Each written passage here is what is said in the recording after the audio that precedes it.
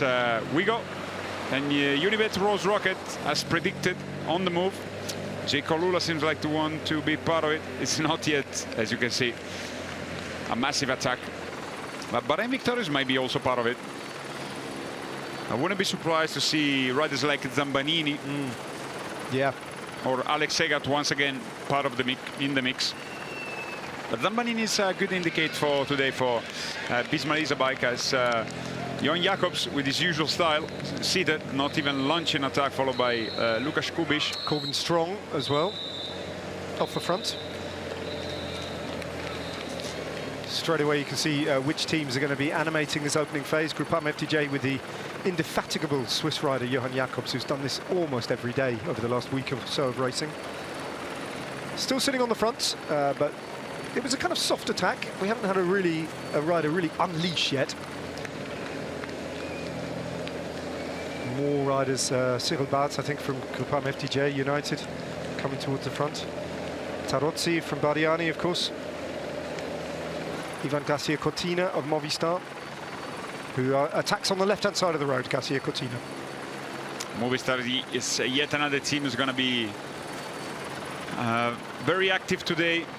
It's Groupama, Alpecin Premier Tech, Tudor, Movistar, Lotto Intermarché, NSN, Jacob Lula, Pinarello, Astana, Polti, of course. Those are the teams I think are going to be very much involved in today's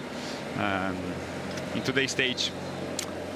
Well, there's an interesting statistic that Pro Cycling Stats have produced. Have to credit them for doing the research, comparing recent years at the Giro d'Italia for the number of teams who've scored a stage victory. And 2026 edition, this far into the race, after 17 stages, has produced the fewest number of teams who've ridden to victory. Only 1, 2, 3, 4, 5, 6, 7, 8 teams have ridden to victory.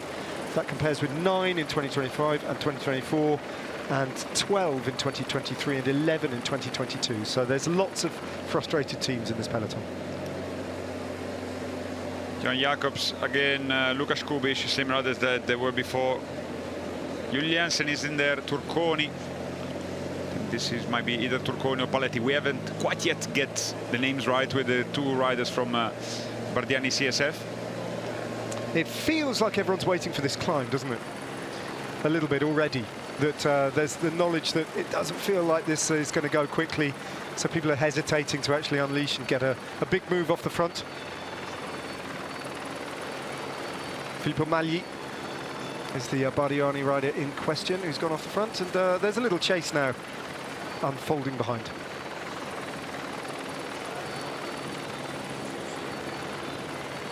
Team NSN, Picnic Post NL, Pinarello Q26, and Jonathan Milan. Yep. Why not?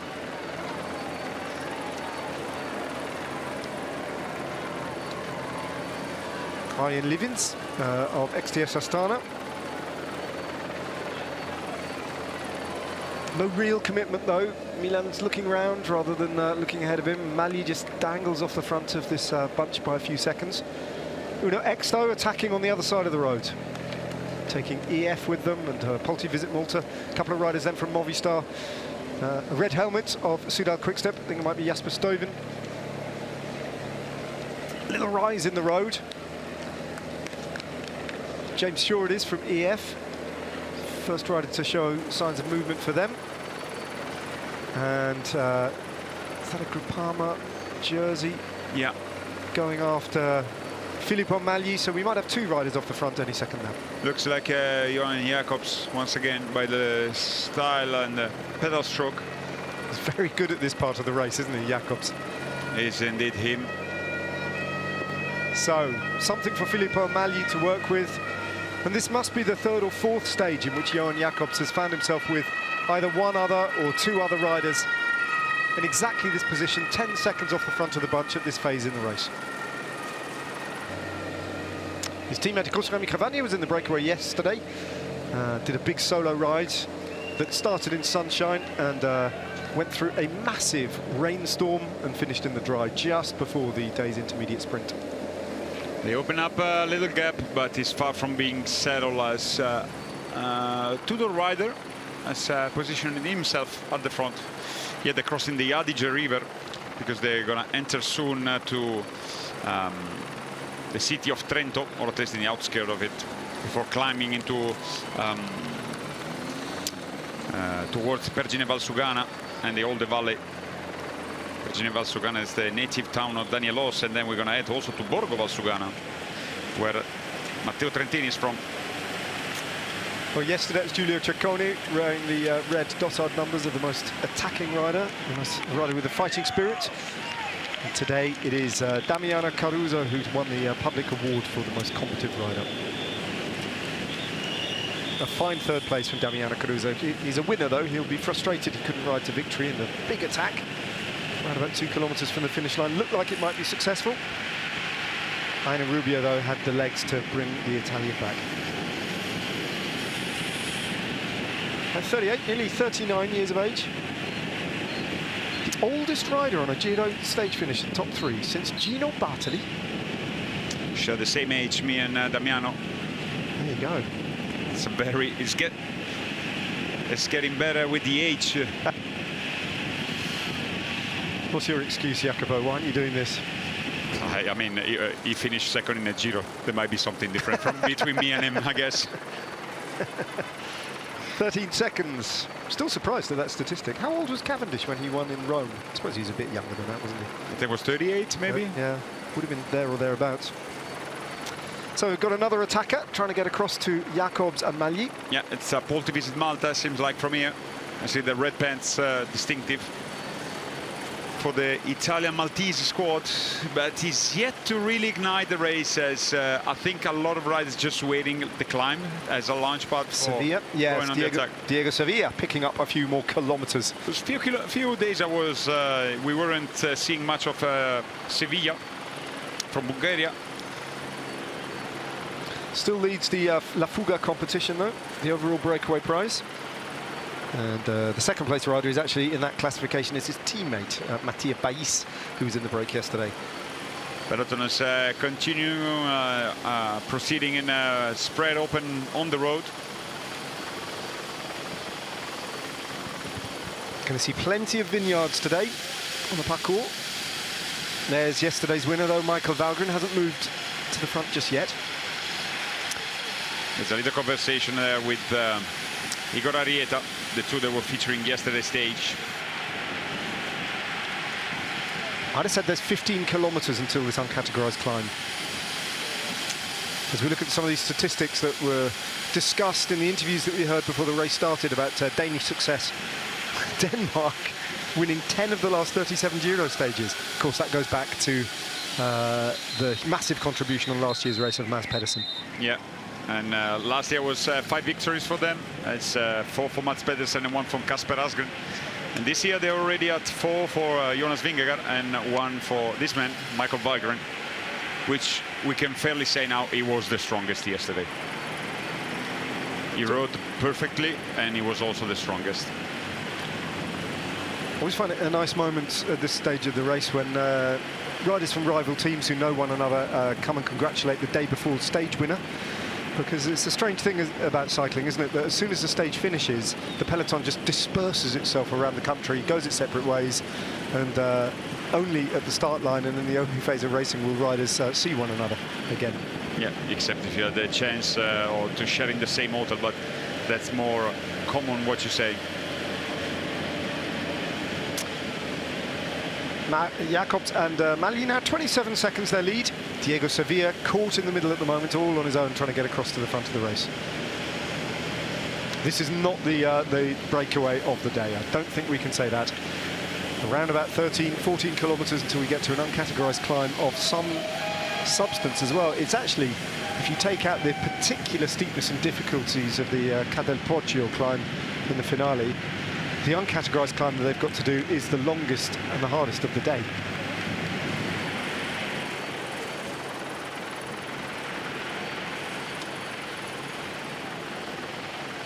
They're heading into getting closer and closer to the city of Trento. Once they're gonna pass the capital of the homonymous, almost the Trentino region, they're gonna be climbing up to Valsugana. It's not too hard, but either not too easy. So another move's coming from the peloton. I'm gonna see soon who's gonna be part of it. Yeah, 2 riders just moved up on the left-hand side of the bunch and launched another attack. So looks like we've got 3 groups off the front now. As Johan Jacobs today is going to be our video cameraman, as you see. I think it's 2 Lotto Intermarché. Yep. It's Lukas Kubic as well. I think it's a Movistar rider. And now we are too far off. Little track, maybe Tudor as well. Yeah, the last rider to react there, wearing the multicolored kit of Lidl Trek. Could be Matteo Sobrero, Tudor Pro Cycling, represented. NSN was part of the game as well as, I think it's Antonio Morgado in there for UAE. It's actually Max Warscheid, I think. Yeah, big German guy. With Lorenzo Rota. So Max Warscheid. Oh yeah, Max Warscheid from Lidl Trek just latching on. Lorenzo Rota is one of the 2 Lotto Intermarché riders, but the peloton has brought them back. So Sevilla, I don't think it's long before Sevilla will be caught at this rate. He's certainly not been able all on his own to get across to the pair at the front of the race. Slightly over-ambitious, a slightly late attack. As you can see, up the road, right up the road, they're out of sight. So Sevilla started to look back. Yeah, just left it a little bit too late.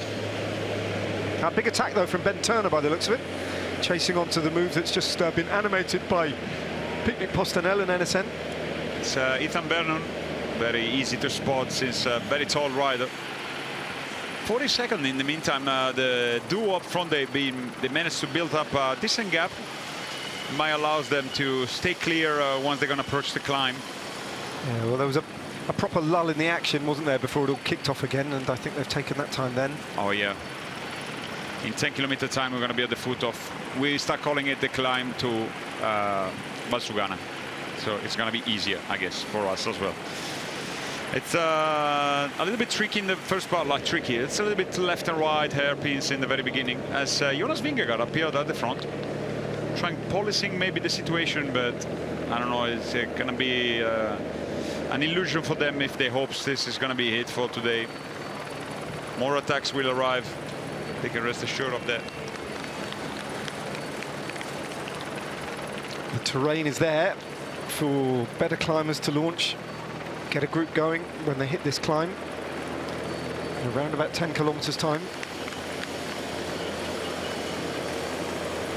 And in the meantime, Malje and Jacobs are developing their lead, or at least holding on to their 40 seconds. Yes, for the moment it's kind of an armistice. Bart Lemmen has lost himself at the front. Jegulis is also there. Ryan Mullen on the right as Jules Jensen ignites again, followed by Marcellusi and Lukas Kubic. Astana following this move as well. Alpes in Premier Tech and Mirko Maestri of Polti Visit Malta.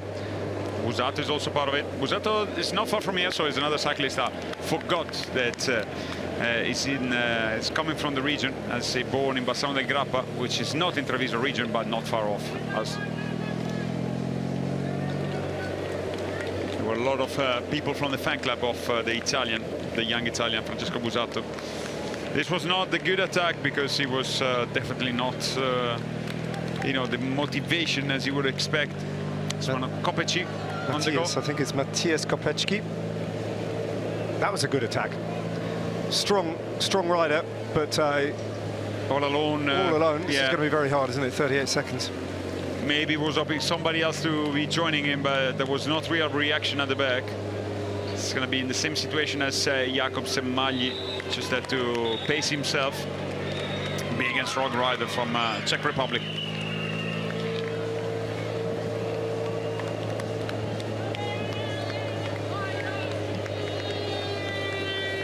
Yep, they've let him go. Nobody's going with him. The man from Unibet Rose Rockets trying to power his way across a 36-second gap between the peloton and the front pair of the Swiss rider Johan Jacobs and Filippo Malje of Bardiani. Making good progress for now, but if he gets there, it'll be a phenomenal ride. Unless they ease up a little bit at the front. They've got a big gap, and they want further riders to come across and help them out. Yeah, I think definitely his intention was to create another group. Here, rest assured to check the YouTube channel tonight, because you're going to see live footage from the bike of Johan Jacobs. 38 seconds now, but I think the gap is measured on Kopecki rather than the pure peloton.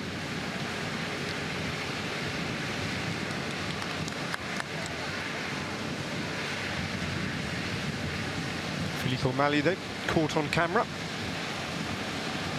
Just the good firepower, the two.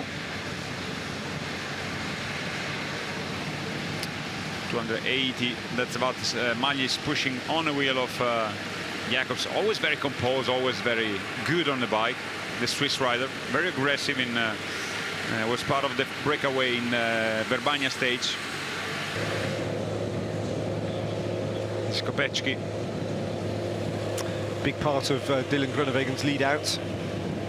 Matthias Kopecki, built like a lead out rider as well. Big frame, big shoulders, broad physique, powerful rider, and he has blasted clear of the peloton and must have at least 15-20 seconds over them.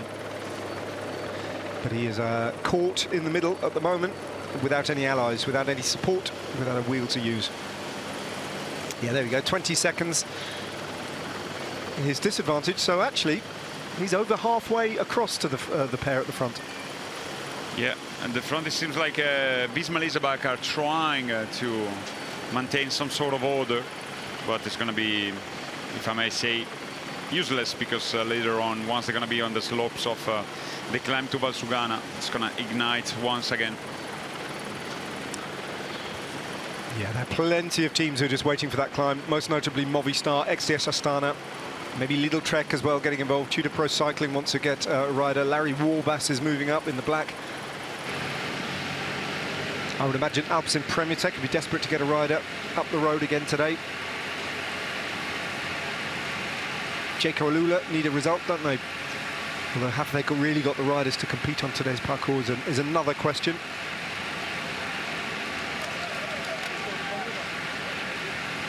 Might be another day for Chris Harper, who knows? Pinarello Q36.5, maybe he's a little bit too much of a pure climber. Yeah, maybe not exactly this.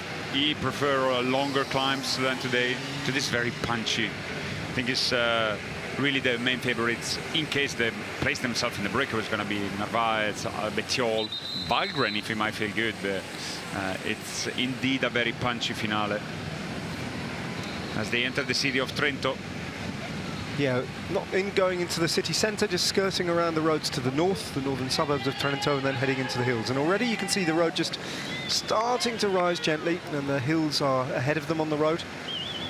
And in a couple of kilometres' time, the climbing will start for real. Kopecki now at 16 seconds. It's been a very powerful ride, and he can see them now. Yeah, it's not far off, and maybe they've been aware also that he's coming, and they might as well slow down a little bit, as the peloton is almost a minute down. So that means the effort that the rider that will want to go on the attack on the climb is going to be a very strong one, a very big one. Giardino dei Ciucioi.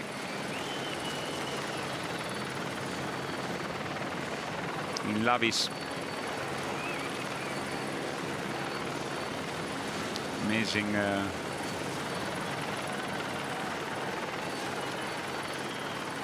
Hanging garden.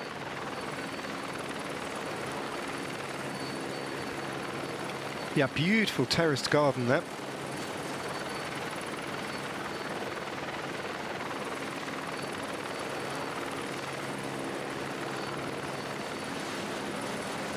Constructed between 1840 and 1860, so not ancient, but a neo-Gothic 19th century terraced garden. Now that the road goes down a little bit, seems like Kopecki has lost a little bit of momentum.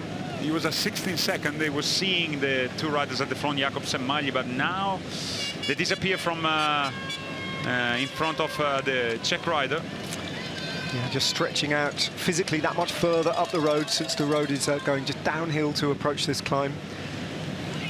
You can see Kopecki's head lifts it, then drops it again. It's been a 5-minute effort so far, or thereabouts, and he's beginning to pay for it.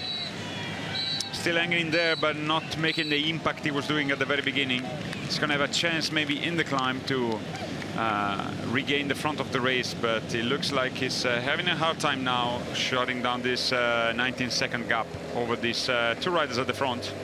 Johan Jacobs from Groupama FDJ United and Filippo Magli for Bardiani CSF 7 Sabre.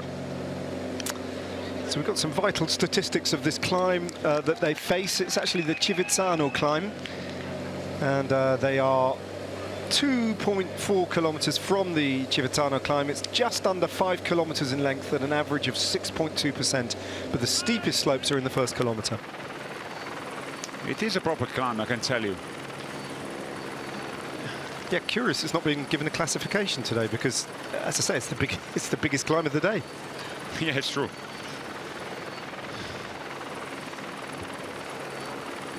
Soon it will be starting as the peloton still spread wide open on the road. Nobody's yet to... It's making an impact yet. It's a waiting game, isn't it, in the bunch? Everybody knows this climb is coming up. Everybody knows that's where the action's going to be. Imagine if this is the breakaway. This is something like we will never predict. You know, even for riders like Narvaez, this could play good because he can also launch an attack from within the peloton if only 3 riders out to the front, and the team obviously can control, even despite the reduced number. But I think many teams are not willing to wait, so the speculating here is more about that it's not going to be active, the peloton, but rest assured soon it's going to be launching and fireworks again.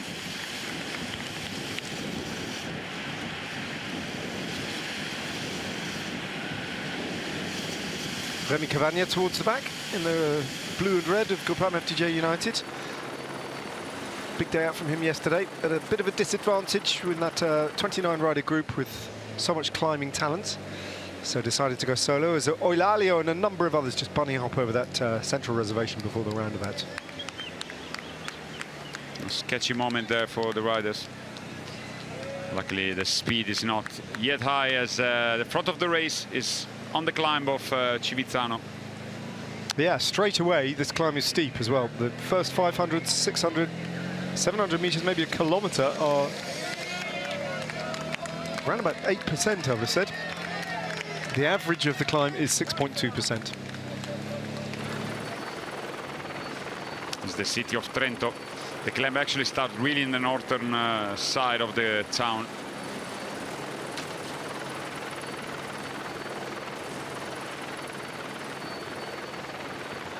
The old Roman city, then buried underneath the modern city, but can be explored by the underground archaeological space. Trento, big economic hub in this wide valley, the Adige Valley. And we're at the junction now between the Alps and the Dolomites, just south of Bolzano. This is really where the Alps peter out and the Dolomite mountain range begins. So Kopecki, where is he on the road? Can he be seen? Can they see him? Can he see them? Is it there? There he is. Just appears in the background of your screen. He's a much bigger rider than either of these two, isn't he, for this climb? And if he's going to have to do it, he's going to have to do it on power and quickly. Yeah. Just to measure the effort at the same time, because he's in for a long day in the breakaway if he managed to slot himself at the front. Because to see the peloton how he's acting as his time gap now is 1:16, but that's the perfect launch pad for more attacks and more riders to go on the offense. Well, now we see this climb, Jacopo, you can see how steep it is in the first couple of, well, the first kilometre. This is a perfect gradient to launch attacks from, isn't it? Totally, totally. And it's just wide enough, so the riders who want to be part of the breakaway need to approach this climb in a good position, because Visma Leasebike, I think they were trying to block in the road before, as showing some control over the race in a sense.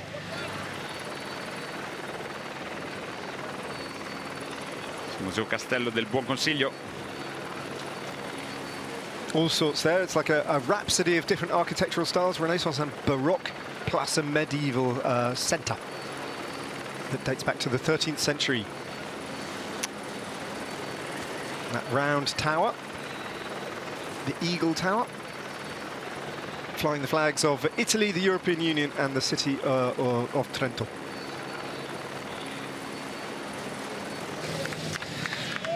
So Kopecki has not got across to Mallier and Jacobs yet.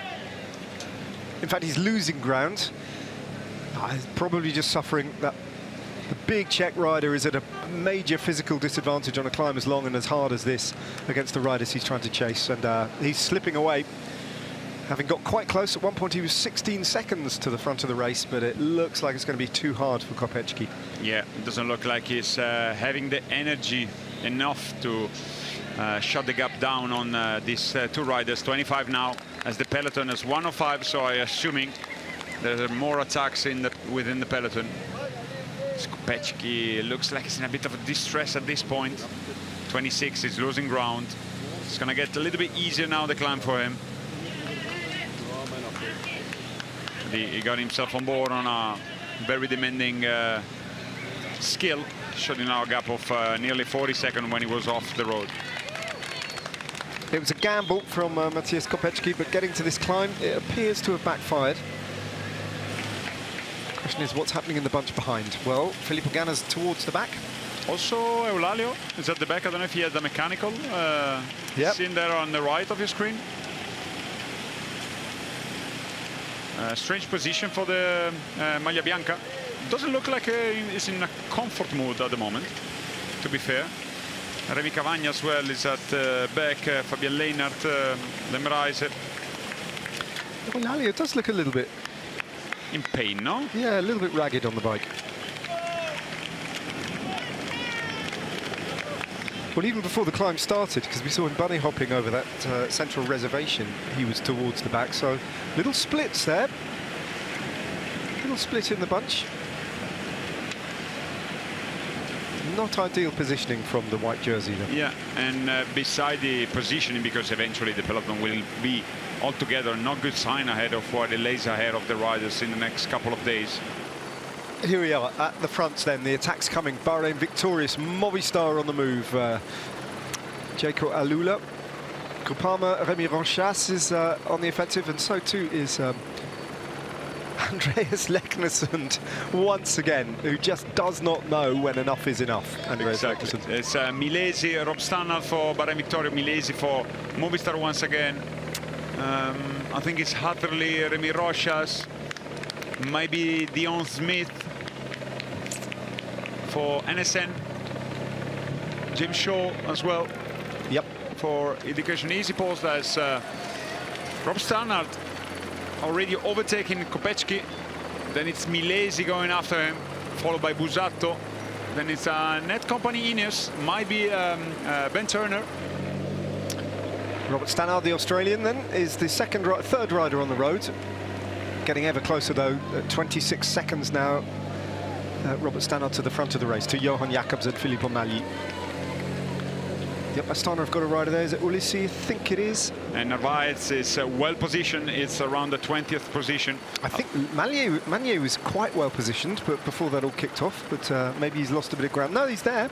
No, it's that's Maia Ciclamino, it's Narvaez. I had the same doubt. Oh, yeah. So used to seeing Paul Magnier. Exactly. I had the same moment of doubt, like, oh, Magnier is climbing good, but yeah. No, it's Jonathan Narvaez. We need to get used to it. Got to recalibrate, yeah. Thank you for putting me right there, Jacopo. I was having the same very mistake as you. Ivan Garcia Cortina looking for space there and just about finding it. I think it's might be Connor Swift actually from Net Company Ineos. Yeah, it's indeed Connor Swift, number 98. No, sorry, it is Ben Turner. My bad, apologize. So good showing from Ben Turner there. Yeah, it's the stage will suit him very, very well. At the back of the peloton, I think Eulalio might be in this group. Let's look around if you see. No, I think he's repositioned himself at the front. But Tobias Lund Andersen didn't show like great shape in the last days as well. Pippo Ganna, Jansen Plaurat, Lemreise, Lonardi. Gregor Moodberger as well is in that group, so maybe just giving himself a little bit of a day off ahead of the job that he's got to do in the mountains tomorrow for Red Bull Border Hansgrohe. Movistar, though, on the front of the bunch. A lot of Red Bull jerseys, including Nico Dents, policing things, filtering. Jasper Stuyven doing a similar role at the moment, but are we going to see the Belgian attack? This was the moment Ivan Garcia Cortina tried to find a bit of space in between Francesco Busato and Ben Turner. Yeah, it was not really, you know, the best, but he was moving up very fast. There was a gap, but eventually it was closed. As Juan P. Lopez, after yesterday's stage, is on the attack, followed by Astana. I don't know if he's, I think it's Lopez. Yep. Ecuadorian from Astana, XCS Astana. We haven't seen much of the young rider so far, at least. No, Harold Martin Lopez is there with Juan Pedro Lopez, so Lopez. double Lopez. Peloton is conceding some ground as Mali under pressure there. Yeah. Jacobs riding away from him. Yeah, And, we should see that Lopez duo as well in the distance, because they're only at 20 seconds now. There they are. They almost on top of this climb. It's going to be a brief, very short descent before a little flat, and then another little uphill section. Not lasting long. Maglia is having a hard time following the pace of Swiss rider Jan Jacobs here on our screen. At the front, always very composed. Seen, I think, picnic post NL, if I'm not mistaken, or he was either Ciccone. He was blue, but he was very far in the background of Lopez group. Sounds great, doesn't it? It is great. Double Lopez. And there is that counter-attacker you spotted. So, Movistar have got a rider off the front, and so too have XDS Astana. That's two big teams. And it's Chris Hamilton, isn't it? Chris Hamilton, the Australian climber from Picnic Postanel. Three possibly of the most aggressive teams at the front. But it's not over, because one man, you see front at the right in Ciclamino jersey, he want to have an opportunity to go on the attack also today. It's not yet settled. Jonathan Navaya is waiting alongside Gregor Mühlberger, who I thought I'd spotted at the back, but he's indeed at the front. And Mali's joined that group now with the double Lopez and Chris Hamilton. That's the top of this little climb, a tiny little descent, and then it drags up again for a couple of kilometers. A group of 4 riders are formed at the back with the Spaniard Juan P. Lopez, the Ecuadorian, Harold Martin Lopez, then it's Chris Hamilton from Picnic Postenel, and Filippo Maglia was at the front, but it's now been dropped. You're going to be having the favor. The peloton as well is at the top.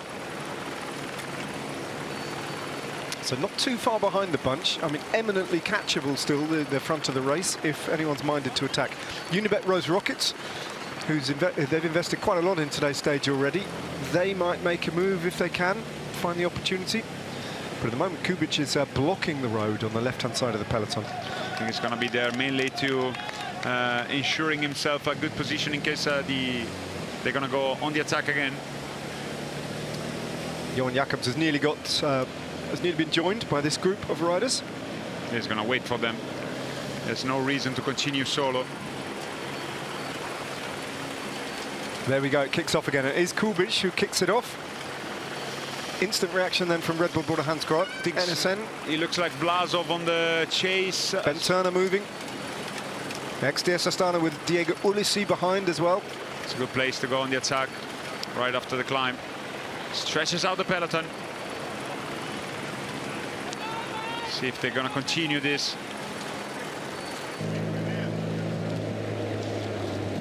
I think it's Mark Donovan from NSN. It's Pinarello instead from, sorry, Pinarello from NSN and Mark Donovan from Pinarello Q36. I know he was getting confused for a moment. Well, he's just riding for the wrong team, isn't he? It would be much more helpful if Alessandro Pinarello rode for Pinarello. The moment the more we go into the race, the more riders I remember that from here, Pinarello as well.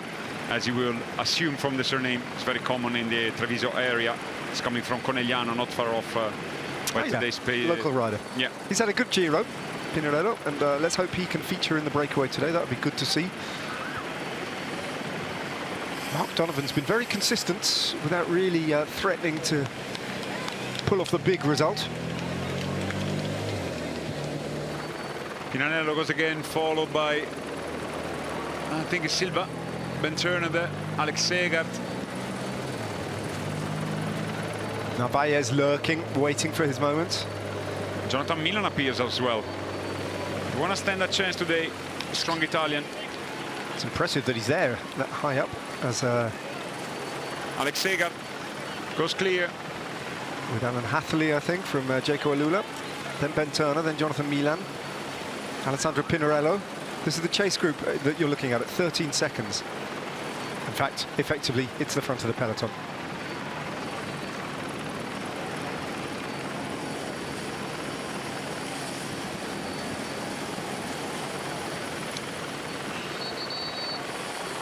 Hatterley still continuing. Jonathan Milan is also in there. He's going to have an aggressive ride, an aggressive day. Jonathan Milan still very frustrated for the lack of results in this Giro d'Italia. He came in with high hopes. A little group was formed, featuring 5 riders. But the back is relaunching again. What I like about Jonathan Milan and the way that he's raced, despite his frustrations, is that even when he's not had a day of racing that suits him, he's been involved in the racing, hasn't he? He's been attacking or working for the team. He's getting stuck in. And if you compare that with Dylan Groenewegen, who's had a totally one-dimensional race to this point, he's only been focused on those rare opportunities, and in fact, he's only sprinted once. Yeah, that's more due to a bit of unlucky, but the action sparked by Hatterley, Alex Segart, Milan and Kubic, eventually they brought back the 5 leader of the race, and it's a Gruppo Compatto all together now. Thomas Silva is in there, Chris Hamilton still there, Milan looking around as Juan P. Lopez goes again on the move.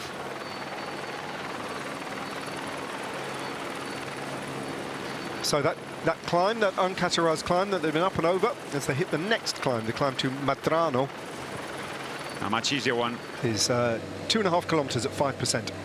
That's where they're heading now. But that climb, the Civizzano, changed everything. Brought the peloton back to the front of the race, and Jonathan Narvaez in that Maglia Ciclamino that we now have to get used to seeing him racing in is doing a very Narvaez race at this point. Hasn't attacked yet, he's been following the wheels. Right now he is on Jonathan Milan's wheel as Chris Hamilton pulls over to the left-hand side just to wait to see what happens next. And riders reaching down to their bottle cages to drink and wait for the next attack. Nice to see Alex Segart up there towards the front.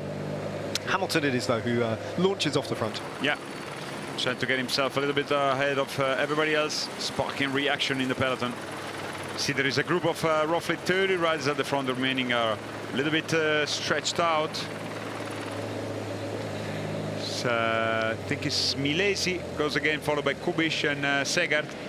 Garofoli also part of it.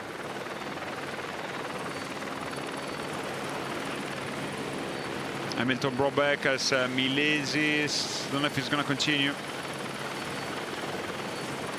It's interesting, it's a slightly different mix of riders that we've seen going on the offensive in the breakaways of recent days. There's more strong men in this group. The likes of Kubic, Alex Segart, Ben Turner, those kind of riders. We haven't seen so much of them attacking, but they're definitely sensing their opportunity today. Luis Aular as well is there in 5th position with Venezuelan national champion. Leknesund is there, clearly, obviously, in around about 10th place. Yeah, you cannot have a breakaway without Leknesund, seems like, in those days. It's a moment, which we said on the climb of Mandrano. It's not too hard, not too steep, but it's going to be a good ramp if the riders want to go. As Garofoli moves again, followed by Robert Stannard. I think it's James Shaw, what it looks like. But there's no really commitment at this point as Lukasz Kubic write this down.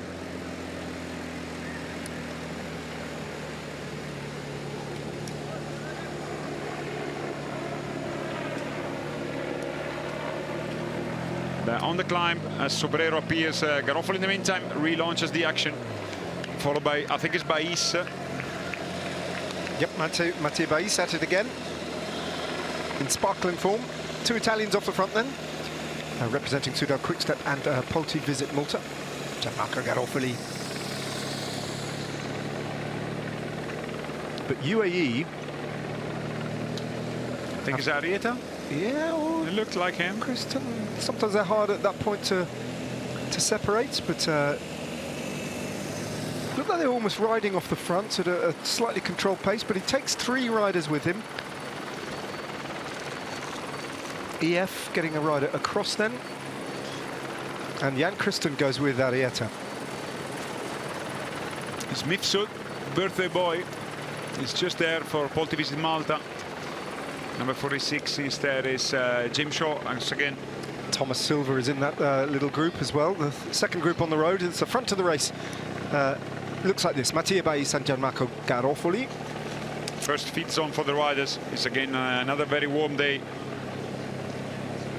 That's a big ride from Arrieta again. Just he's not really flicked an elbow or asked for support, and he drags Thomas Silva almost all the way across to the front of the race, putting everybody under pressure here, Arrieta, and continuing to ride. Mifsud in around about 8th place. He's got a little Trek rider ahead of him, and Jan Christen with him. Thomas Pesenti as well, the two bearded Polti Visit Malta riders, just to confuse us. They're both in this group. Magnus Sheffield as well is there. Narvaez, though. Followed by Jasper Stuyven. With Busato, Narvaez, and that group is getting clear now, isn't it? There's a bit of a scramble to get across to that, what, 20-rider group off the front. And a gap appears, and yellow Visma Lisa Bike jerseys on the front. So if you want to get in the mix, then in the move, then now's the time to do it. It's a Movistar rider, I think it might have been Ivan Garcia Cortina, looking for almost non-existent road on the right-hand side of the peloton, sensing that this might be about to break the elastic. Yeah, a lot of other riders goes on the attack. Caruso. Again, Caruso, Bettiol in there. But the presence of Caruso might spark reaction from other riders, as it seems like the peloton is about to rejoin the front of this race, while they're almost on top of this yet another uncategorized climb. Yeah, Caruso is definitely a rider nobody wants to have again in the breakaway today, so more teams might be involved, even Visma is back, because they have to protect the position of Piganzoli. So it's a large group formed at the front, and roughly 30 riders, but as you can see, it's Visma bike is taking care of shutting this down. Yeah, that's what Damiano Caruso has condemned himself to being watched a little bit by popping up in the top 10 in the general classification. He won't be given the same freedom that he enjoyed yesterday, and Visma Lisa bike trying to shut this down. But the riders at the front will still believe that this is the move that'll go. Jonathan Narvaez sitting as ever vigilantly there towards the front, but not at the front in the Maglia Ciclamino. Two teammates working with him as well. Arrieta on the front once more. It's Jan Christen this time. Arrieta's done a turn. This time it's the young Swiss rider who keeps the pace high now. And they're working quite clearly for Jonathan Narvaez again today. It's a stage that absolutely suits his characteristics, and it's a massive opportunity. In fact, it's almost an obligation. If he seriously wants to win this, to guarantee victory or get close to guaranteeing it, he's got to score big on this stage today, if he wants this Maglia Ciclamino in Rome. Yeah. If he doesn't, then the door opens pretty wide again for Paul Magnier. There's just one problem for this breakaway. It's too big, so I assume now, once they're going to be heading down, it's going to be not much collaboration. And plus to that is also featuring Damiano Caruso. And today nobody wants to let Caruso gaining even more ground. It's not for the podium, of course, but for the riders now sitting 8th, 7th and 6th position. So more teams going to be involved into the chase. So we are at the back of the peloton. Filippo Magli is in there, as well as Vanderlei Yardi. I think has been shut down, if I'm not mistaken. Yeah, it looked like the peloton is just about getting on the wheel. Although the peloton itself is split a little bit, but the yellow jerseys and the Maglia Rosa have shut down the big group at the front of the race. Yeah, it's a little bit in one line at the back. We saw the Maglia Rosa appear, so the peloton is definitely on a wheel of the attackers, the big group of 30 riders that were hitting the front. It's not easy to spot the riders while they're in the shadows, of course. But as you see, there are riders all over the place. There's gaps left and right. As Zambanini moves, followed by Narvaez. Narvaez makes a bit of a move here on the wheel of Edoardo Zambanini. When he doesn't have to pedal, he just go on the front. Yeah. Right? Free speed for Jonathan Narvaez. Compact little position there. The Maglia Ciclamino then on the front of the race.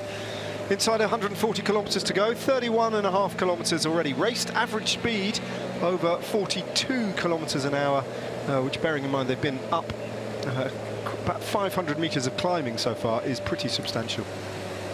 It hasn't settled down yet, and as you can see, it shows very little sign that it will do imminently. But the Visma Leasebike team, the team of the Maglia Rosa, have neutralised the threat of Damiano Caruso riding there to protect and shore up the GC standings of Davide Pigansoli. And then off this little bit of a descent, the road will flatten out again. And we wait to see who launches the next attack and how. Tom Silva, Zambanini, Sobrero, Narvaez. Busato in there also for Alpecin Premier Tech. That's not a complete peloton. I think we've got a group off the back already. Yeah, there was the group of Filippo Ganna, definitely. But all the riders who want to be involved in the today breakaway, they are there. I don't know if it's Jonathan Mina still featuring. Yeah, impressive. A lot of his sprinting teammates or colleagues will be already dropped. Good ride for Jonathan Mina, just to be here at the moment, to be in the race and affecting it. Jasper Stuyven is lurking around towards the front, trying to sniff out the right move. As it eases up, there's a little bit of a stall in the action. Nelson Oliveira takes a big drink. Just the checking. Portuguese. Just checking around the shoulder. We haven't seen Eulalio, but is awarded part of this group, so he might as well reposition. He was in a very far back position before, as they enter the town of Pergine Valsugana. There is a castle you see on the background, up on the mountain.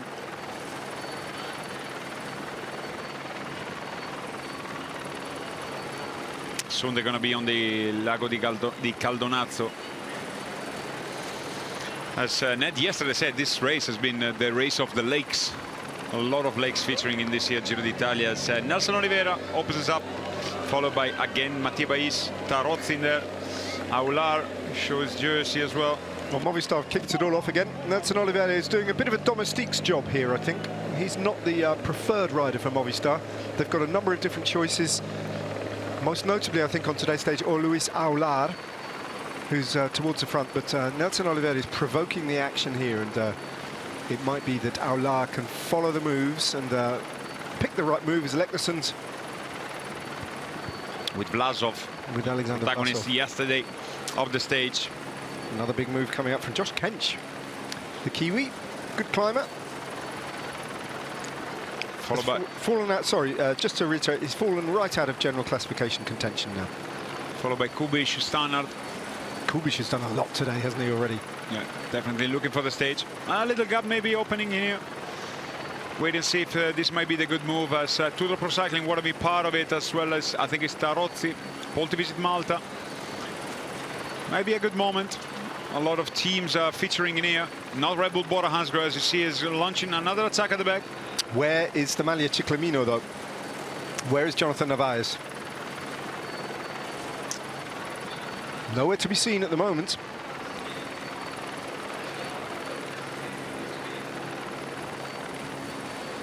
And the attack's coming thick and fast then. Too many riders getting off the front at the moment. Jocko Alula, the latest to join in.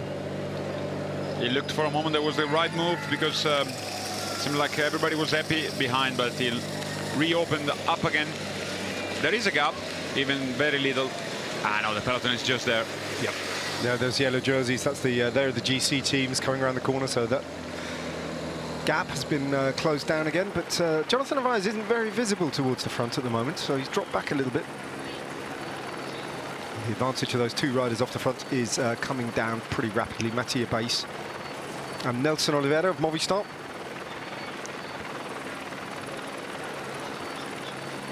No sign of Giulia Ciccone on the move yet either.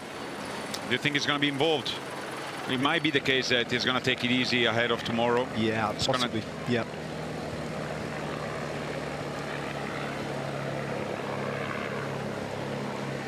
Or more realistically, stage 20 rather than stage 19.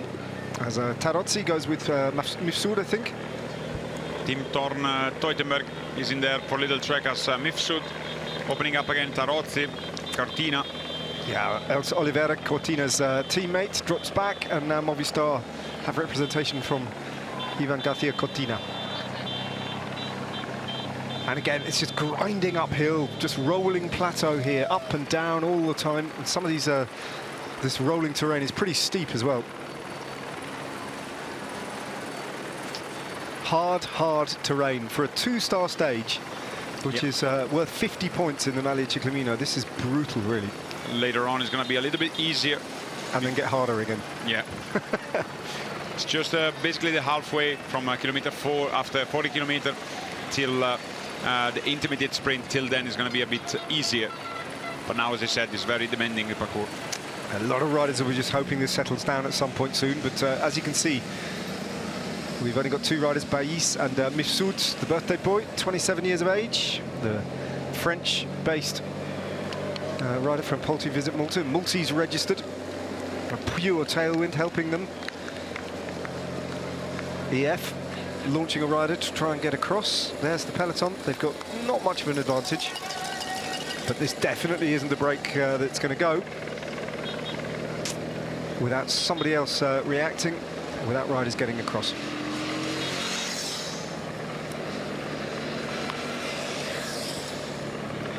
You have index. For those who knows how much is a lot, I don't know. You do your net. I have to be. I'm very. I don't know. Yeah, I don't know. I'm very bad at this. But I can tell you, it's strong. It's sunny. Yeah, it's sunny. Strong sunshine today. EF Education Easy Post at the back. It looks like Darren Rafferty. Macialusi's lurking around as well, the rider from Bardiani. As the 2 Polti Visit Malta riders continue to hold the slender advantage over the bunch.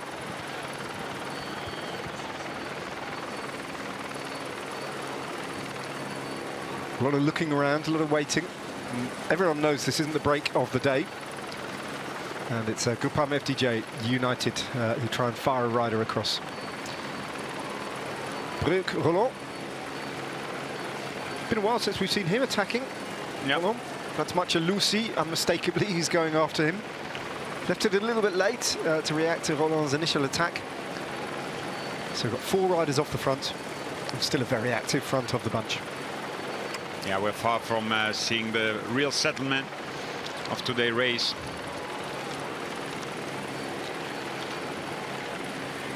Macialusi looking around, doesn't want to go solo. I think it's Alex Segert, by the looks of it. Followed by UNOX Mobility, might be Marcos Olgard or Luis Aular. Busato again. Yep. A little Italian figure from the Alpecin Premier Tech team. Just 13 seconds now, the advantage to the 2 Polti Visit Malta riders, Mifsud and Baïs. Gone a little bit out of sight from this helicopter shot. They're round the corner underneath the tree canopy. Beautiful roads today in perfect summery conditions as well. A little bit too hot probably for some of these riders. They gain a little gap, the 2 riders at the front, Mifsud and Baïs. Managed to open up a gap of 30 seconds over the riders at the back. It's going to put them in a good position because now it's going to be mainly downhill till the first categorized climb of Fastro, but yeah, it's still 40k before we reach the slope. So for them, is gaining this 15 seconds is going to be vital for when the real breakaway will be falling behind. So Breuck Roland is caught in between the peloton and these 2 at the moment. And you can see how fast it is downhill now. Speeds between 55 and 60 kilometers an hour. Predominantly downhill, as you say, Jakob, all the way. Losing most of those 400-500 meters of altitude gain that they've done so far. Down to around about 200 meters, and then up they go. There's a group, it seems like it was forming behind, if I'm not mistaken. Gonna see more later on. It's a little bit twisty. It's not very, sharp corner, but nonetheless, it's not straight.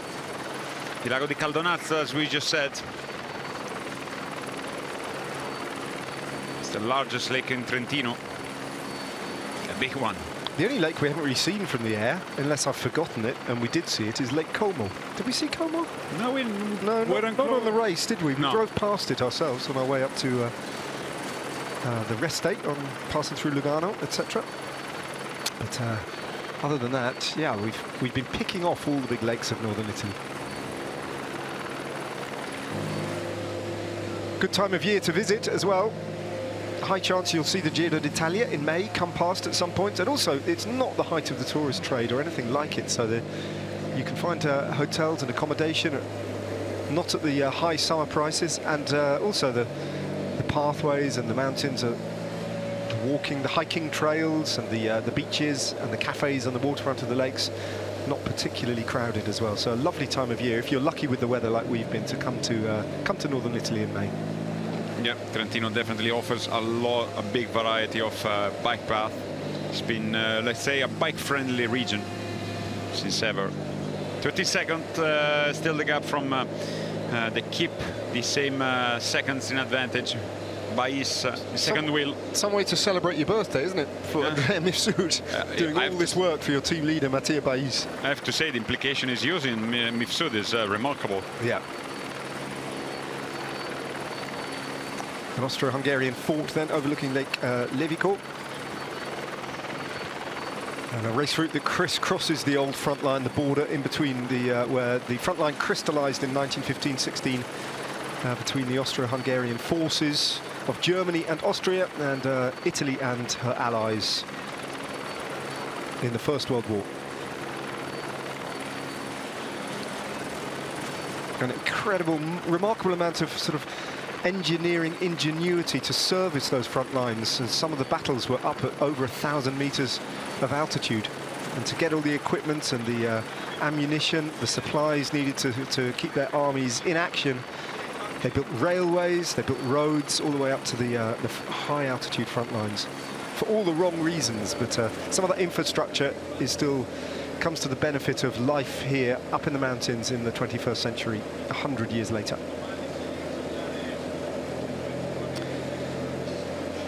So it's a good ride from these two.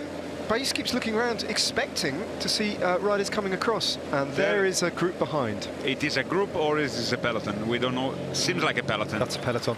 That's yeah, a lot of riders. It is still the peloton. So we're very far off that breakaway of the day is decided. Nope.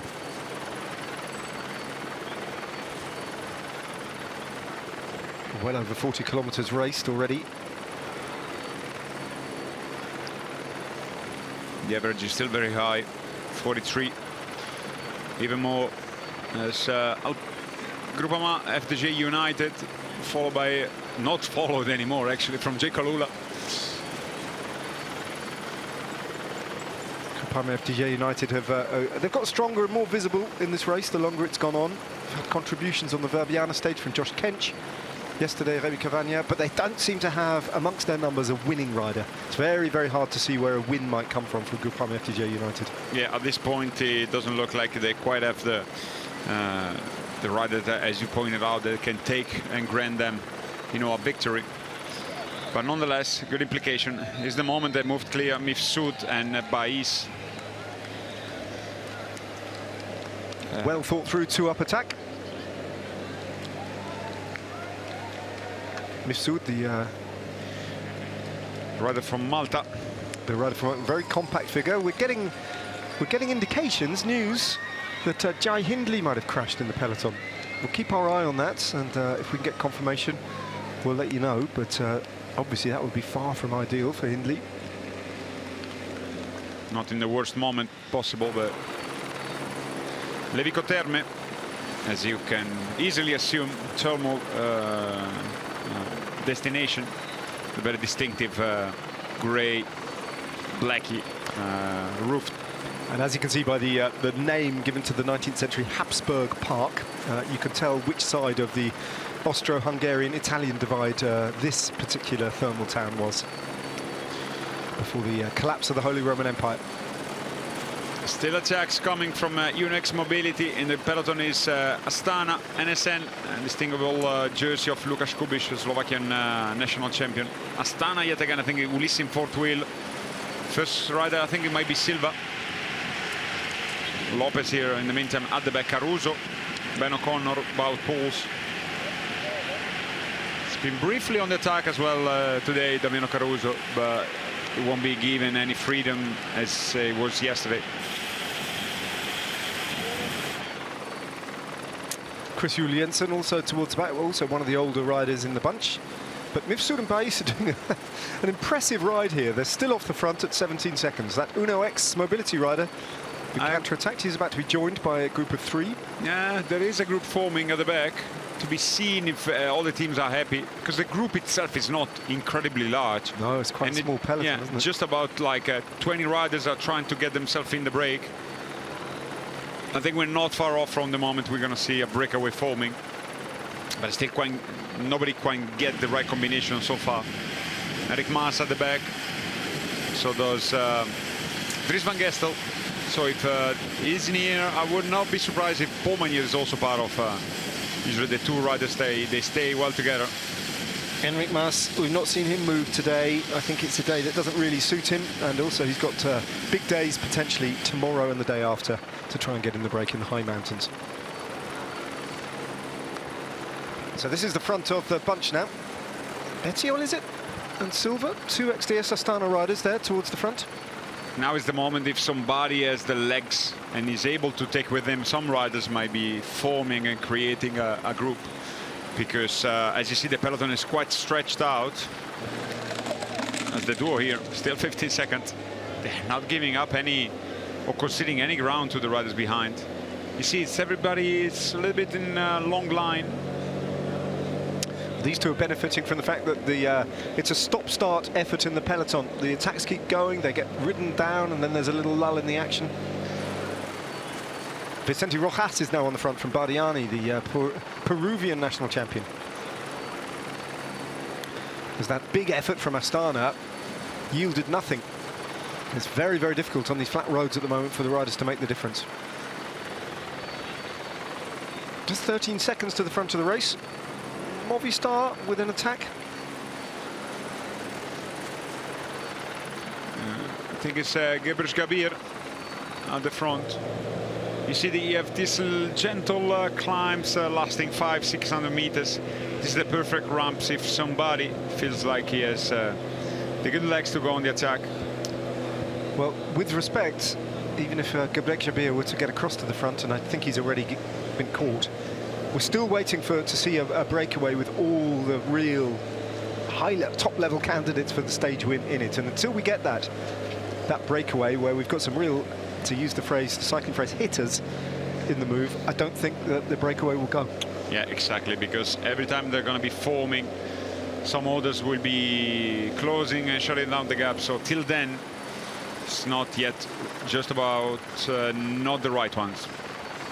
Because it seems like he's forming, is getting a little bit of gap, but then eventually just being brought back by somebody within the peloton.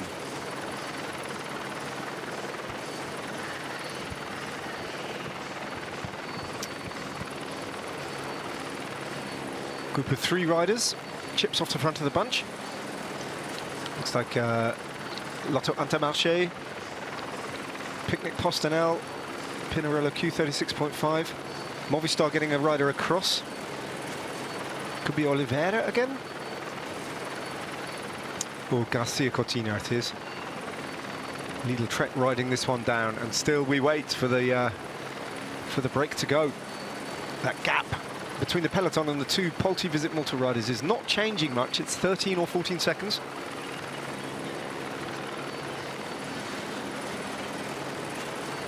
Still a very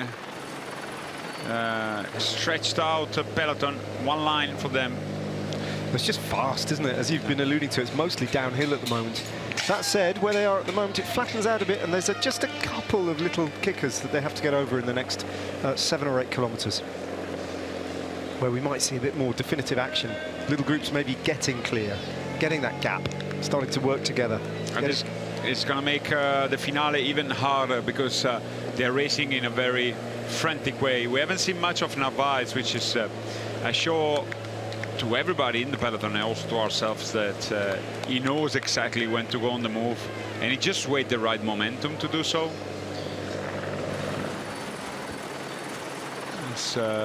Once again, the peloton slow it down. There is a EF rider on the go, all alone. EF rider is chipped off the front is Michael Bellocchi. No, it's Rafferty. No, it's not. It's Rafferty. Darren Rafferty.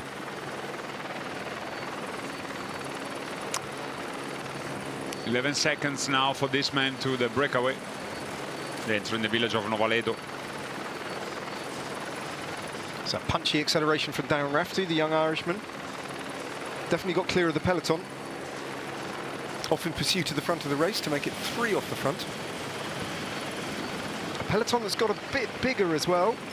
Some riders have managed to get back on, I think. Yeah. So it's ebbing and flowing in size, changing in size all the time, the peloton. Under pressure from the front. The attacks keep coming as well. Barliani, Picnic Postanel. Kubish looks like he wants to go again. It must be the 5th or 6th attack that he's done. 2 jerseys from Lidl Trek as well. NSN, 3 jerseys from Lidl Trek in the first 5 riders, 6 riders in their group. Still no sign of the blue jersey of Giulio Ciccone, and now we begin to understand that he doesn't really want to waste too many matches in the breakaway today. It's not a course that suits him as well as tomorrow potentially on stage 20. Where also, if he still believes it's a viable policy, he can pick up lots of King of the Mountains points if he's still fighting for that jersey. But the odds are stacked against him with Jonas Vingegaard in control of that competition. Nonetheless, it is mathematically possible for Ciccone, especially if on one of those 2 days the break goes all the way to the line. In the next couple of days, a lot of points are going to be available. But nonetheless, a big presence of a Lidl Trek at the front.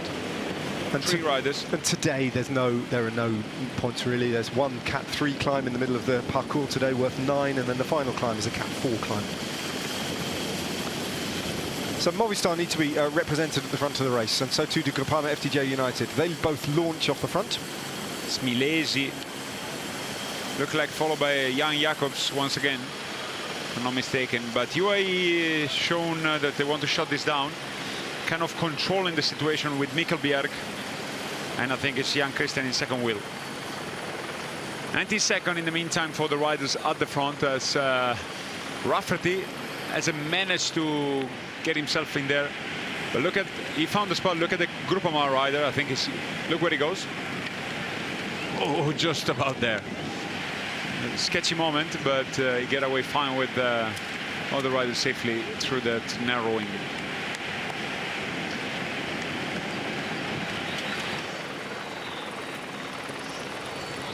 All strung out. The first 20 places in that peloton under pressure. The pace very high. The roads tilting downhill just slightly. A couple of little climbs coming though, where they can tear a group off the front, and the opportunity is there for a counter-attack as they move now with a little group threatening to go clear from the front of the bunch, from sunlight into a sudden dark cloud that comes over the race. Forecast does indicate there might be a drop or 2 of rain, but it's UAE Team Emirates at the front of the peloton who are trying to ride down Darren Rafferty and Johan Jacobs and Lorenzo Milesi. Leaving just, when they do reel in these 3 riders, leaving just those 2 riders from Polti Visit Malta on the front. Makes even more impressive the way the Mifsud Dembais are riding. Nobody in the peloton are actually making an impact on the gap they have. It's not a decisive movement, nonetheless. A huge show of great legs by the 2 riders from Polti Visit Malta.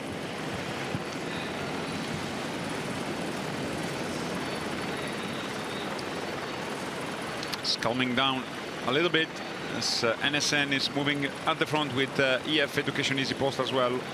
That's the duo. Still in that 24-second, they actually gain ground over the peloton. Happy birthday, Andrea Mifsud. Frying off the front on this very hot day with temperatures in the 30s as well. This unusually hot edition of the Giro d'Italia reaches its crescendo, heading towards the final weekend. This is stage 18. The fatigue is deep in this peloton for every rider, even the very best. And Polti Visit Malta have decided to give themselves, at this point, a hellish day out. Mattia Bais and Andrea Mifsud on his 27th birthday. Soon there's going to be the little climb you mentioned before. It's not going to be long, 500 meters, but it looks on the paper at least a little bit steeper than the other ones that they've been featuring till now. Still UAE at the front. They want to show the jerseys. I think they want to give a sense to this moment of the race, you know, with the Igor Arieta, Pinarello in there, getting a bottle, Busato, the 2 riders from Veneto. And Turner is lurking towards the front again. Now, where is the Maglia Ciclamino? It's very hard to say. From this shot, he gets a bit confused with the J. Colula jerseys. Definitely hiding. This is something you can have a bet on. He's got an ability to hide. Has Jonathan Narvaez, and especially when he's such a small rider and so compact as well in this big bunch. So it's James Shaw now. Replacing Cyril Bart at the front. Here's Campanart at the very back. Right in front of him is Svesta Bartseng. Yeah, Andreas Leknesson for once towards the back of the bunch, having been off the front briefly in a breakaway. One of many, many breaks today that hasn't gone, and still the break hasn't definitively formed for the day. 171-kilometre stage. We've done 53 of those 171 kilometres, and they've been racing for 1 hour and 10 minutes.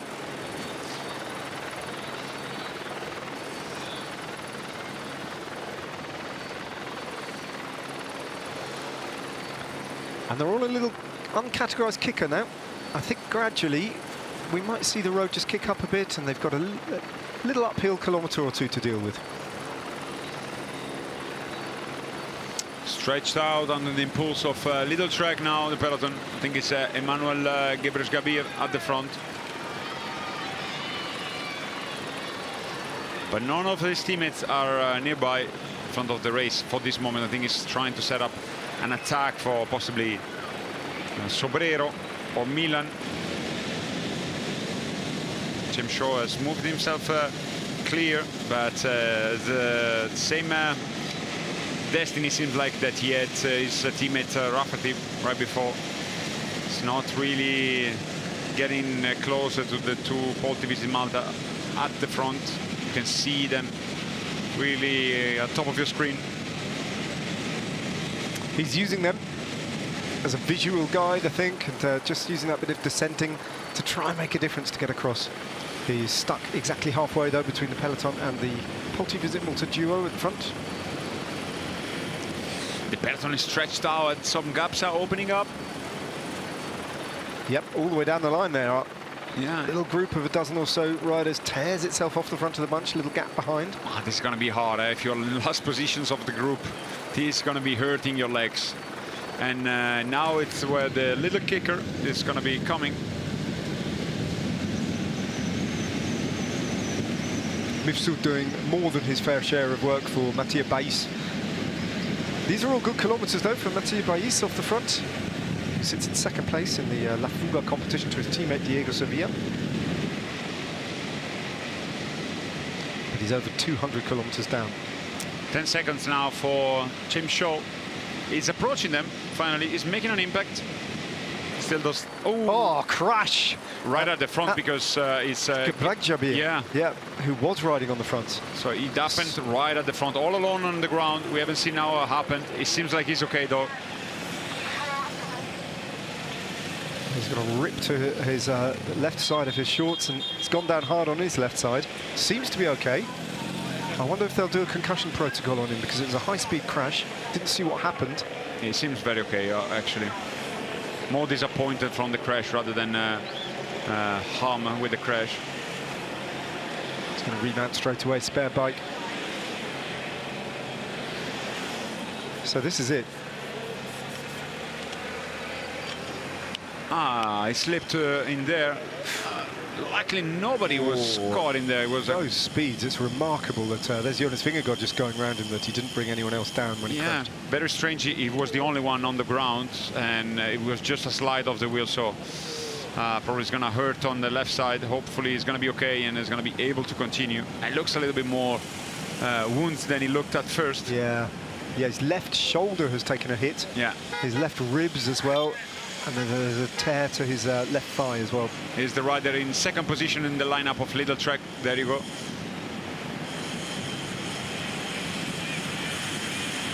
A little bit of oil on the road or something? I don't know. It was the only one on the ground. Yeah. There was...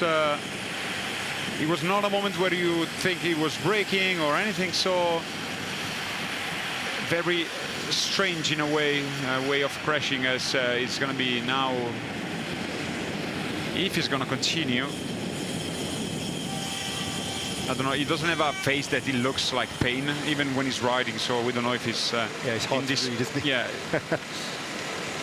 This is James Shaw that we're looking at, though. He's close, but... not yet there. But he's not yet there. He's still got that 10 and 11 second gap. If they know that he's coming, I mean, the problem is they haven't got a huge lead over the peloton. They won't really be able to let up and let him join too much.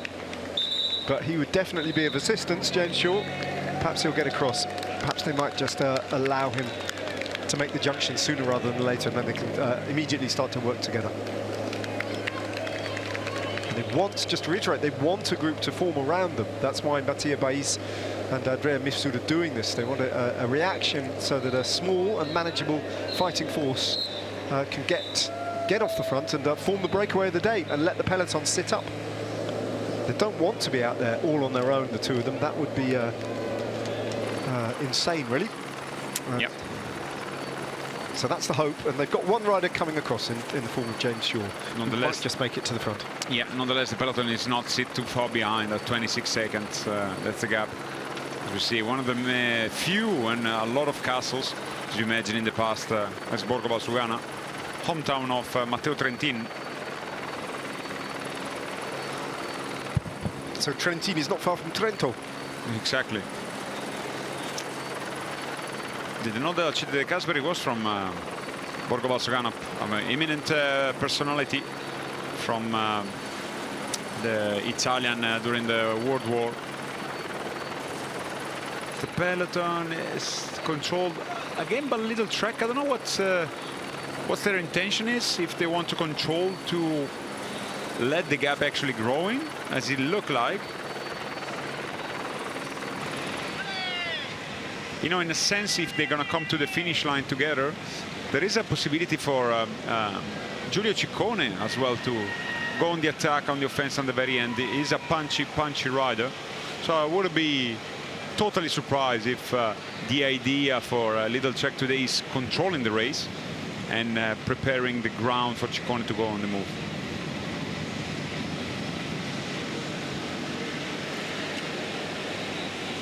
Agony for James Shaw, just stuck there at the moment, isn't he? He's 20 seconds in front of the bunch, and now they are just going to wait. Yeah. So I wondered whether they would, and he'll get across now, and then we've got 3 at the front of the race. There's a rider just trying to get across there, isn't there? Ah, yeah, there is. Who we hadn't seen before. It looks like a Groupama FTJ rider. Maybe the attack we saw earlier on. Cyril Bartz, is it?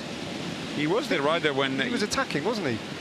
So maybe just tucked in behind Shaw, we've got Cyril Bartz coming across to make it 4 at the front. Have to keep our eye on who that might be. Now the riders at the front is going to wait for James Shaw. That's what they have to do, actually. Yeah, good thinking from the Polti Visit Malta guys. Alone, it was looking very difficult for James Shaw to get across. I think on the radio, if I didn't understand, if I did understand correctly, he was shouting, "Let them slow," you know, like asking his director, call the director of Polti, because the teams think they can talk one each other. Yeah. And informing, like, wait for my rider to join yours. This junction is about to be made as a group of 3 is forming. And we don't know what it looked, at least, to be a Groupama FDJ rider at the back. I don't know if they're going to wait also for him, because it seemed like he was a little bit in between the peloton and this front of the race. It's a water with 25 seconds of gap. I see him appearing. Yeah, it's right in there. If you there he is. Yep. It's an Alpecin, actually. Alpecin Premier Tech, I think. There may be Tobias Bayer. Don't know, mystery rider. We'll have to wait until we see when he gets there. Still Little Trek controlling things at the front, though, but they've allowed the gap to go up to 42 seconds now. Yeah, that's what I said. I think they want to control the stage, really, for Ciccone. Huh, different tactic. Well, in that case, they really do need Emmanuel Gebrekshabir for that role, so yeah, he'd be a big miss. Jonas Heinz. Jonas Heinz. Actually, wonder if they're going to be waiting for him as well. Well, why not? If they've waited for Shaw, they need this man, don't they, for the flatter roads? Oh, look how deep he's having to go, Jonas Haynes, to get across. Just hoping that I think they allow him to get across. There's the bunch not too far behind with Lidl Trek riding a controlling race. How intriguing. And also, if that's their policy with Jonathan Milan involved as well, Simone Consoni, if that's what they're doing, that opens up all sorts of different possibilities of how this might unfold today. Ciccone's bringing Bottles up to the front. Yes, definitely for Ciccone today. Yeah, and haven't seen him attacking to try and get in a breakaway, so they flip their tactics today. And I think also maybe the chances that for UAE Team Emirates, they think they want to control the race with their riders. And at this moment, we were expecting like a very big and strong breakaway going on the move. But look like it's going to be just the 3 riders. Maybe Jonas Haynes is going to rejoining them. But even if with 4, it's a very controllable group for everybody. So, Jacopo, if we rewind to when we started commentating today, and I asked you the simple question, are you absolutely sure today will be a breakaway? Oh, Ned is keep teasing me all the time. No, but everybody was talking about a breakaway today. Yeah, and it's a very surprising tactic, isn't it?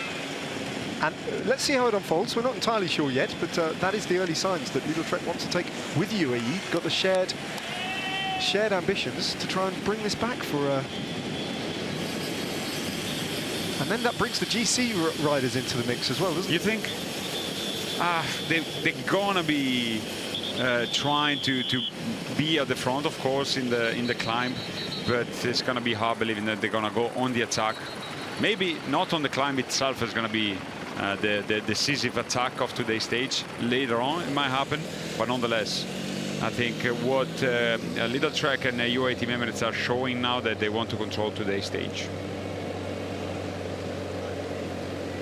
Maybe a second and later breakaway will form really late on in the stage once they've been through the intermediate sprint and over the first climb as well. I wouldn't be surprised because the road they will gonna take the riders to the intermediate sprint of Guia. It's gonna be a very demanding one, almost constantly going uphill. So definitely the perfect terrain if somebody wants to go on the move. And that is going to be interesting because you need to have legs, not just numbers, to control a race in that particular moment. Sure. But I think also Ciccone in a way got a little bit unfortunate, if we want to say it was this term, it was caught in a kind of great scheme of other teams going on the attack. As NSN also is another rider that might survive the climb and sprint for glory is Corbin Strong. So Nick Schultz has moved to the front, so we've got potentially 3 teams now working together. Mikkel Bjerg is going to be the rider in that much diminished UAE team who'll do the work on the front with Lidl Trek.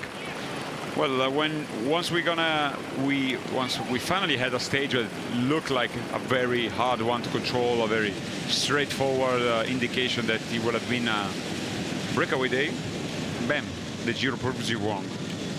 As at the front, we're going to have 4 riders because they waited as well, Haynes, forming a 4-man breakaway. Useful rider to have for these guys, the big Belgian Jonas Haynes. With birthday boy Mifsud, Dennis Baies now at the front from Trentino, James Shaw and Jonas Haynes from Alpecin Premier Tech, Belgium rider. So the race might settle down for a bit here, Jacopo. 105.6 kilometers to go. The peloton don't want to bring them any closer, I think, than what they are at the moment, because that would just encourage further attacks. The gap is over a minute. They will probably slow up a bit, and the bunch might slow up accordingly as well, just to preserve that minute's advantage. Yeah. And only by the commitment of 3 teams, I think Lidl Trek has this in mind, and then decided to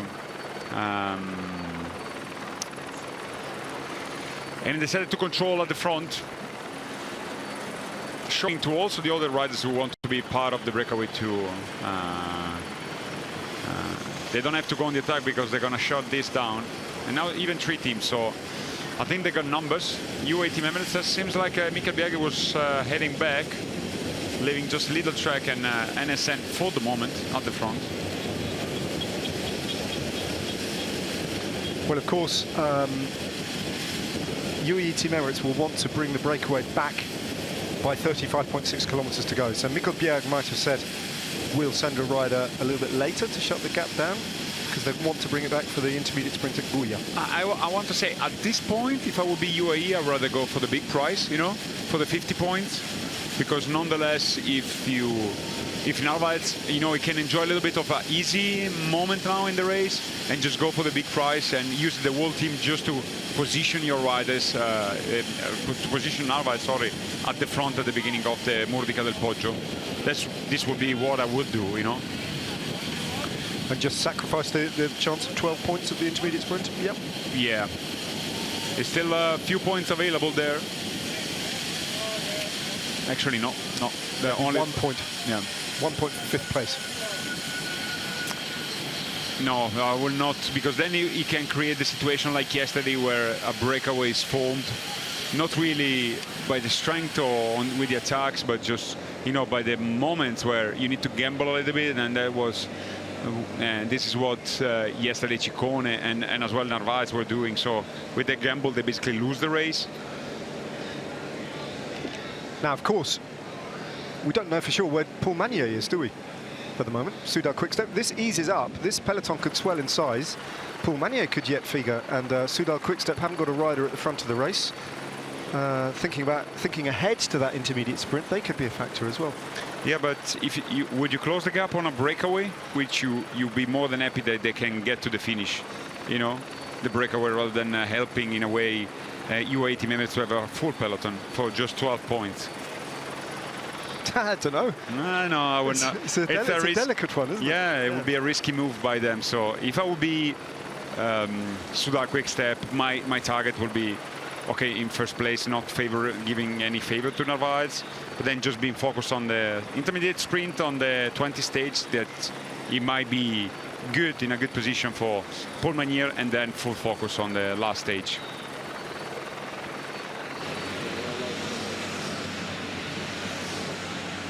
On the other hand, Jacopo, Lidl Trek seem intent on riding it down anyway, so...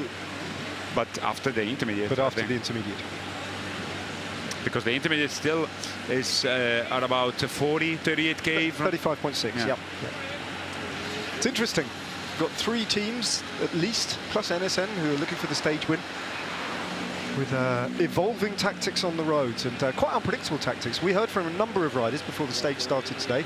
The consensus was that this was a pretty certain breakaway day, and maybe it will be. We just don't know. At the moment, though, it all feels right in the balance. There is a breakaway, but it doesn't look like it's gonna get to the finish line.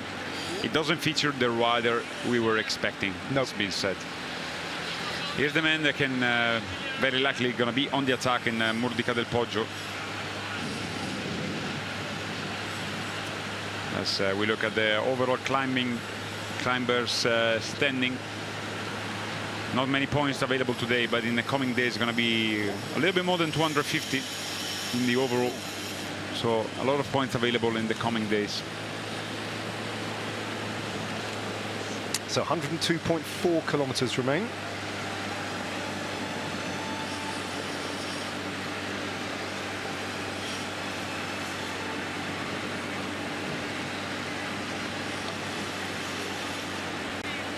Picking up an 11th Maglia Azzurra. King of the Mountains jersey. That's not his main target, obviously, but draws alongside some quite well-known riders. Basically, he was awarded with the jersey since the stage of Blockhouse, where he scored already 50 points in there. So he's saying a lot to the camera. Sending a message back home to Denmark that all is well for the Maglia Rosa. So, as predicted, UAE moved away from the front. So now three riders doing the work. Max Walscheid, Tim Ton Teutenberg, and Nick Schulz of NSN. 2 Germans on the front and an Australian.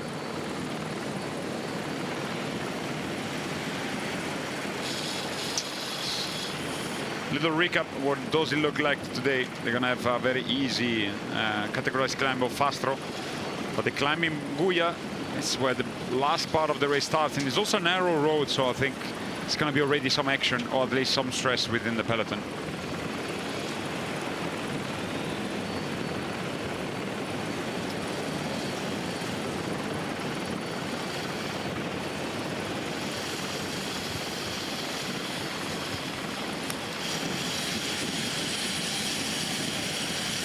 Ca del Poggio climb, which is this vicious little 1 kilometre climb inside the last 10 kilometres, has apparently joined a sort of alliance of 3 famous climbs in 3 different countries. So the Ca del Poggio in Italy, that we're going to see today, the Mur de Bretagne, the famous climb in the Tour de France in Brittany, and of course the Gerardsberg and the Capellenmuur in West Flanders. Those 3 climbs, the little towns that they are seated in, have got themselves together, and the mayor and several councillors from Gerardsbergen are apparently going to be on the Ca del Poggio today. And representatives of the Ca del Poggio and the Mur de Bretagne, and obviously Gerardsbergen, are all going to be attending, presumably on the Capellenmuur as well, the Mur Classic, which is raced in Gerardsbergen in mid-June on Sunday. So that's nice, isn't it? Those 3 famous climbs have formed a little 3-way alliance. Yeah. Suffer alliance. How many of those have you raced, Jacopo? The Mur de Bretagne, sure, you must have. Yeah, all of them. Yep. All of them. Gerardsbergen many times. Yeah, and Ca del Poggio. Actually, Ca del Poggio only one time in 2022 in the Giro, when, as I said before, finishing in Treviso, when Dries de Bont was emerging victorious, and it's a very nasty one. I would say of the 3, I think is the hardest.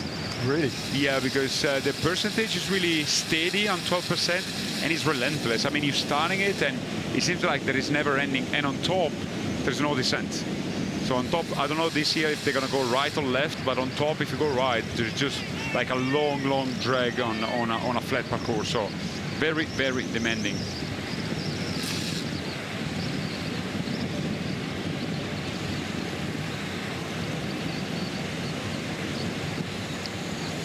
This is the evolution of the 4-rider breakaway. That was the moment that Mifsud and Bayis decided to wait for James Shaw.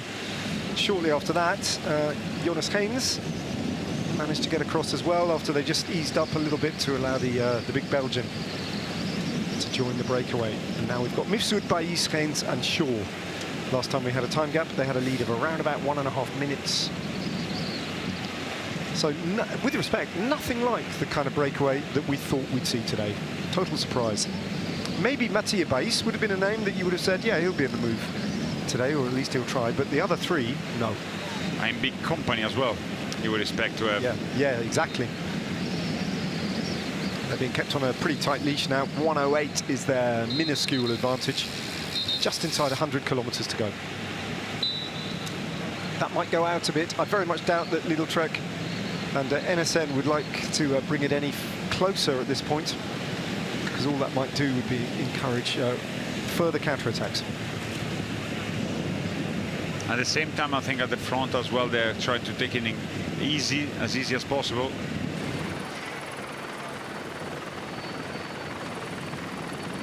Because they want to be having a little chance, is just by ease off and getting it to the bottom of the climbs with more legs. The average, quite fast, 46. It's going to be picking up even more later on, because they can climb to fast roads very easy and fast. Felix Gall, second in the GC, second in already in 4 occasions.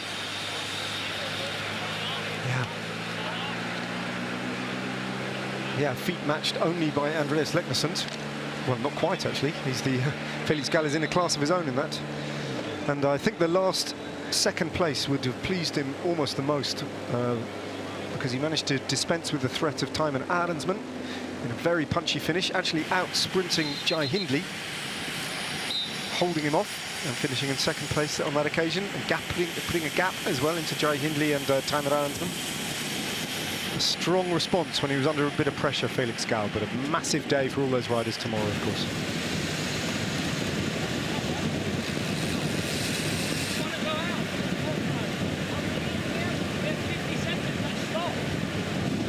So now a little bit of chit-chatting between the riders. What is the gap? What do we do? It's James Shaw, isn't it?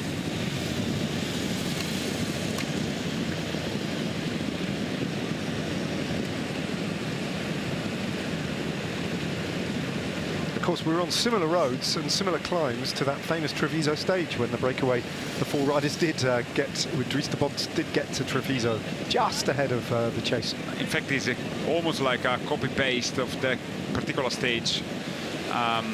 He was starting in Borgo Valsugana in that occasion, and then later on heading to Treviso. So the Ca del Poggio climb was placed a little bit, you know, further from the finish. Yeah, like something like 30 kilometers, if I'm not mistaken. And already then, I remember we were worried that it might be the perfect ramp for somebody to go on the attack.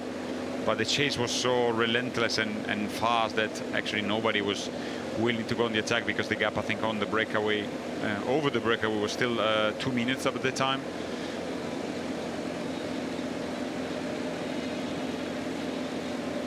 I think on that day, did the wind not play a big part as well? In the final 40 kilometers, they picked up a tailwind, didn't they? No, it was just, they were just strong, and there was a circuit. No wind? No. Oh, yeah, there's a circuit at the end, wasn't Yeah, there? but I clearly remember after the Ca del Poggio, there were already some gaps. But then once we reached the foot of the climb, you know, after done it, heading to Treviso, there were some roundabouts. The speed was so frantic that groups were getting dropped in large numbers at the back, because it was too hard to hold the wheel.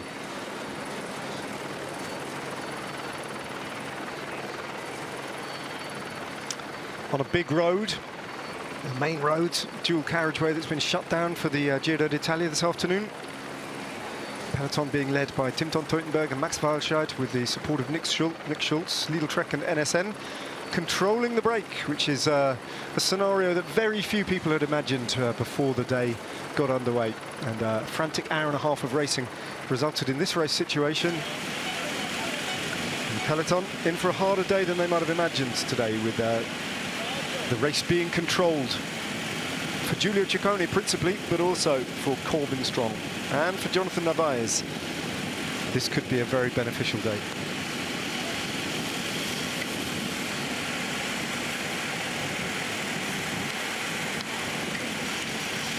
Iguararieta, the far back, is much easier than many riders, I think, they were thinking of today's stage, this moment especially. Max Walscheid in it for the long haul now. Sitting on the front, churning out the watts. Sitting there at 300 watts. Excellent individual time trial from Max Walscheid, who's been thoroughly involved in most days of racing, one way or another. Whether it's trying to lead out Jonathan Milan, or trying to place Giulio Ciccone in a breakaway, or now, for the first time, in the role that normally they would have expected Emmanuel Gebreigzabir to be doing, but they've had to improvise, and Max Walscheid is having to deputise for the Eritrean, who crashed in slightly odd circumstances a few kilometres back down the road. Yeah, it was a little back in the peloton, but he looked a little bit bruised and battered by the crash he sustained. We think like maybe some oil on the ground, but nonetheless he lost the grip of the front wheel in a corner, ending full speed on the ground. Luckily, nobody else was involved.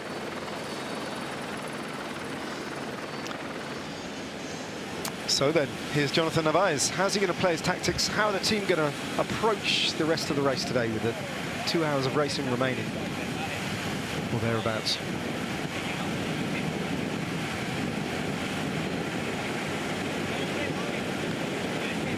Jonathan Narvaez taking the Maglia Ciclamino on stage 14, but losing it the very next day to Manier, and then taking it back on stage 17. Highly unlikely, if indeed impossible, for him to lose the Maglia Ciclamino today because of the remaining climbs. A little bit too hard for Paul Manier.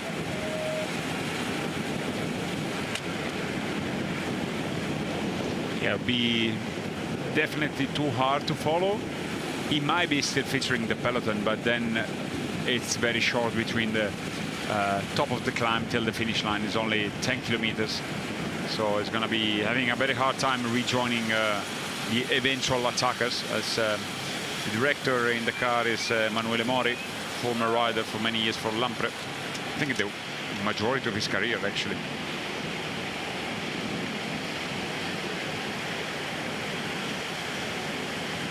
It's a prolonged spell behind his behind the bunch, in conversation with his director sportif.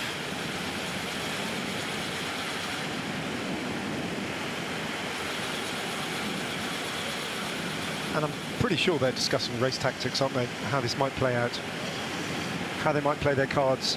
Is Jonathan Narvaez content to take this to the line and, as you say, to quote your phrase, eyes on the big prize? 50 points for the stage win today. And never mind the points of the intermediate sprint. These are the standings then. He's got a 12-point lead over Paul Magnier, as things are.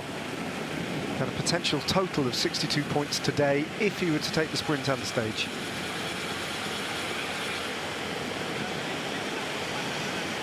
He's got radio communications issues that need sorting out.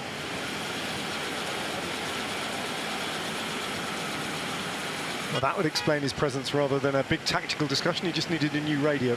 Yeah, that's Gebrüsh Kabir, as you see, in pieces his skin suit. Not the most pleasant feelings, especially when it's very hot. He's taking the rest of the day off and hoping that he can make it to Rome now, Aminur Gebrüsh, which is a huge disappointment for Lidl Trek for their tactic today that they clearly opted for and committed to.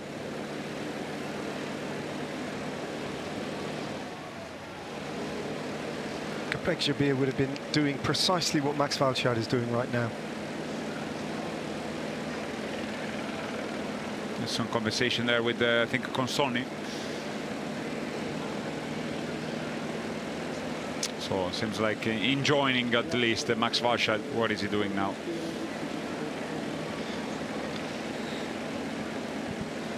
Well, they're rapidly approaching the climb of Fastro now. It's a 3.2 kilometre climb at only 3.9%, which is very curious given the climbs that they've already been over. The Fastro climb is nothing like as hard or as long as the climbs they've already done, but it's been given Cat 3 status. There are 9 points available at the top, 4, 2 and 1, so the King of the Mountains points will go to the breakaway, assuming they're not caught before then.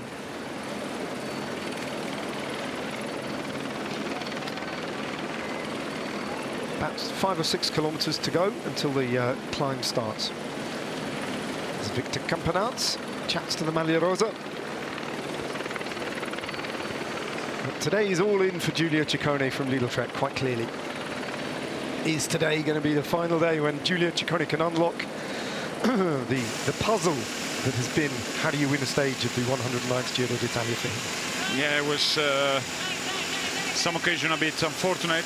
In Somo, they've been, you know, kind of isolated compared to other teams and riders. But hopefully today they're going to take the full responsibility for the stage. And he has to go from in the climb, dropping everybody, but he has to drop also what it looks like the main opponent, because Narvaez can features also a very, very good punch in a climb.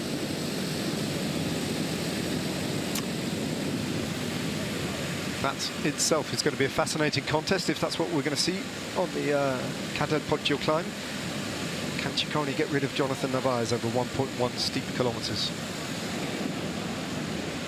The only honest answer to that question is don't know. Yeah, you just have to stay with us and wait for something like now roughly 80 kilometers or thereabouts.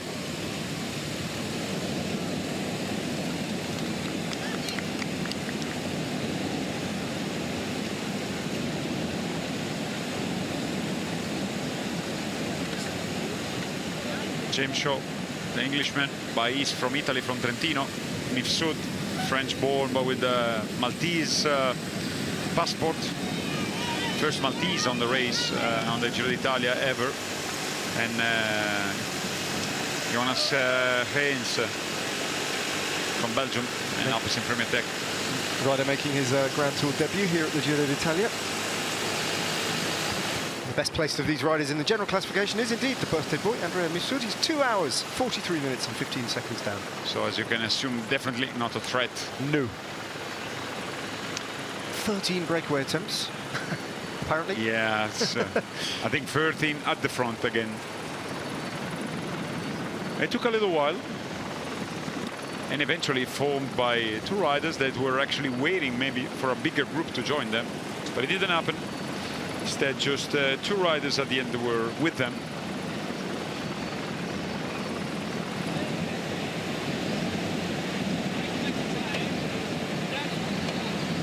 good kilometres in the bank again for Mattia Bais.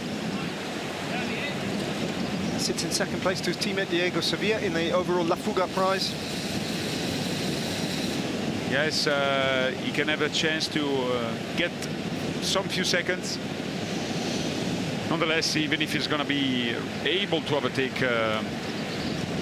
his teammates, it's going to be all good for the Polte Visit Malta team. Well, I tell you, it's hot out there on the road today for the riders in the breakaway. It's getting pretty hot in the commentary booth.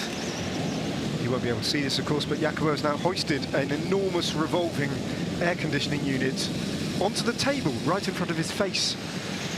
Yeah, not really on the face, otherwise you will be here, the wind blowing. That's not what we want. Jacopo is desperately trying to find a bit of shade at the moment, trying to cool himself down. It's not my favorite condition, the sun, as you nowadays know, Ned. Yeah. If only I'd known that when you were still racing and I was commentating. It could sound like a bit of insider knowledge. James Shaw then has picked the day where the break seems doomed to get in the breakaway. Yeah. The motivation will be questionable for those 4 riders, really. I mean, he knew it was a good day to go on the break, but I think like as many, or probably the entirety of the 4 riders at the front, they all thought like eventually a bigger group will arrive. But it didn't happen.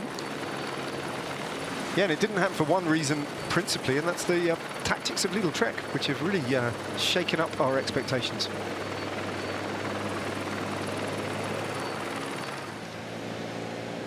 Max Walscheid looking at those numbers. You were telling me, Jacopo, in fact I didn't know about Max Walscheid, is that he's very nearly completed his medical training to qualify as a registered doctor. Yeah, if I'm not mistaken, by the end of this year, it's going to be possible for him to practice, is that correct? Yep. As a doctor. So, always been, if you manage to get on a flight with Max Walscheid, you will see him reading. Yeah. Constantly reading. Using all his spare time for his studies. Yeah. I can only think of one other example of that. You might know some more, but Marlene Reusser, the Swiss rider, she's a qualified doctor as well, has a family practice in Switzerland. Can't think of any others, though. It's quite something, isn't it, to have a professional road racing career and qualify as a doctor? Yeah, it's very demanding already if you're not a cyclist for starting to be a doctor. So imagine having to sustain, because I guess that involves also some practical tests. So you need to have time and a lot of commitment. Still sets him up in good stead for his life, his professional life post-racing, which is often for riders quite a problem when it suddenly stops. And as a young rider, I guess you think it's never going to stop. You've got endless years ahead of you, and then before you know it, your time's up. And many a rider has been cast adrift without much of a plan when the racing stops. It's not going to be the case for Max Walscheid. Bottles for Jonas Geens.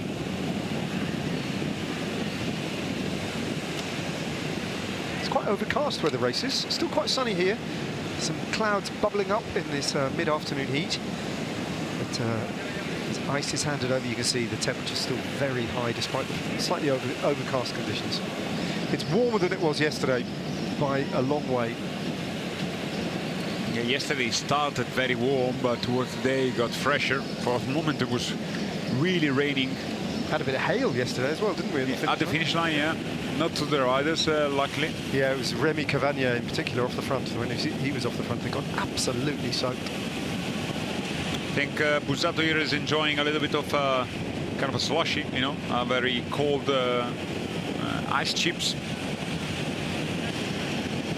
So they found out if you can get in your stomach very cold, like icy things. It seems like obvious, of course, but also your body temperature has decreased by a big margin.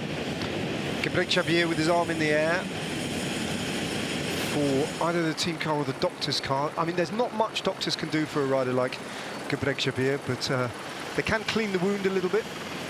And maybe cover them, you know, when you spend, because it happened quite early in the stage. If you had the whole day, you know, with the wound exposed to the sun, you may also, might also been sunburn.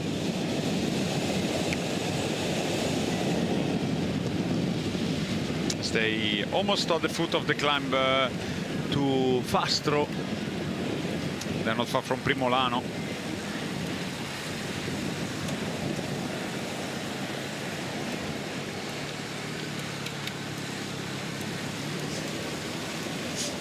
So they're going to be heading up.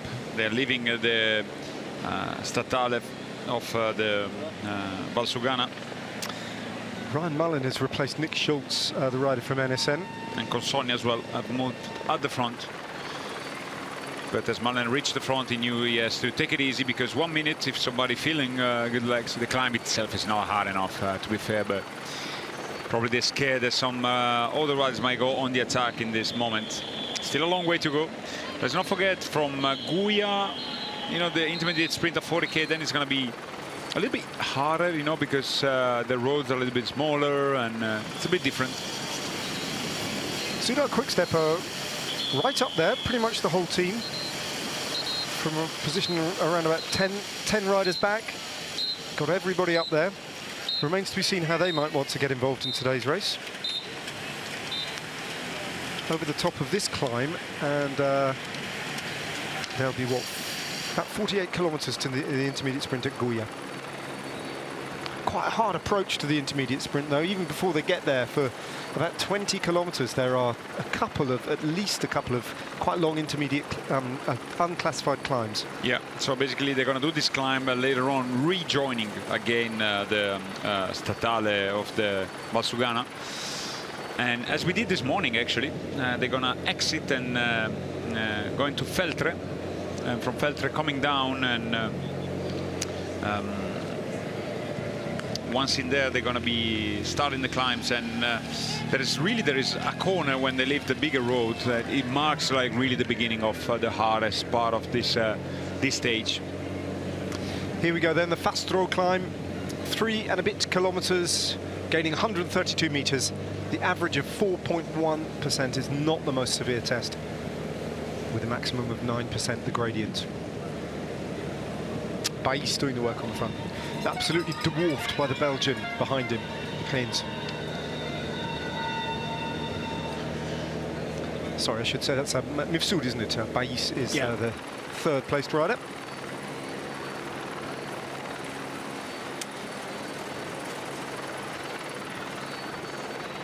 Peloton not far off from the beginning as well of the same climb.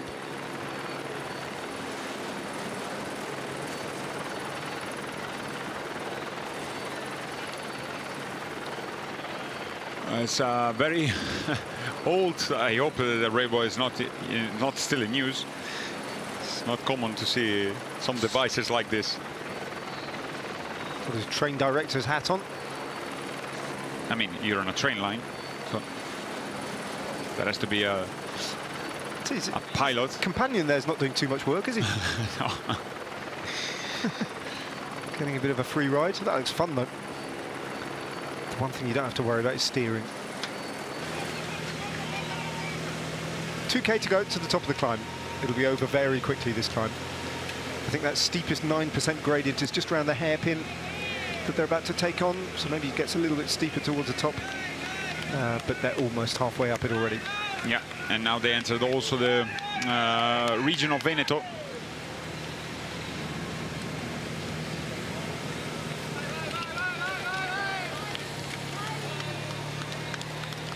Little track bus in there, so it's going to be definitely some soigneurs giving biddance at this point.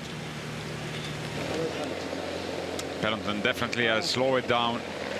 They don't want to get too close to the breakaway. Yeah, that was under instruction from Ryan Mullen, who just suggested they knock it off a little bit, and the time gap that was down to 1:10 has gone back out to 1:28. 1.7k for the top of the climb for the 4 riders at the front of the race.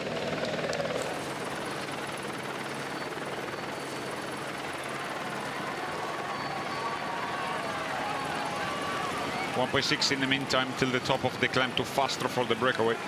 And they're passing a very typical church here. Whitewashed walls, very plain, almost austere facade, and those are square church towers with the turrets on top. Not anything like what they will see later. Always talking of churches, because the finale, as we notice, is very similar to the San Marco. Yeah, it's got Venetian style. All big church tower here, isn't it, for a small village? Yeah. The finish line today, I have to say, like the visual shot. I mean, we're going to see the race, but on the replay, you're going to be noticing how beautiful is the city center of Pieve di Soligo. Yeah, it's a lovely place. And we are finishing slap bang in the very heart of it, which is always an indication. If you put a stage finish of the Giro into the heart of a little village like this, it's not going to be a bunch sprint. Yeah, no, it can't be. It's going also, it's quite tricky because it has a corner, a little descent heading into the last 150 meters before picking up once again. So it's yeah, it's a complicated final 500 meters, isn't it? Yeah, yeah, and also not too wide. That's an extra confirmation that the Giro today, the organizer, were not expecting a full bunch.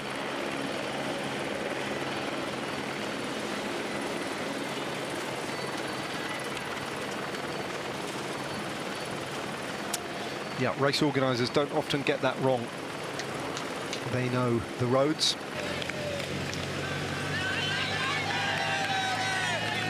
It's a lovely climb, actually, the Fastral climb. Unwinding towards the top now. They're into the last kilometre of this climb.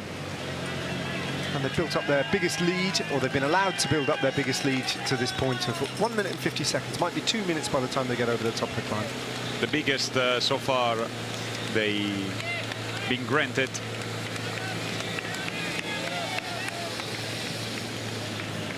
As they get off this climb though and onto the flatter roads, that will come down again, and I'm sure they'll hold it at where they were. They'll bring it back down to maybe 1 minute and 15 seconds.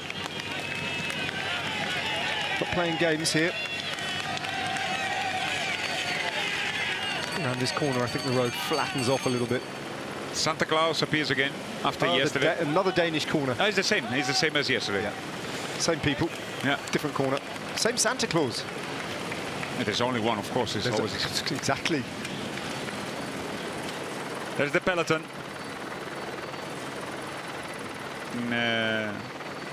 In line, not far from the breakaway, but as the gap is getting bigger and bigger. 2:20 at this point, when we are 84 kilometers to go.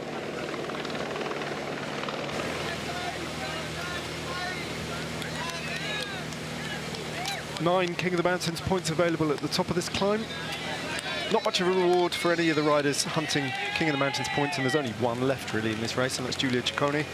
But he's all in for the stage win today, ignoring the chance of getting himself 9 points here. All the points at the top of this climb will go to the breakaway. Points for the first 4 riders over the top. Some kids appearing here.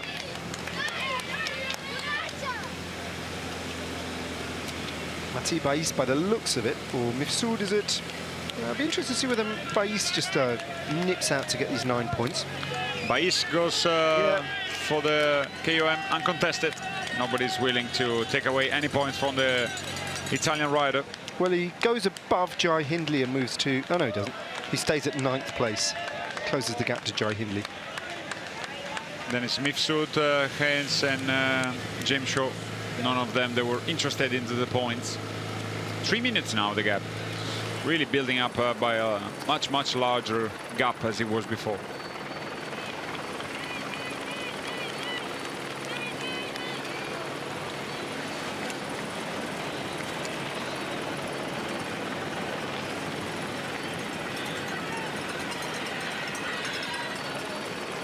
Lot of twists and turns in this climb, as you can see. Actually, the gap was 2:17. Maybe due to the nature of the parkour itself, it just showed like a very bigger. That's a bit more to be expected. There's a little trek take them over the top of the climb. A couple of minutes down on the breakaway. Now, if you're interested in this kind of thing, because I always am, Mathieu Bais was motivated in part, I think, by the possibility of picking up €750 in cash for the team, which is what he did. By winning the biggest climb of the day, because those 9 points, doesn't matter who wins the other climb of the day, there's only worth 3 points there. So the daily Maglia Azzurra prize is worth €750. And in Rome, there's money for the first 5 in the King of the Mountains classification. The winner gets 5,000 euros, second 4,000, 3,000, 2,000, and fifth place rider on the King of Atlantis classification gets 1,000 euros.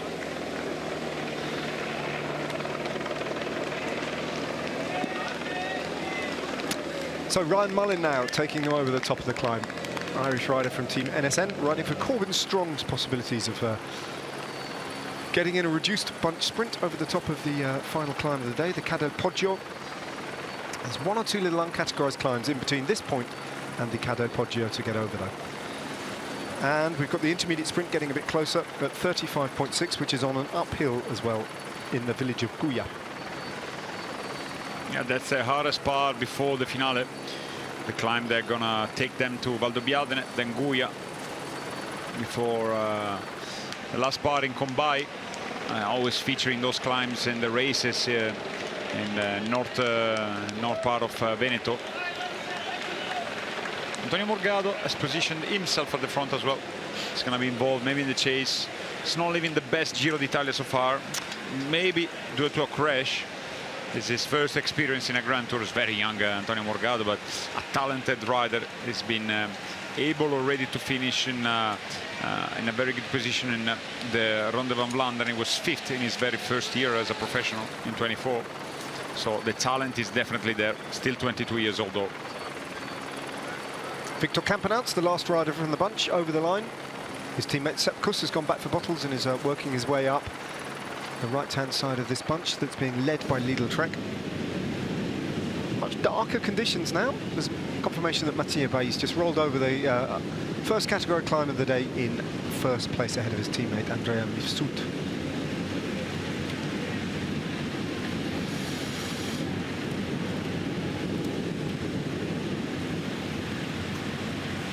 Here is Santa Claus. There he is, ringing his bell. My word, he must be hot. Do you think that beard is real? Look quite real, actually. It is Santa Claus. Then it's real. Yeah. I don't know why you're even questioning this. Stupid question, Jacopo. I do apologise. Apologise to all the kids listening to us. Is that the real one? Of course. A replay of Baez crossing the line on the KOM.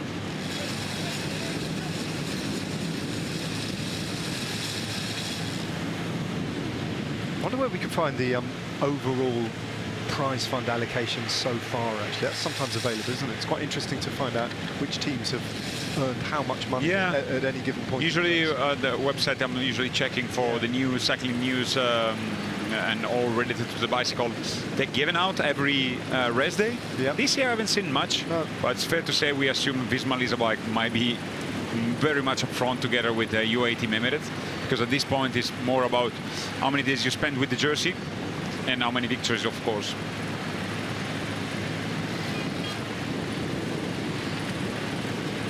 Yeah, although the money for the Red Bull kilometre kind of does mess with those statistics a little bit, because that's the biggest prize you can get on any single day. They were going a little bit from different riders and teams. It was not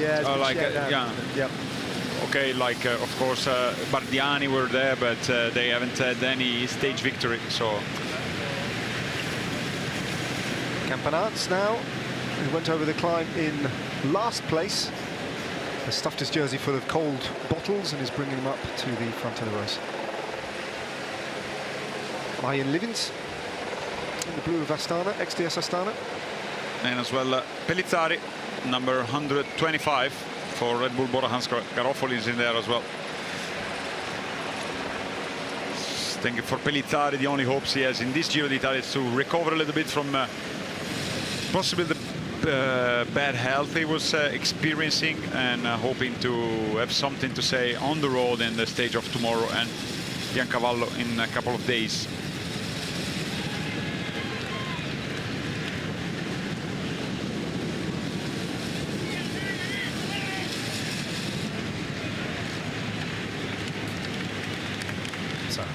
Decent advantage now of 2 minutes and 10 seconds. I say decent advantage, it's not really when you consider there's still 78.5k to go, but it's pretty much one of the biggest leads they've had all day.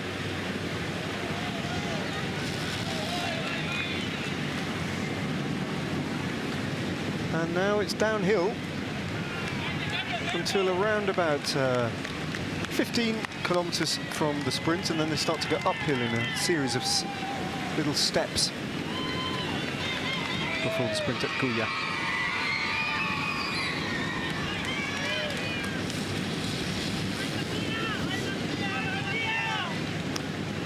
Andrea Mifsud turns 27 today. It's his birthday, rider 165.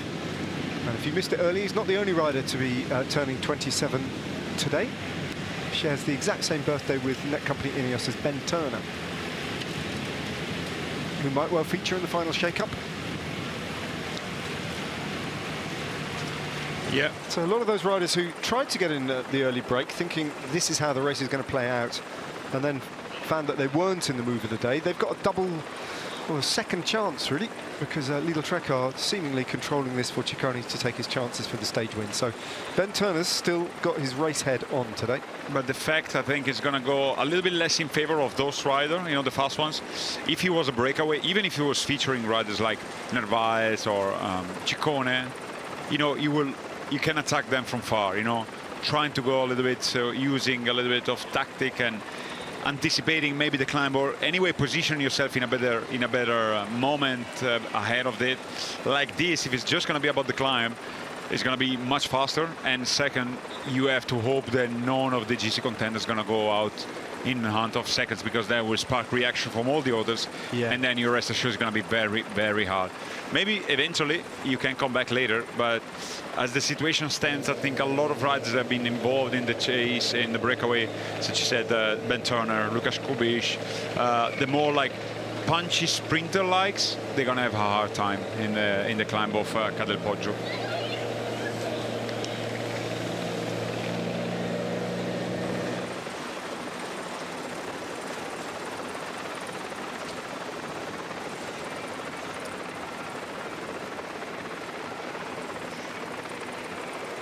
International School of Fresco sighted here. Frescoes in all the Renaissance buildings around here, the churches, the palaces and the posh homes of the aristocracy.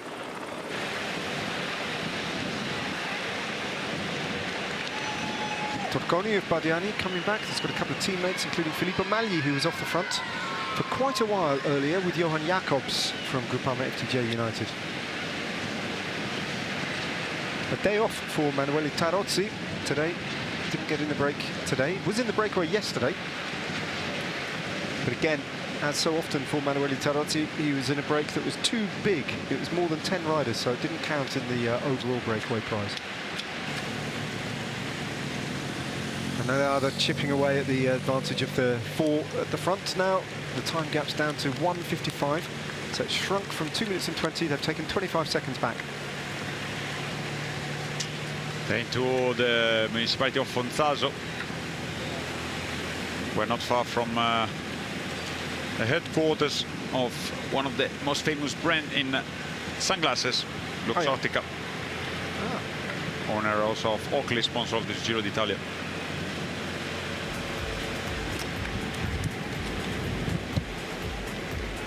This is where the Giro started earlier on today. We took a little detour on our way from our hotel to the finish line where we're commentating from, and passed through this little piazza where everyone was gathering and the entertainment was being presented to the crowd in a good-natured atmosphere. The various different teams representing all these brands got their Giro effort underway. Chiappucci, always pleased. Yeah, as a character. Every team, I think, gets a legend of cycling to ride with them. Yeah, at least an ex-pro. That was close. Cameraman nearly getting run over. So, another lake, Lago del Corvo. They're going to enter now the province of Belluno, heading to Feltre first, before descending again to Treviso province.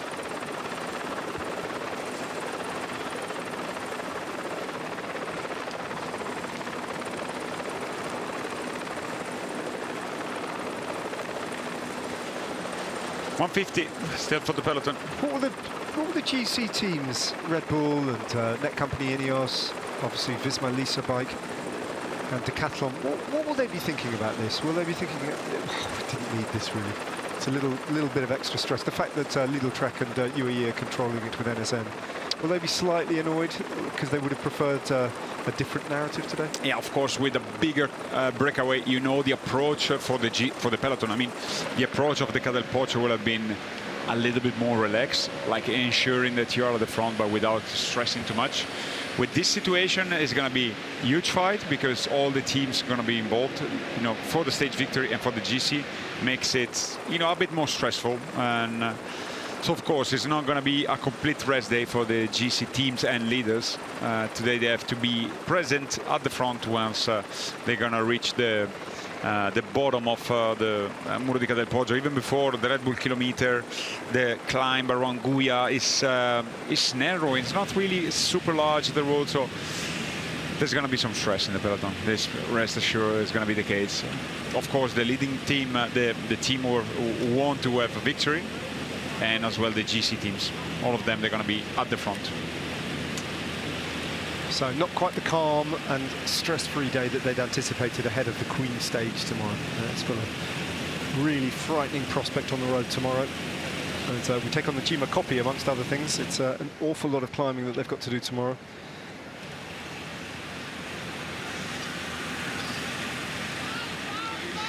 Yeah, tomorrow is a mighty stage. Stage 19th is a very hard one. Before the last one, also very, very hard. Four stars, but tomorrow is a mighty one, 5,000 meter altitude.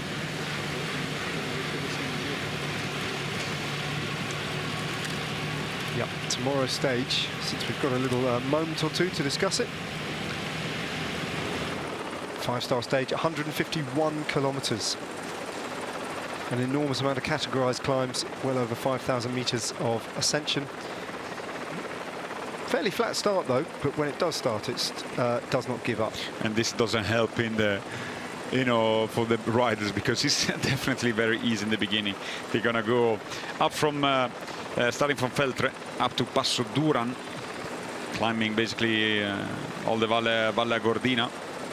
Then there's gonna be the climb of Coi, Pala Favera, Porcello Staulanza, Passo Giao, Falzarego, and in the end the finish line in Alleghe. Piani di Pezzè, that's the name of the last climb of tomorrow. Alleghe, it's a very unique lake close by, which features also a submerged village, you know, because it was artificially created, the lake. Oh, it's a dammed river, so yeah. Wow. I always find those slightly fascinating, a submerged village. Yeah. It's, Can you dive to go and have a look at it? Is that possible? I guess so. I don't know. Amazing.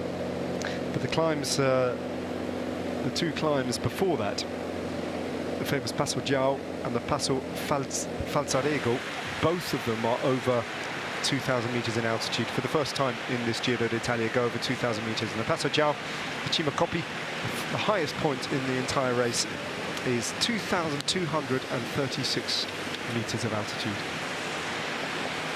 Enric Mas taking a bit of a day off today, towards the back there in the colours of Movistar. Pretty sure we'll see him try and get in tomorrow's breakaway in terrain that suits him.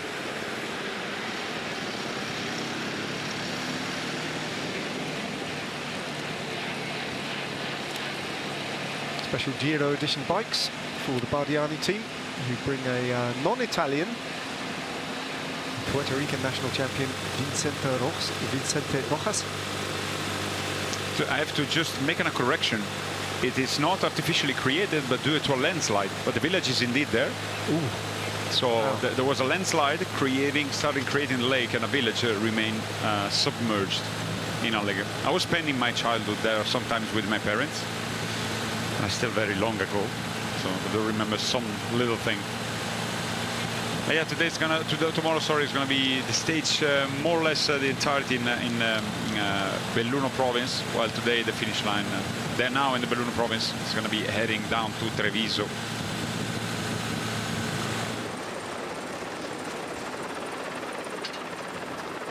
More interesting statistics have just dropped on the Pro Cycling Stats live feed about the number of dropouts in this race compared to other races. Seems like a big number, doesn't it? 28, but relative to recent editions of the Giro d'Italia, it's a fairly modest number, or certainly not above average by this stage, 18 stages in. 2023, there were 50 dropouts already.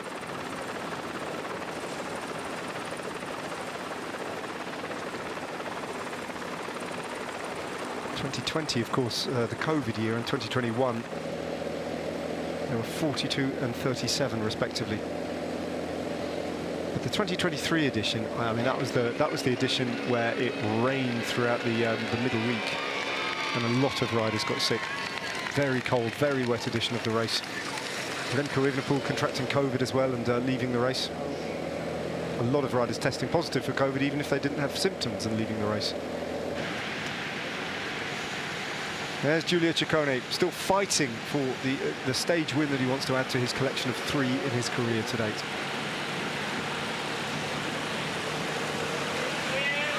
He's been frustrated, he's been very positive in the sense that he's been attacking, he's been aggressive. Second place in the King of the Mountains competition. Occasionally he's been a bit exasperated, occasionally he's made that face, basically. Sticker of Marco Pantani. It's a Pantani face, but yeah. A little bit like the grimace of Giulio Ciccone on occasions that we've seen.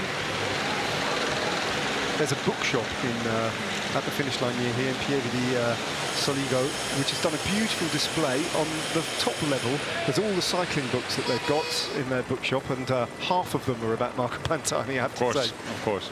But on the bottom sort of level of the shop window display, they've clearly got every single pink book that they've got in stock and just put them all there. So nothing to do with cycling. That's nice. But they've got pink covers.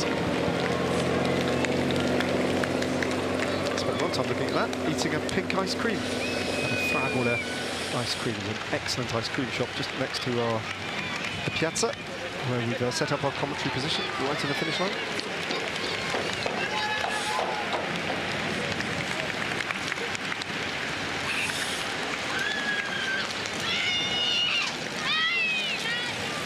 Yeah, there were about 3 books about Tadej Pogacar, 1 about Jacques Anquetil, 1 about Lance Armstrong, and about 8 books about Marco Pantani, one way or another.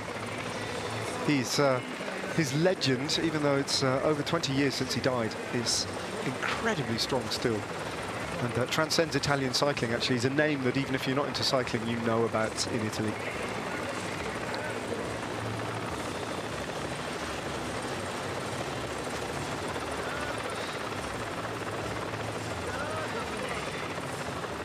Still Ryan Mullen, Max Walscheid, De Simone Consonni, Antonio Morgado, 4 riders dedicated to control what it looks like a very thin margin of 1 minute 30. It's nothing to be worried for the riders involved in the chase. We're about 30 kilometers from the next point of any note, which is the intermediate sprint at Guia.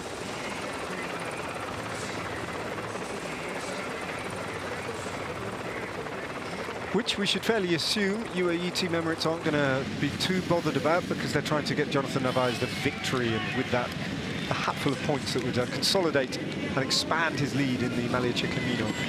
It's a bit of a gamble, but one they're prepared to take.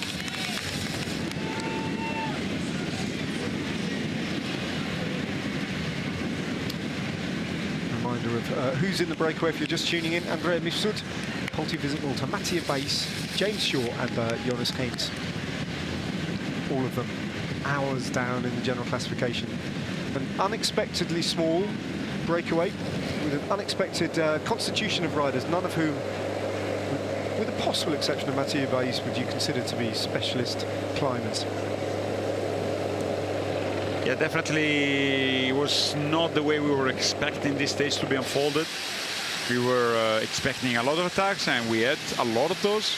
But then we were expecting a big group forming, and this didn't happen, as first 2 riders hit in the front were Bais and Mifsud, later rejoined by James Shaw and ultimately by Haynes. But at the back, the little track, they decided to control the pace and the peloton. And this has basically sparked a kind of a armistice, or anyway, like nobody was willing to contest anymore and going on the attack, because one team showing that they want to control.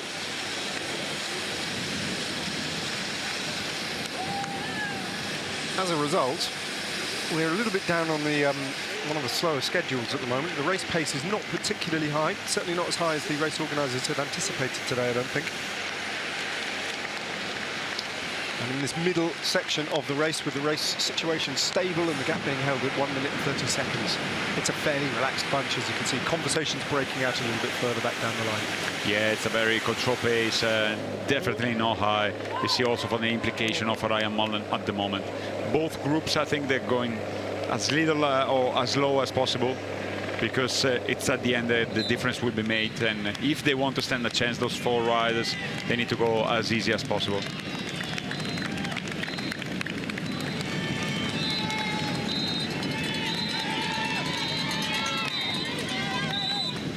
30k to go to the sprint.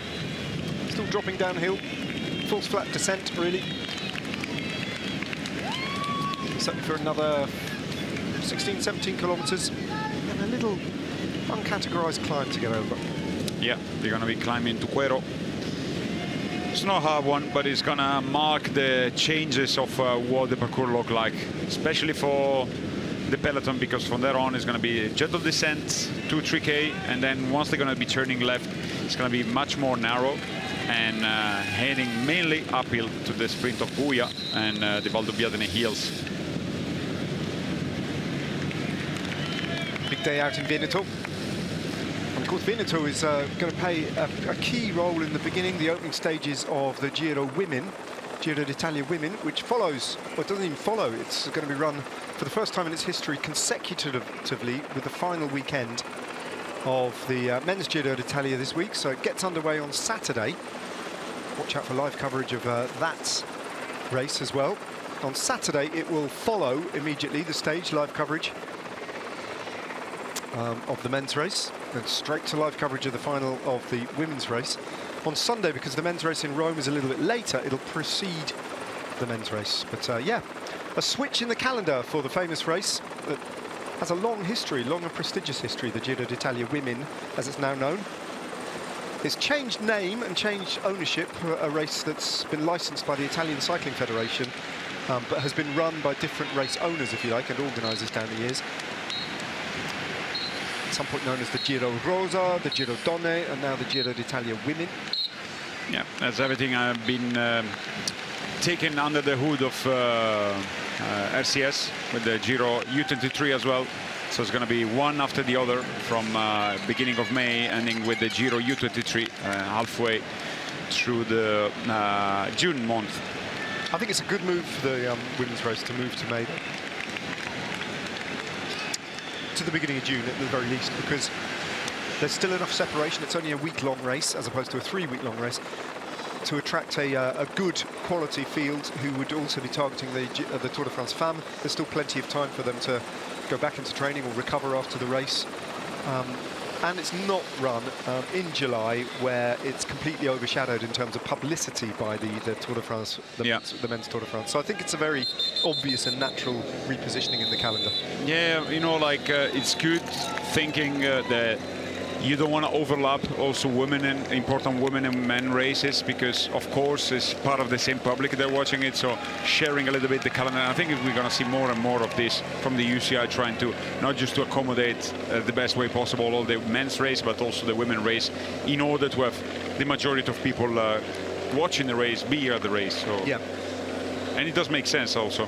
Well, I think when the Tour de France Femmes came back onto the programme as well a few years ago now, for the first 2 or 3 editions of the race, they overlapped it with the men's race on the last weekend, and now there's a bit of separation for the first time. But it's better, I think it's better. It does make more sense. It's a good way of launching the race, and this is a kind of relaunch for the Giro d'Italia Women, where Italy will be hoping that Elisa Longo-Borghini wins a 3rd consecutive edition of the Giro d'Italia Women.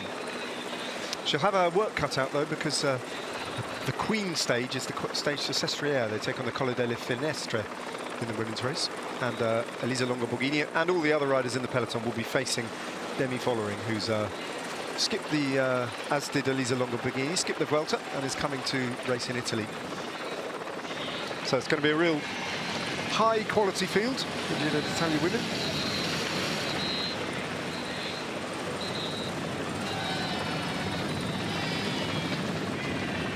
A lot of excitement here at the finish line. The entertainment is just starting here at the finish line. won't be too long, I don't think, before the incredibly noisy publicity caravan might arrive. They normally come in about an hour before the actual race itself. So. And that's the moment I'm gonna possibly, because we're gonna have to shut down the windows. Yeah, it's a trade-off, isn't it? Increasing. Being absolutely deafened or roasted alive. Definitely. Like I said, that's our choice when it arrives. Still 133. Still keeping the same pace, not fast. Has been going down. It was 46 once, a little bit more than 46 when the breakaway was formed. It's now a 43. So a little bit slower than maybe the schedule. The fastest schedule was awarded at 44. But today, due to the circumstances, something like none of us was kind of expecting on today's stage. Definitely not. The race is a little bit slower than it was. There was the expectation. Do you think Little Trek's plan was hatched on the team bus, or do you think it developed spontaneously on the road today? Well, it feels like it was a bit premeditated. Yeah, it was nobody involved in the attacks, no? Yeah. And I think if they realize, like, okay, we just draw a line on top of the first climb to Civezzano, if there is not a big breakaway, and then we just there filtering, because they were there in numbers. Also when Cortina almost went down, you know, in the touch, there was a Little Trek kind of filtering the moment. Yep. So you assume that they had this planned already before. I mean, a bit of that plan would have been totally out of their control, because if a powerful group had gone, they would have had to have been in it. But given that that didn't happen, they adapted. So, good thinking from Little Trek. Of course, whether or not it ends in success, yeah. Once. But they're trying to impose. I mean, you have to owe respect to teams who are trying to create their opportunities rather than, you know, how can I say, be submissive to the race itself, you know. They decided to shape the race as they want. Maybe they will succeed. We don't know. But it's like Movistar, you know. They haven't won, but chapeau to them to the way they're racing, because till now they try to do and impose the race. So hopefully it's going to be a good day for Little Trek. They were having high hopes here at the Giro d'Italia with both Ciccone, with Jonathan Milan. Hasn't yet been good for them, but imagine still 4 stages from till here from the finish. So if they're good, they have good opportunities. And again, instead of waiting for the others to move, they decided to create their own opportunity. As a mechanical here for Jonas Vingegaard, who changed the bike. He's gonna enjoy a little bit of slipstream from the car, rejoining the peloton. I think it might change back to the old bike if they can. Well, it's got the sticker on, hasn't it? Anyway, the old bike. But it's not gonna. Is he gonna win today? Or do you think he takes the sticker only on days when he thinks he's going to win? No, maybe he has everything, but it doesn't bother if. Maybe he has a sticker on his spare bike as well. I wouldn't be surprised. It's going to be soon rejoining the peloton. I mean, if he's going to go for a bike change, that is just about the most pressure-free moment to have a bike change in the whole race. 60k to go then of a 171-kilometre stage, 111 kilometres into today's stage, so approaching the final third of racing. And this was the moment that he dropped back, and it was quite noticeable, wasn't it, that there was no teammate waiting with him. He might be picking up a Campenaerts or someone along the way who might have stopped a little bit further ahead. But in this moment, it's better to be alone. Is it? Yeah, because you can be the first rider behind the car, you know, because the jury allows you to have a draft from the car. And if you have a teammate, you maybe suffer more because he's the guy behind the car, and moving two riders from car to car is actually harder. So ideally, if it's a moment of non-stressful moment, you want to have your teammates right at the back of the peloton, one guy waiting for you to be replacing you and recovery position within the peloton. But before that, it's better to do the job by yourself.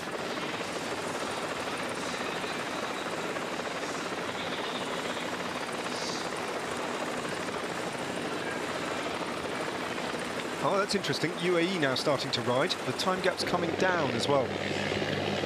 He was there, Morgado. It was not yet working, but he was there waiting for a message of the clear message from the car that he has to start riding. It's now eventually. Let's see what happens to the time gap now that Morgado has been put to work, and what the intentions are of UAE. He's taken 2 or 3 seconds off, down to 1 minute and 12 seconds. Running slightly counter to the wishes of Ryan Mullen, who's suggesting that they didn't want to bring it down to a dangerously narrow distance, as Campenaerts drops off to wait for Vingegaard, and there he is.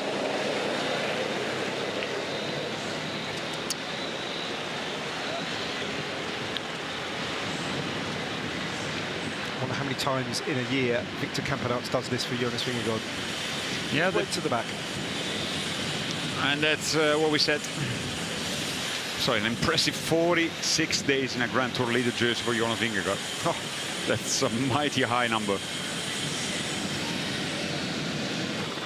Surprisingly, only 18th place all-time list.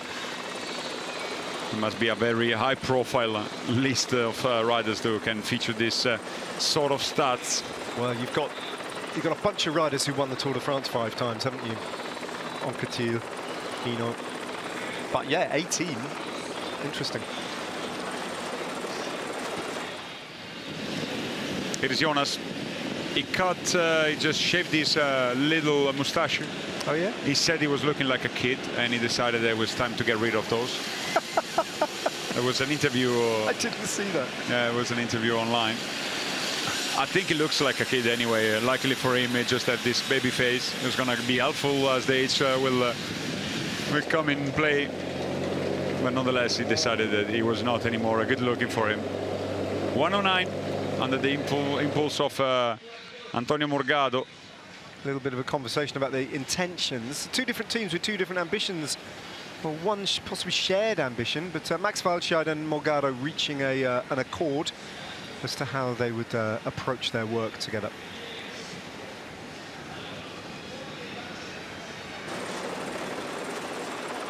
Holding now at the breakaway at 1:10. So it took off a bit of time, Morgado, but yeah, no further time at the moment. It seems like the agreement in there was to not get any closer than a minute. And if I'm not mistaken, Morgado agreed. Yeah, it looked like that, didn't it? Probably for Max Walscheid was more ensuring that they don't want to get this breakaway before the intermediate sprint, which it might be a possibility, in fact.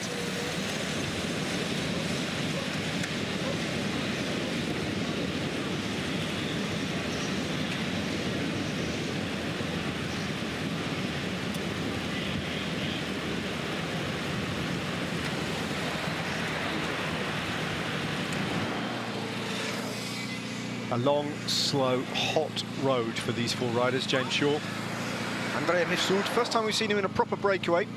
Jonas Steins we've seen a few times up the road, and Mattia Bais on an almost daily basis. And James Shaw featuring in his first break as well. EF have had a good record though in this race of getting riders placed in a breakaway, whether it's Michael Valgren yesterday or on 3 or 4 occasions Jordi van der Lee. Now it's the turn of James Shaw. And of course, they'll be absolutely buoyed by their victory yesterday. They came to the race with a team without obvious, really obvious, outstanding chance of success. And for Michael Valgren to come away with a victory and justify the team's presence here so handsomely, that was unexpected success, I think, possibly for EF Education Easy Post. Yeah, it was a nice way, and it was not just the only rider performing good, because Madis Mikkels, the Estonian national champion, managed himself 2 top 5 finishes. So very good ride also by him. It's a good team. I mean, Van der Lee was wearing, although not the leader of the KOM classification. I think they've been doing more than possibly they were expecting at the start of this Giro d'Italia. So good job by them. So the pressure is off.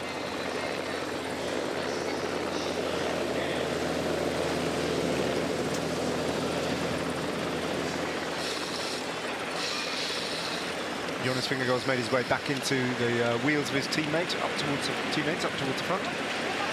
Slots himself in.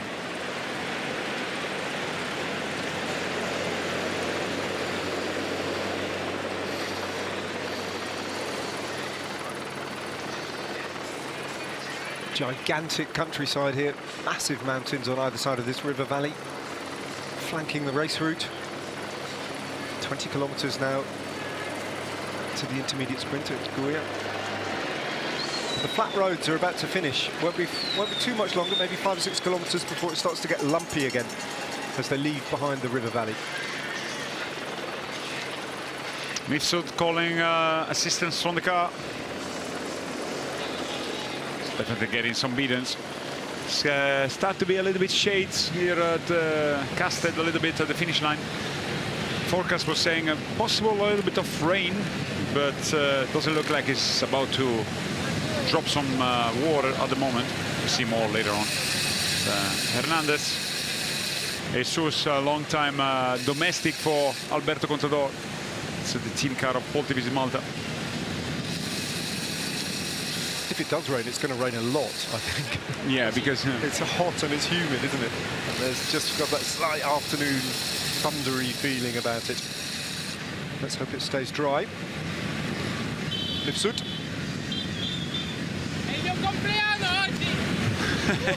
Birthday? Did he say it's my birthday today? That is my birthday today. That's what he shouts. Yes, we know. And happy birthday to you.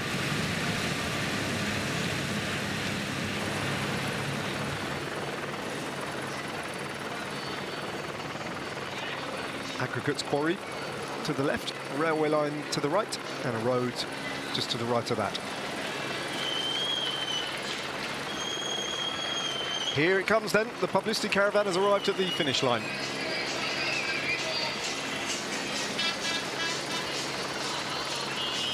The daily assault on our senses, and a chance for the crowd to be entertained. The patient crowd here at this very picturesque finish line that the riders are racing towards. 54 kilometres to go for them.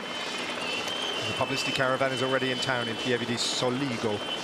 And I would imagine that the chicken and beef and vegetable kebabs on the rotisserie are probably cooked. You start to be hungry, aren't you? I'm okay. But more than that, we're about to get to the real race starts, because soon they're going to be on the first slopes of the little climb that will lead them to Quero. And after Quero, it's no longer before they're going to turn left, head into Valdobbiadene. Valdobbiadene, also the region of what the wine is, Prosecco di Valdobbiadene, but the whole hills around looking like little tea leaf or tea cultivation. Tea plantations, yeah, exceptionally beautiful. The whole landscape is about to change really dramatically, isn't it? From the big mountains to these rolling hillsides. Yeah, here is local, really like we are in high mountains, and we are in fact just at the bottom of mighty mountains. Later on, it's going to be very, very different.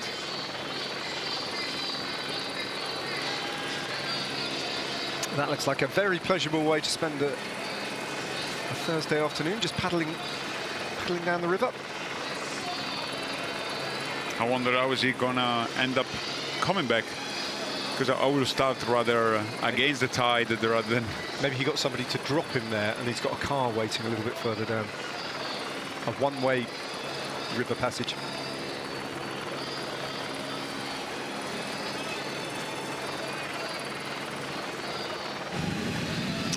Misud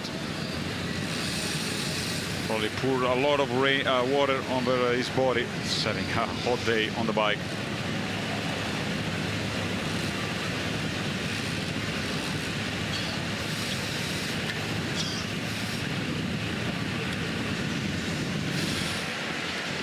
Here is Narvaez with Lukas Kubic on his back. Well, the message has gone out that the team are not going to ride for the intermediate sprints. I think we can safely say that. There's 17 kilometres to go, so he's going to sacrifice on the stage the chance of taking those 12 points over Paul Magnier. But I think Magnier's in the peloton anyway, so... Yeah, definitely. Everybody's in the peloton, I think. So that's another inhibiting factor. Narvaez is not going to ride for that to bring Magnier into the peloton, into the intermediate sprint.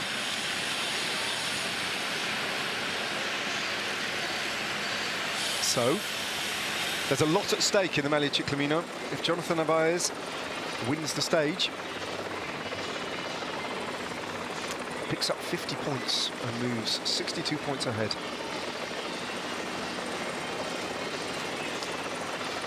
But he's not going to be able to do it from a breakaway, which is a whole different proposition for Jonathan Narvaez. That's the hard thing. I mean, we don't know how it's going to be unfolded, but nonetheless, you need to be fighting against also some very good GC contenders. As we are about to approach the last 50 kilometers of today's stage, still Max Walscheid, Simone Consonni, Antonio Morgado and Ryan Mullen.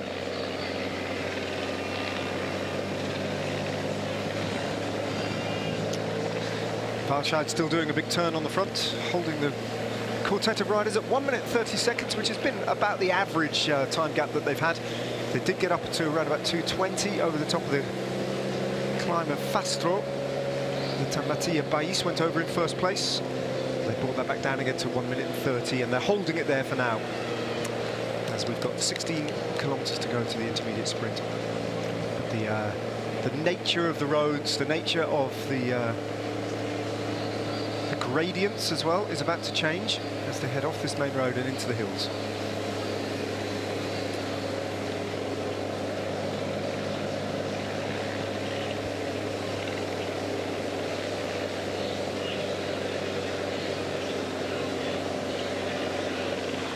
See quite a relaxed line of riders, even though they're strung out single file. There's no problem at the moment to hold the wheel, and riders are taking this opportunity to start to fuel up again, because we're into the last just over hour of racing. And it's a hot day. That's a story of Danish success. There are so many different ways of framing the statistics about Danish success in recent years at the Giro d'Italia, but this is another one. A stage winner and a Maglia Rosa from Denmark on the same day. First time that's happened in the Giro. Yeah, because last year Mats Pedersen won wearing the Maglia Rosa, so it doesn't count for this specific statistic. Jonas Vingegaard, the Maglia Rosa we just mentioned, managed himself to be positioned on the front. Soon the battle will start, because once again we'd like to repeat the road.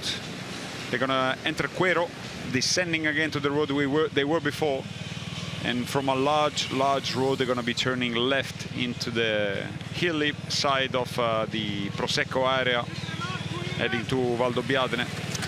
James Shaw fueled up from the side of the roads. Swanio standing here as the climbing begins now. It's not categorized, a couple of kilometers long, fairly steep. And this is going to be characteristic of the next, well, the kind of terrain that they're going to be taking on pretty much all the way to the finish line now. Rolling up and down, barely any properly bona fide flat roads any longer in the last hour of racing.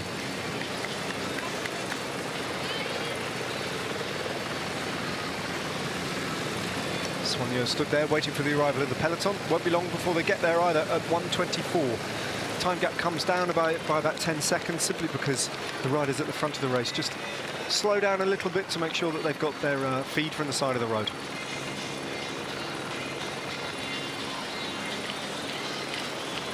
Another high-ceilinged, tall-walled Romanesque church there with an onion bulb tower.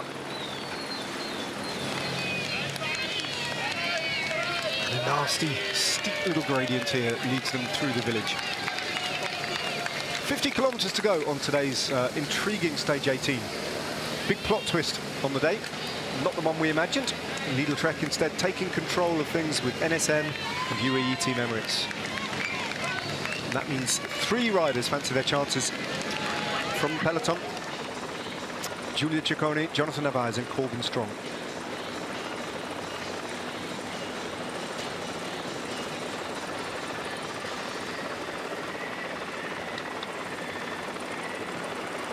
Peloton here also being quite stretched out.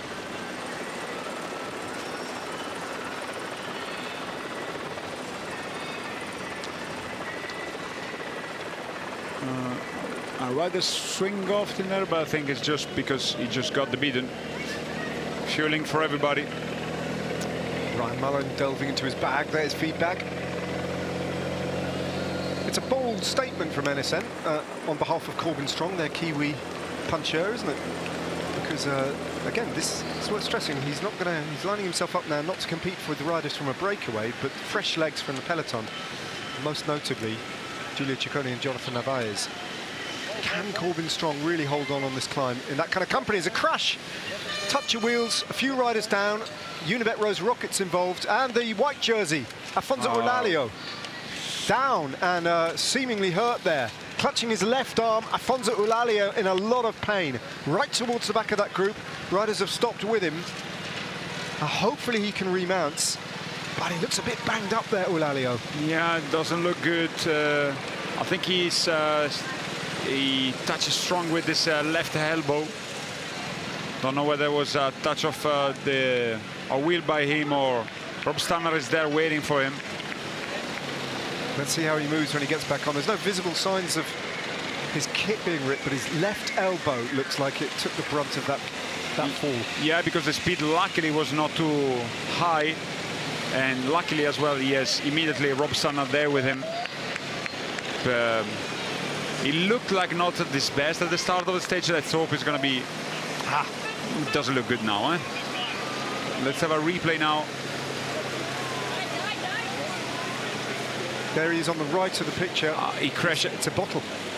No, I think he was so close to the soigneur that he touches the musette with his handlebar because he was the first one on the ground. Lance Armstrong style in Les Ardiden. Let's have a look, see if we can see it from here.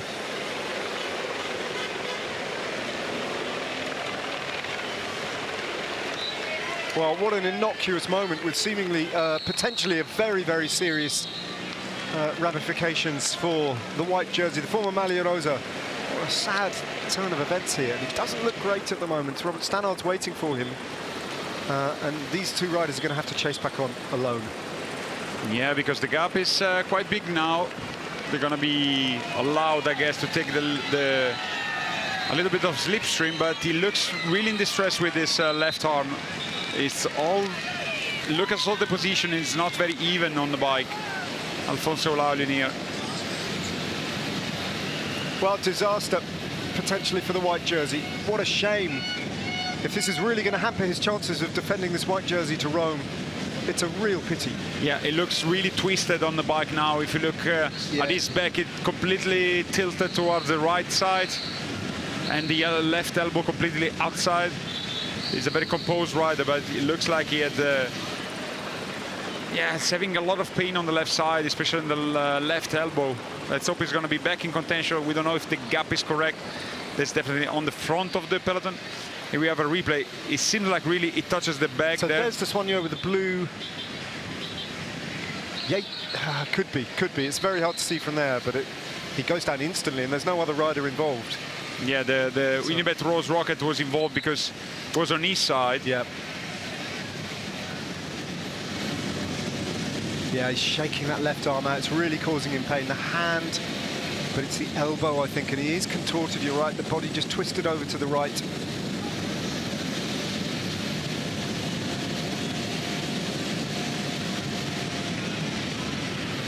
Team car just moves into that gap in front of them.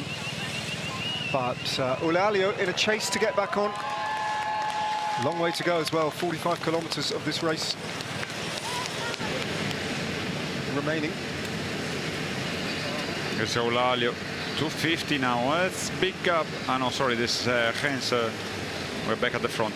My mistake. 250, it's a big gap, eh? It's not so small. 1 minute and 30 seconds to the front of the peloton. Yeah, they enter now the hilly part of the parcours. As me and Ned, we were riding with our car on this very road today. From now on, for about 15, 18 kilometers, going to be a very demanding parcours, always going up and down. And quite incidentally, it's going to be beautiful as well. So that's another thing to look out for. Yeah. Beautiful Prosecco vineyards that they're going to be passing through very soon. Simone Consoni replaces Max Walscheid on the front. 1 minute and 19 is still roughly where they're holding that that breakaway group. Eulalia's losing time, if anything. Trying to get up to speed. Just doing a bit of a systems check on that arm to see if he can carry on, or whether or not his Giro might be in danger here. But at the moment, Eulalia's losing time. Yeah, 3:05. 45 kilometers from the finish for the breakaway. Peloton 120 almost.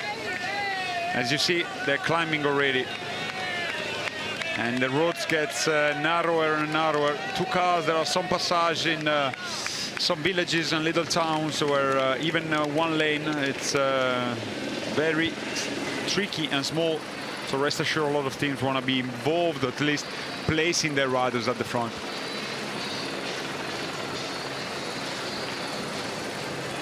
And still Eulalia loses time. He's almost 2 minutes down on the peloton now, so he's lost 30 seconds in that chase quite quickly. Worrying signs for Afonso Eulalia after such an unfortunate, innocuous moment of feed zone, and bang, everything changes in his Giro d'Italia. Down and bruised, still in the race, but in some difficulties, Afonso Eulalia. Still doesn't quite look right.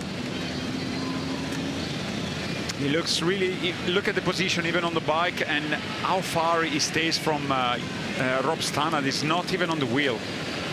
It's really in big distress here, the Portuguese rider. It's all for him that he can rejoin the front of the race.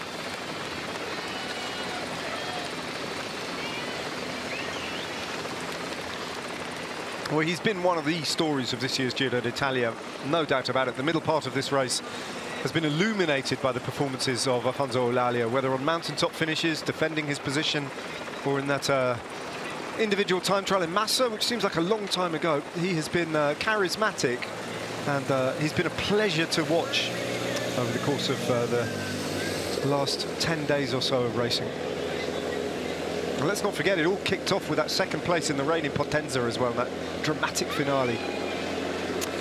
Ryan Mullen, though, has brought the time gap now down to perilously close to 1 minute. So the peloton, bit by bit, are starting to apply a bit of pressure on the front of the race. And just start to lift it now, because we're in the final hour of racing. It's about to get very serious. As the quartet of riders still flash by their team cars, still in the gap, but the gap's coming down to a minute. It could be that the team cars that Mattia Bass has just called for, they might be withdrawn from that gap fairly soon. He wants a bottle, Mattia Bass. I think he's run dry. His teammate Mifsud just done a long turn on the front.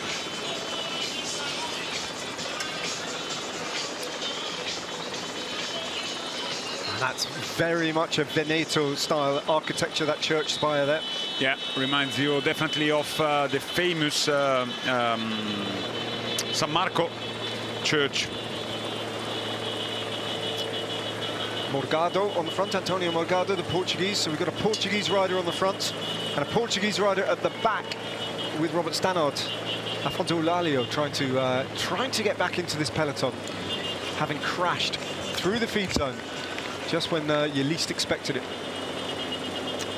59 seconds. First time in a long time that time gap has gone down to under a minute, as Morgado continues to take a few seconds on the breakaway. And another conversation between Max Walscheid and Morgado. Again, I think it's about when to orchestrate the catch and whether or not they want to bring these riders back before the intermediate sprint. There is potentially still time to take that minute in 7 kilometers, but it would come at some expense. And I don't think that Lidl Trek would be minded to do that. There they are. It's uphill to Giulia, with one little descent in between. 57 seconds now. Walscheid, Consoni, Mullen, Morgado sharing the work. 4 riders, 3 different teams. And then come the armada of Visma Lease bike riders with the pink jersey of Jonas Vingegaard. James Shaw. Jonas Rehn. Andrea Mifsud on his 27th birthday. Mattia Bass, just for fun, really. The best rider for this kind of terrain in this group. Along with James Shaw, he's a decent climber actually on his day.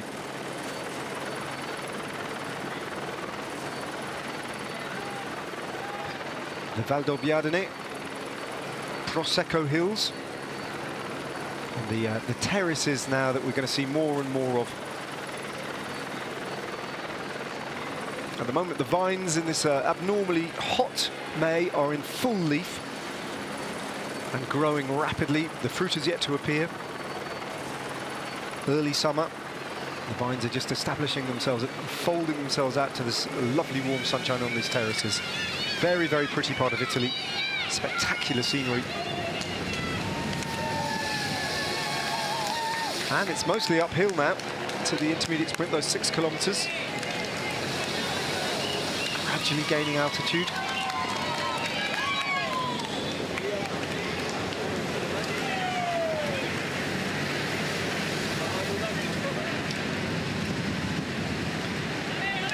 motivation must be ebbing away a little bit from these 4 riders. They've got nothing to work with. 53 seconds with a whole 41 kilometres still to go is a horribly slight distance, and already the peloton are coming past that piazza and closing in on them.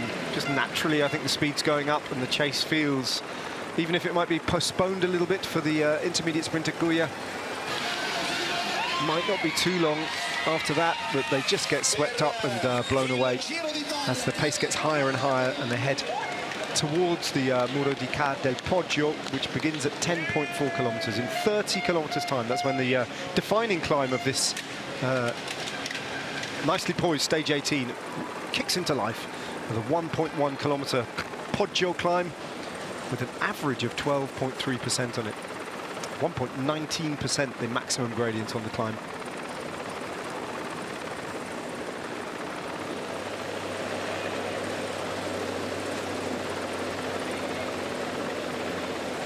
Ryan Mullen just imposing himself again on the front and looking round. Just a little bit concerned that it was getting a bit too tight, I think, and you can see the Irishman just easing up, talking to Max Waldscheid. And that time gap might go out a little bit because Mullen seems to be changing the tactics slightly. And here are these vineyards, as Jacopo was saying. They almost look when you're driving through them like tea plantations in Darjeeling. Delicate little rolling hills, these terraces facing south, bathed in dappled light this afternoon. A lot of rain fell in this area over the last day, but it's threatening a little bit now with ever darker clouds, but we haven't had a spot of rain yet at the finish line, or on the race as far as I could tell. And these grapes, all white grapes, that make the famous Prosecco brands. In these villages you pass occasional famous brands as well. They're wineries nestling in these hills.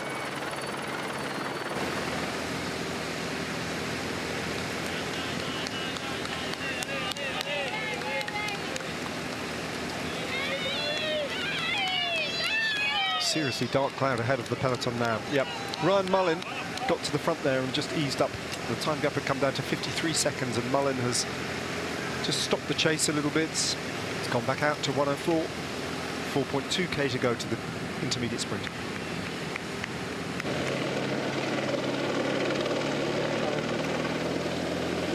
think it was Antonio Morgado riding just a little bit too hard. Brought the time gap down to 53 seconds with 6k to go to the sprint, and then Ryan Mullen came back to the front and just calmed it down a little bit, and it's gone back out to 108.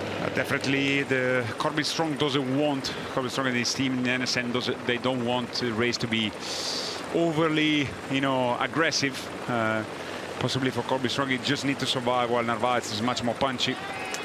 There is the city of Valdobbiadene, as we said. They look like a little San Marco church, the tower in there. As a lot of dark clouds start appears. Might indeed having some little showers later on in the day.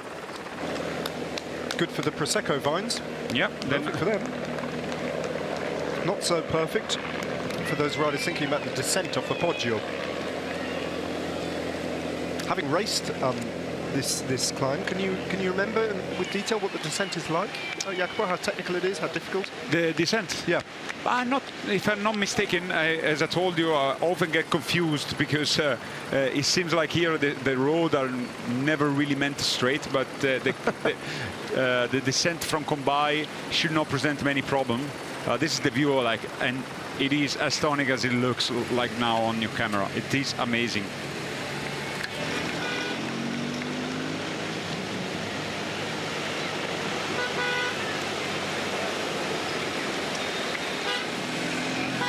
Well, there's Eulalia, and he's back. So the Portuguese has got back. Things calmed down a little bit, and he's recovered his position. So that's good for now. A couple of riders now dropping back. In fact, three riders to look after Eulalia, and maybe he looks like he's moving a little bit better now. This was a little bit earlier on when he was trying to test to see what damage had been done. He's clearly in pain with that left elbow. Yeah, that's the funny thing also of cyclists. I mean, if you want to check if you have a broken bone, you just move the bone, see if it sort of does anything funny. Yeah. Yeah, a hard breed. But it's back in contention, luckily for him. As it looks now, even if you're going to be losing a little bit of ground, it's going to be just happening in Murrica del Poggio, only 10 kilometers from the finish. It looked for a moment it was about to disaster to unfold in there, but luckily it's all good, it's safe for him.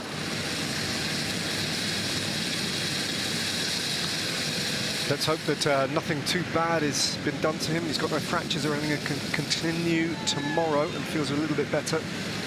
Doesn't want pain to be riding with pain tomorrow, but I think that he probably will be one way or another. Not ideal preparations ahead of the Queen stage tomorrow. Tomorrow it is indeed.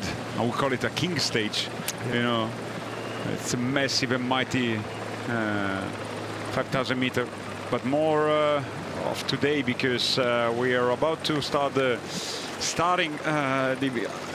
building up towards the approach of Murrica del Poggio, and everybody's going to be involved. Both the riders who want to contest for the stage victory and both the riders such the GC leaders. Yeah. That's going to make it, one possibility is also that all the GC contenders, if they're not really willing to contest in this climb, they manage to get at the front, but the climb itself is quite narrow and it's kind of neutralize the climb itself. They won't let anyone through. Yeah. That would be totally the other way around as we were expecting. I mean, you could see that. You could see that happening. And it would suit certainly Visma Leasebike, wouldn't it, just to shut the entire race down? No one shall pass. Well, what an interesting idea that is. I mean, interesting and also not interesting. Let's hope it doesn't happen, I think. But it could. 1K to go to the day's intermediate sprint, and the first 4 positions will go, and the first 4 points will go to the breakaway. It does leave 1 point available in the Maglia Ciclamino after that. We'll have to see whether Jonathan Narvaez can be bothered to invest a bit of energy in picking up that single point. I mean, could be the difference. You never know. But there's no evidence of the Maglia Ciclamino anywhere near the front at the moment. Yes, does Paul Magnier. Still Max Walscheid, followed by Simone Consonni. Much smaller rider, Simone Consonni. 400 meters for those riders. We assume that Bailly is going to be again crossing the line of the intermediate sprint in first position. It's been featuring high in both the point classification, but as well the intermediate sprint classification. That is a very good point that you make, Jacopo. He would move into second place ahead of Sevilla, his teammate, and quite close to the points tally of Manuele Tarozzi. So Mattia Bais will definitely take the sprint, and there he goes. James Shaw, Mifsud letting him go. Mattia Bais takes the points available, the 12 points, and moves into second place behind Tarozzi in the entirely separate intermediate sprints classification. With a few more opportunities to go to maybe stand on the podium again in that competition in Rome. So he's getting something out of the day where you have to say Jonas Reins and James Shaw probably aren't. Mifsud has just been enjoying his birthday in speech marks, in inverted commas. Simone Consonni leading the way for Lidl Trek. They've been the team who have shaped... Here he comes. Here he comes. 1 point available for Jonathan Narvaez. Looks around, checks to see whether Paul Magnier is going to try and deny him this point. And it's not there. Started the day on 12 points, his lead over Paul Magnier. And any minute now, he's going to lead by 13 points. And this is very good for him because he doesn't have to spend energy, for what it looks like the finale, which there are much bigger points available. But at this point, stands, he can have a benefit of getting 1 single point. It's not much, but it didn't cost him much at the same time. Just that little acceleration, seated acceleration on the wheel of Igor Arrieta. And Narvaez picks up another point. That's what I always said about Paul Magnier. I think his best defense is going to be winning in Rome and possibly a couple of intermediate sprints. But today is not going to spend energy. It's hard to know how this is all going to play out until we know who's going to win today's stage. Yeah. If Narvaez wins, then Paul Magnier is seriously on the back foot. If Narvaez doesn't win, it's very much game on still.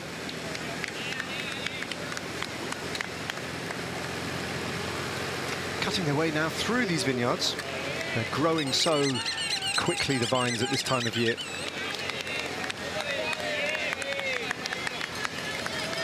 Fans from Belgium.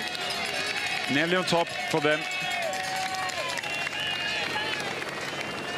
He's going to turning left. It's an incredible view here of the vineyards. They're going to be soon descending to Combay. There's the descent.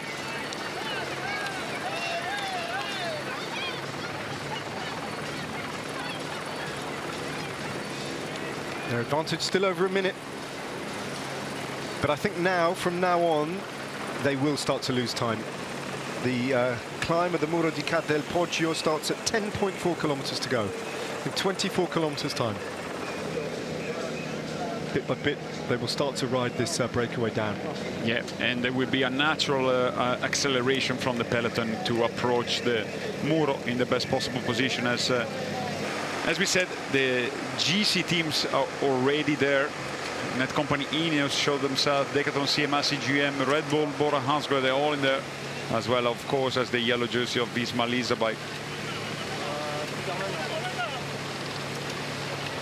Spider-Man having a good run. Yeah, he's doing a good job there. I mean, he's not going to save the world at that rate, but nonetheless, he can keep pace with the breakaway for about 50 meters. And now, it's where the start of the descent to Combay. Jacopo, can you see a situation today where Jonas Vingegaard wins a 5th stage? I don't know. Is it possible? I mean, it seems like I'm getting everything wrong today based on my assumption and prediction, so I don't want to say no. Unlikely. The climb just not long enough for him. I mean, he might just get suckered into racing if it all explodes. He might get drawn into it. Yeah, I don't think he's going to be the first one sparking action from the GC contenders. If somebody else goes, why not? He follows, goes over the top, finds a gap. You never know. You never know. And it seems like I'm really getting all my guesses wrong today, so that's why I'm not excluding any possibilities of what today finale might look like. But it's brilliantly interesting for that exact reason, isn't it, Jacopo? Because we've just floated 2 different possibilities, which are complete opposites. One is Visma Lease shut it all down, and the other one is Jonas Vingegaard wins the stage. And anything in between those 2 is possible. Everything can happen because the climb is short but very steep. It's not far from the finish. So as you assume, everything, really, literally everything can happen.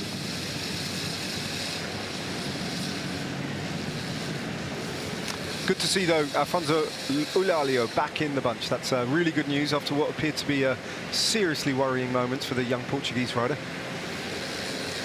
And we do have a pretty complete peloton behind, including all the sprinters, should be noted. Now, most of the sprinters would immediately give themselves no chance on the final climb. Probably all of them. But watch out for Tobias Lund Andersen.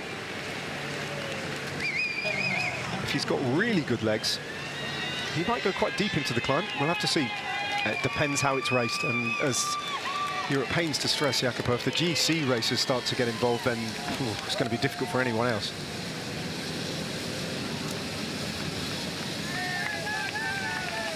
Images of the Giro E in the meantime.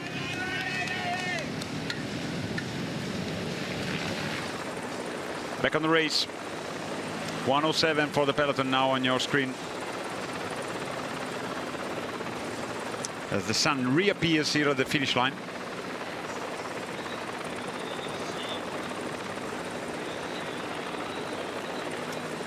Is the town of Combay. These lovely towns then just nestling in these hills that are the very, very lower slopes. They're the hills that lead to the pre-Alps, and then the Alps and the Dolomites beyond. We're actually the foothills of the Dolomites now, aren't we? To the north of Veneto, and it's to the Dolomites that we'll head tomorrow as well. Right up on 2 occasions to over 2,000 meters.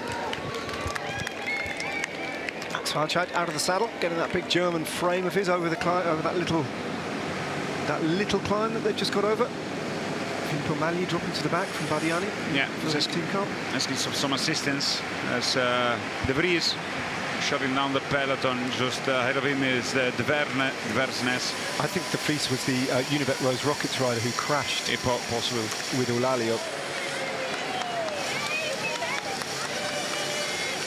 So Legnesund, and he's on a spare bike as well, isn't he? Yeah, it doesn't have a number, so yeah, it's correct guessing and good spot by Ned. Eulalio is a little bit further ahead, then around about 12 places ahead. Not in the position he wants to be for the finale.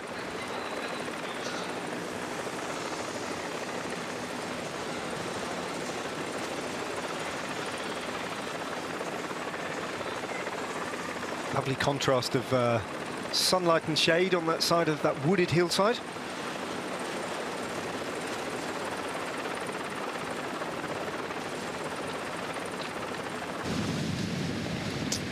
Here, the 4 riders at the front entering the last 30 kilometers, still keeping the same gap, 1 minute for them.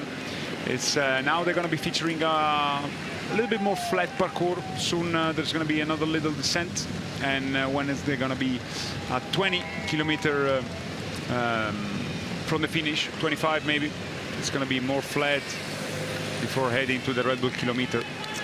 Well, of course, last time Mattia Bais was in a 4-rider breakaway with a minute's lead.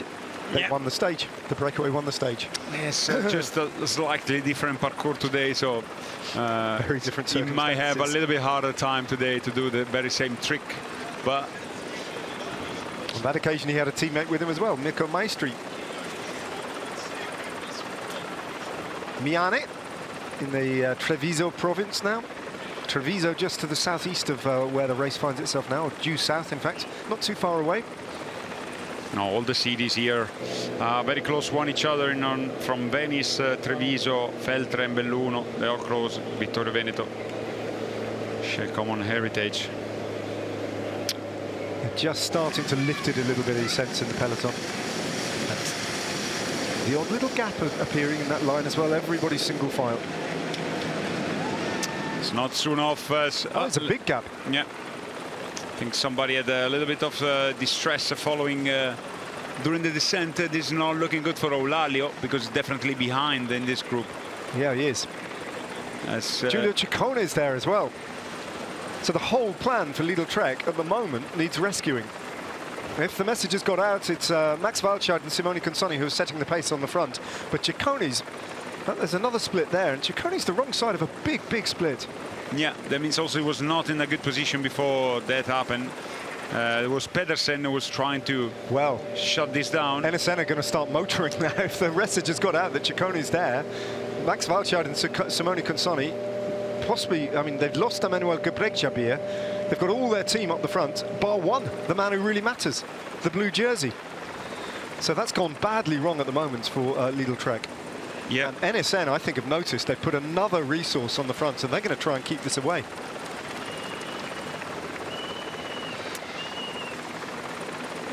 Just goes from bad to worse at the moment for Lidl Trek, doesn't it? Yeah. Also, Kubish got up in the back here.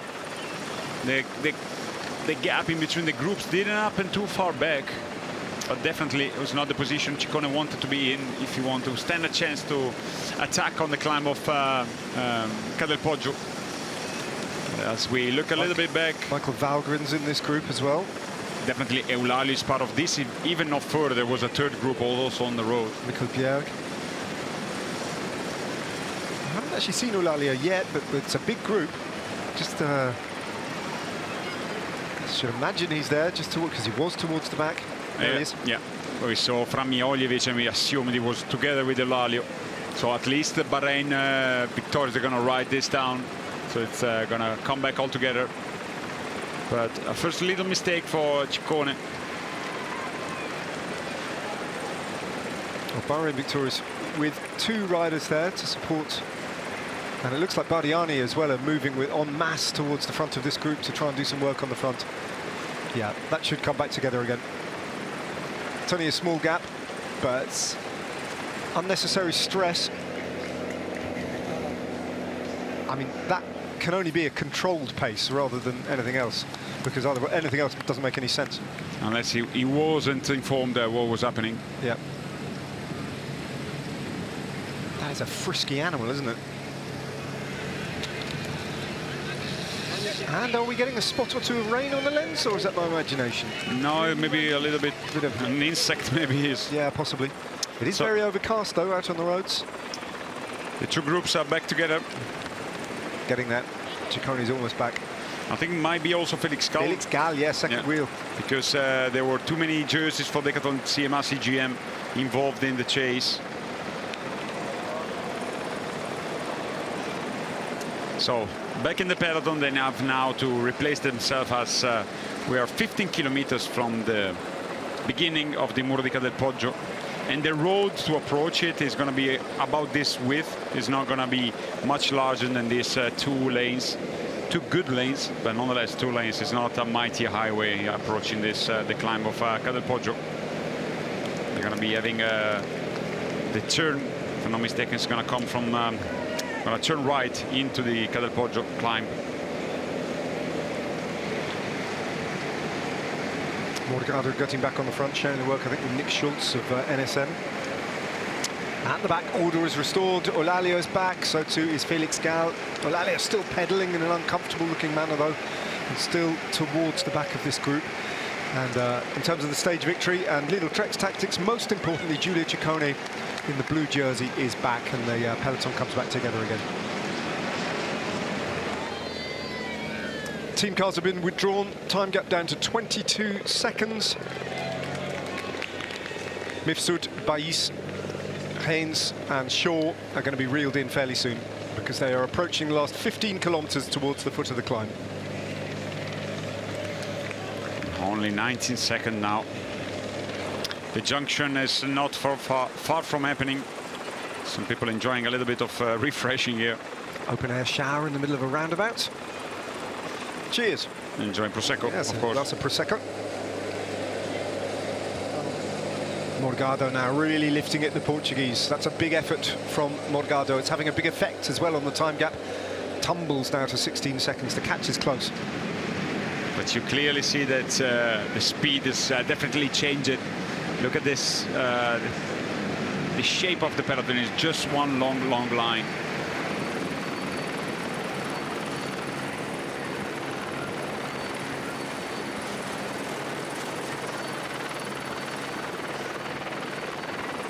Castelbrando, it's an amazing sight here, looking up from Follina.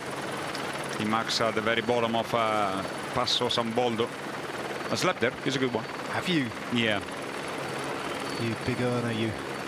I was bike presentation from the brand that I was racing when I was in my first year. In other words, you didn't pay the bill. Exactly. It was a fancy way, or a very cool way to saying that. But nonetheless, there is also a cable car reaching the, or like a rail. It's actually a rail. Oh, a funicular. Yeah. Yep. Well, it is game over any second now for these riders. James Shaw will accept the inevitable and a shake of the head and a little bit of a smile, actually, because they're going to be caught with 23 odd kilometers to go.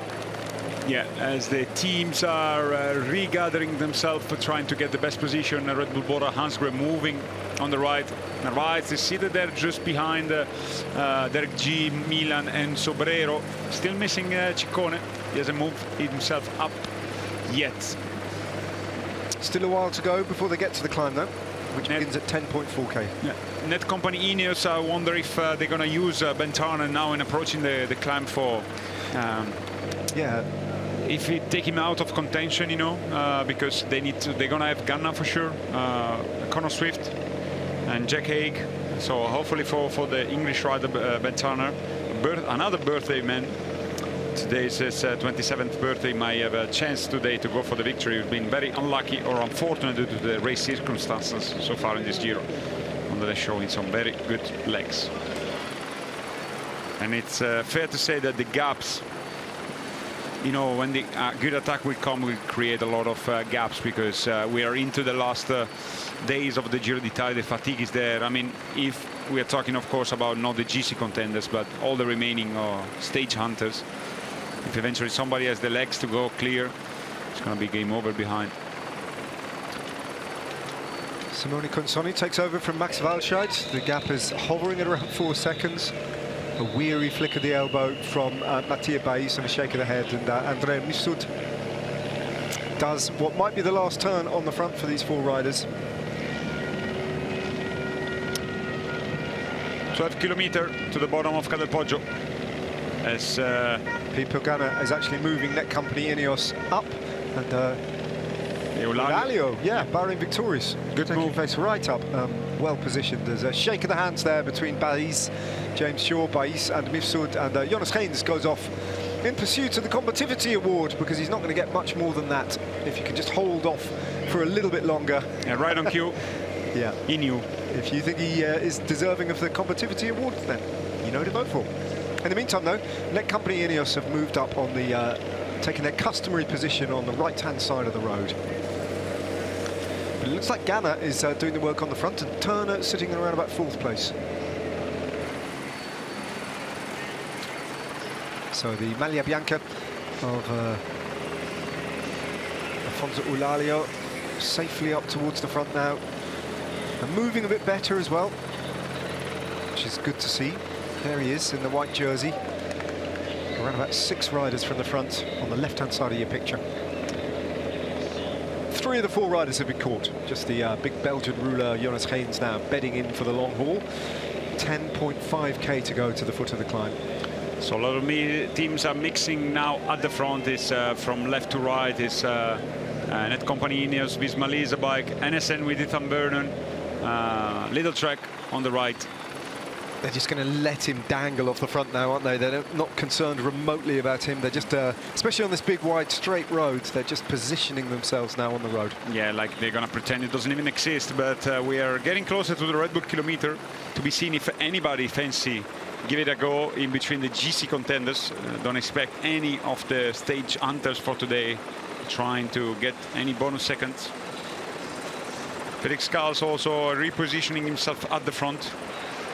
So those is Team Decathlon CMA CGM. I mean, Team Ahrensman, if it presents itself, he would take the opportunity of taking 4 bonus seconds. I think maybe. We don't know. We're gonna see soon. 2.4 kilometer till the Red Bull kilometer. Could even see Egan Bernal try and take 4 bonus seconds from Netcompany Ineos. He's just outside the top 10, but he's pretty close to Ben O'Connor. And there he is, actually, Bernal, just sitting in 5th wheel on the right of your picture. Magnus Sheffield behind him. It's curious to see that all the Little Trek team have gathered at the front, except for Ciccone is not yet there with them. It's just missing the only. Now I wonder if they're racing for something different than Ciccone. That's. Because it's strange that he's not right behind his team, you know. And Narvaez instead had chosen, I think wisely, because if you look at the firepower of Little Trek for approaching the climb with Jonathan Milan, you can rest assured they might be in a good position by then.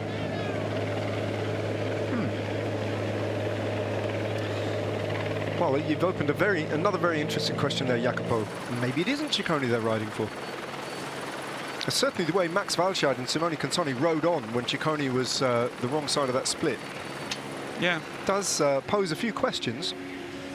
Anyway, this is the finish line today. Pieve di Soligo. It's only a small place with a massive church.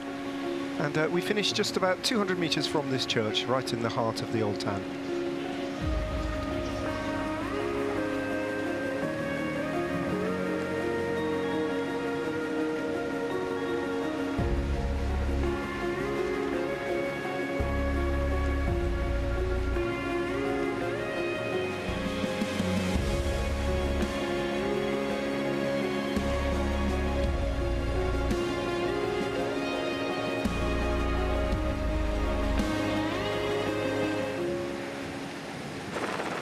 Typical Veneto countryside here, towards the north of the region, just in the very, very lower foothills of the Alps, the Dolomites, I should say. Right. Big support at the side of the road, wherever you go. And Haynes has got himself a 17-second lead over the bunch. Yeah, the bunch has slowed down a little bit. Everybody just want to ensure they got a good position. So now it's a good chance for us to see if Ciccone have moved himself right behind his team. No, I couldn't quite see him. Yeah. So the Red Bull kilometre is coming in fast now. About 1.3k to go, maybe a little bit less to the Red Bull kilometre. Actually, we are at the Red Bull kilometre, 300 meter. I think it's the start, isn't it, of the Red Bull kilometre, which is a kilometre long. I think. Where is that blue jersey, Jacopo? Can you spot him? Not really, I have to be fair. Giulio Ciccone. Is that just a positioning thing, or is that a tactical thing? Do we need to reassess what we think Lidl Trek are doing here? Is it a stage for Derek G? He's right up there. This is the start of the Red Bull kilometre. And after this is going to be a long descent before like a real one at the very beginning, and then a little bit easier towards the Murdica del Poggio. It's going to be very fast, the approach to it. I really cannot see Ciccone. Sorry if you overly focus on the Italian rider, but we thought they were racing for him. But he's at the very far back of the peloton. Well, that was Felix Gall, actually, just getting the better of Timo Arensman. By the looks of it. Yeah. So Felix Gall just taking a few seconds advantage over Timo Arensman. That was actually the line. If he was him or not, maybe Oliver Nasen was Nasen. Yeah. It was Nasen. They were trying to set up a good. It was not really well played by Net Company Ineos, but the disappointment of Arensman.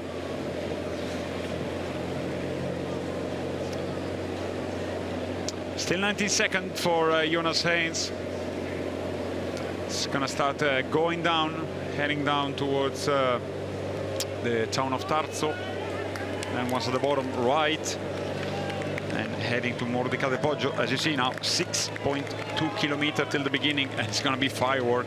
It's going to be a very fast approach to the climb as well.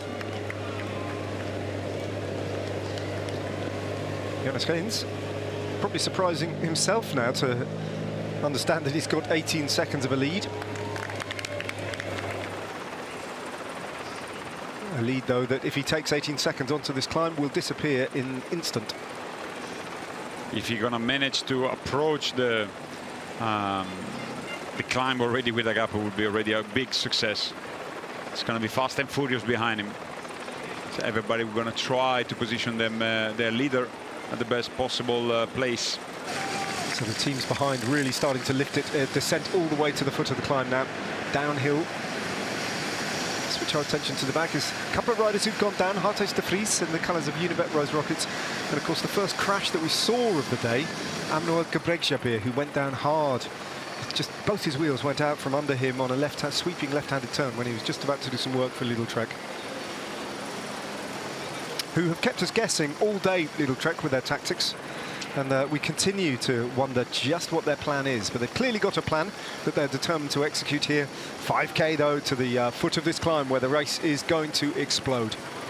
Connor Swift it was who picked up third place, and Oliver Nasen. So they were just trying to make sure that their GC leaders didn't lose any time at the Red Bull kilometre.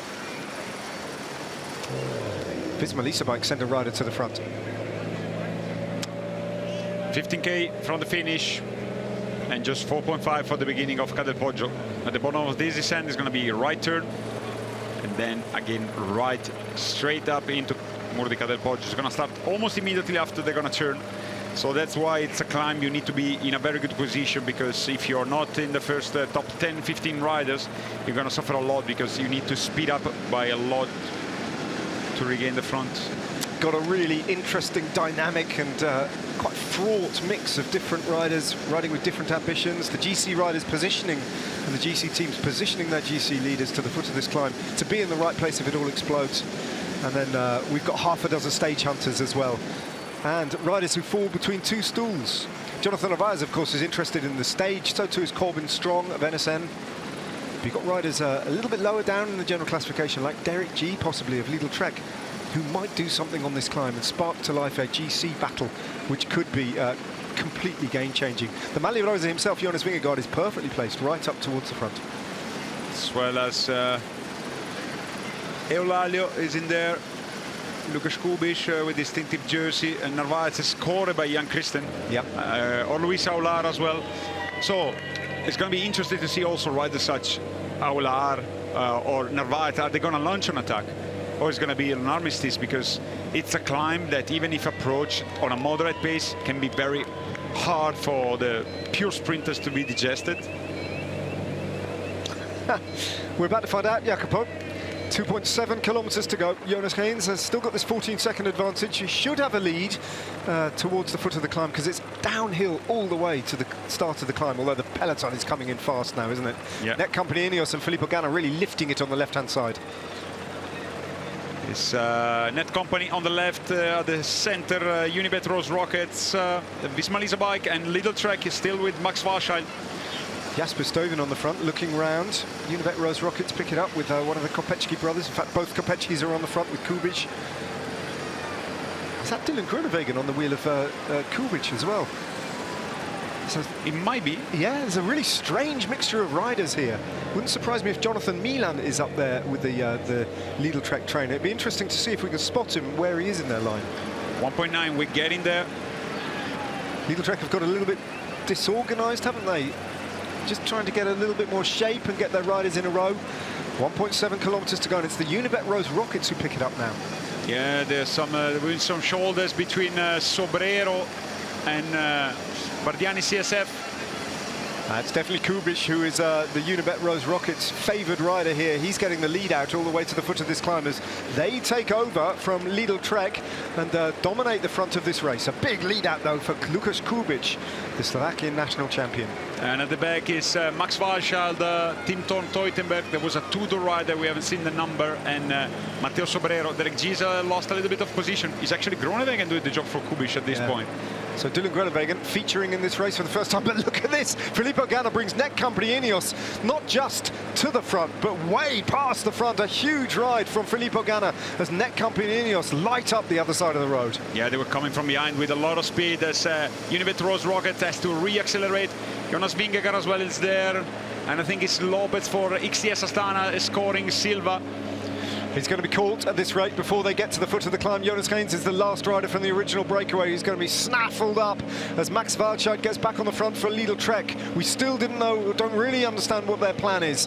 But it's Matthias Kopechki who picks it up from Unibet Rose Rockets. Filippo Ganna is done. Ineos Grenadiers on the other side. I think they're trying to protect Jonathan Milan is there behind Tim Thorn-Teutenberg. If the race doesn't ignite, they might try the chance with Jonathan Milan. Well, he has been climbing particularly well, but can he get over this short, sharp Muro in the kind of company which might explode the race and put it beyond the reach for the sprinters? Nobody knows, but we're about to find out the answer. They're about to turn onto this last climb. The Muro di Ca del Poggio is upon us, and now what's going to happen? It's Lidl Trek who take the race on from the start. It's Tim Thorn-Teutenberg with Lukas Kubic on his wheel, then Jonathan Milan, XTS Astana, it's Mozzato. Thomas Silver is there from XTS Astana. Jonathan Milan setting the pace. No sign of Giulio Ciccone. Where is Jonathan Narvaez? Not to be seen at the moment.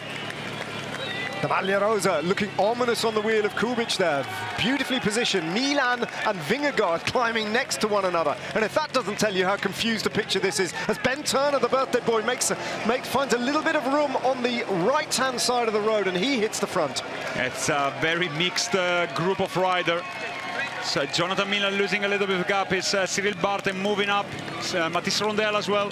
Vingegaard just marking every move. Sepp Kuss moving to the front now as Visma Lease a Bike are imposing themselves on this climb. No sign of Jonathan Narvaez towards the front. Eulalia goes on the offensive. The man who was crashed and out and down not so long ago. The white jersey goes off the front. Afonso Eulalia has attacked.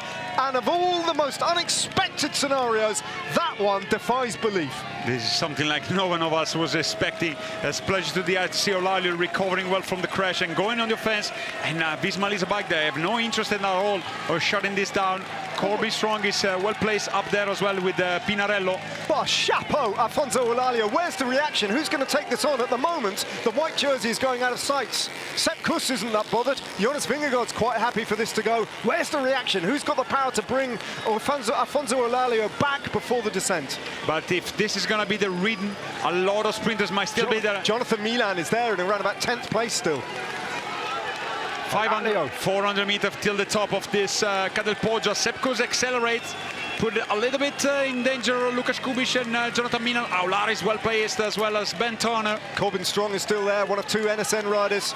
Afonso Eulalia might have attacked a little bit too soon. Sepp Kuss sees that white jersey ahead of him. Big crowds here at the top of this Poggio. And Sepp Kuss is winching his way back to Afonso Eulalia. Vingegaard. Jonathan Milan is still in very good position. He's still holding on very good. Is it going to be a bunch sprint today? Ben Turner is there. Milan's still there, you're right, in around about 10th place. What a ride from Jonathan Milan.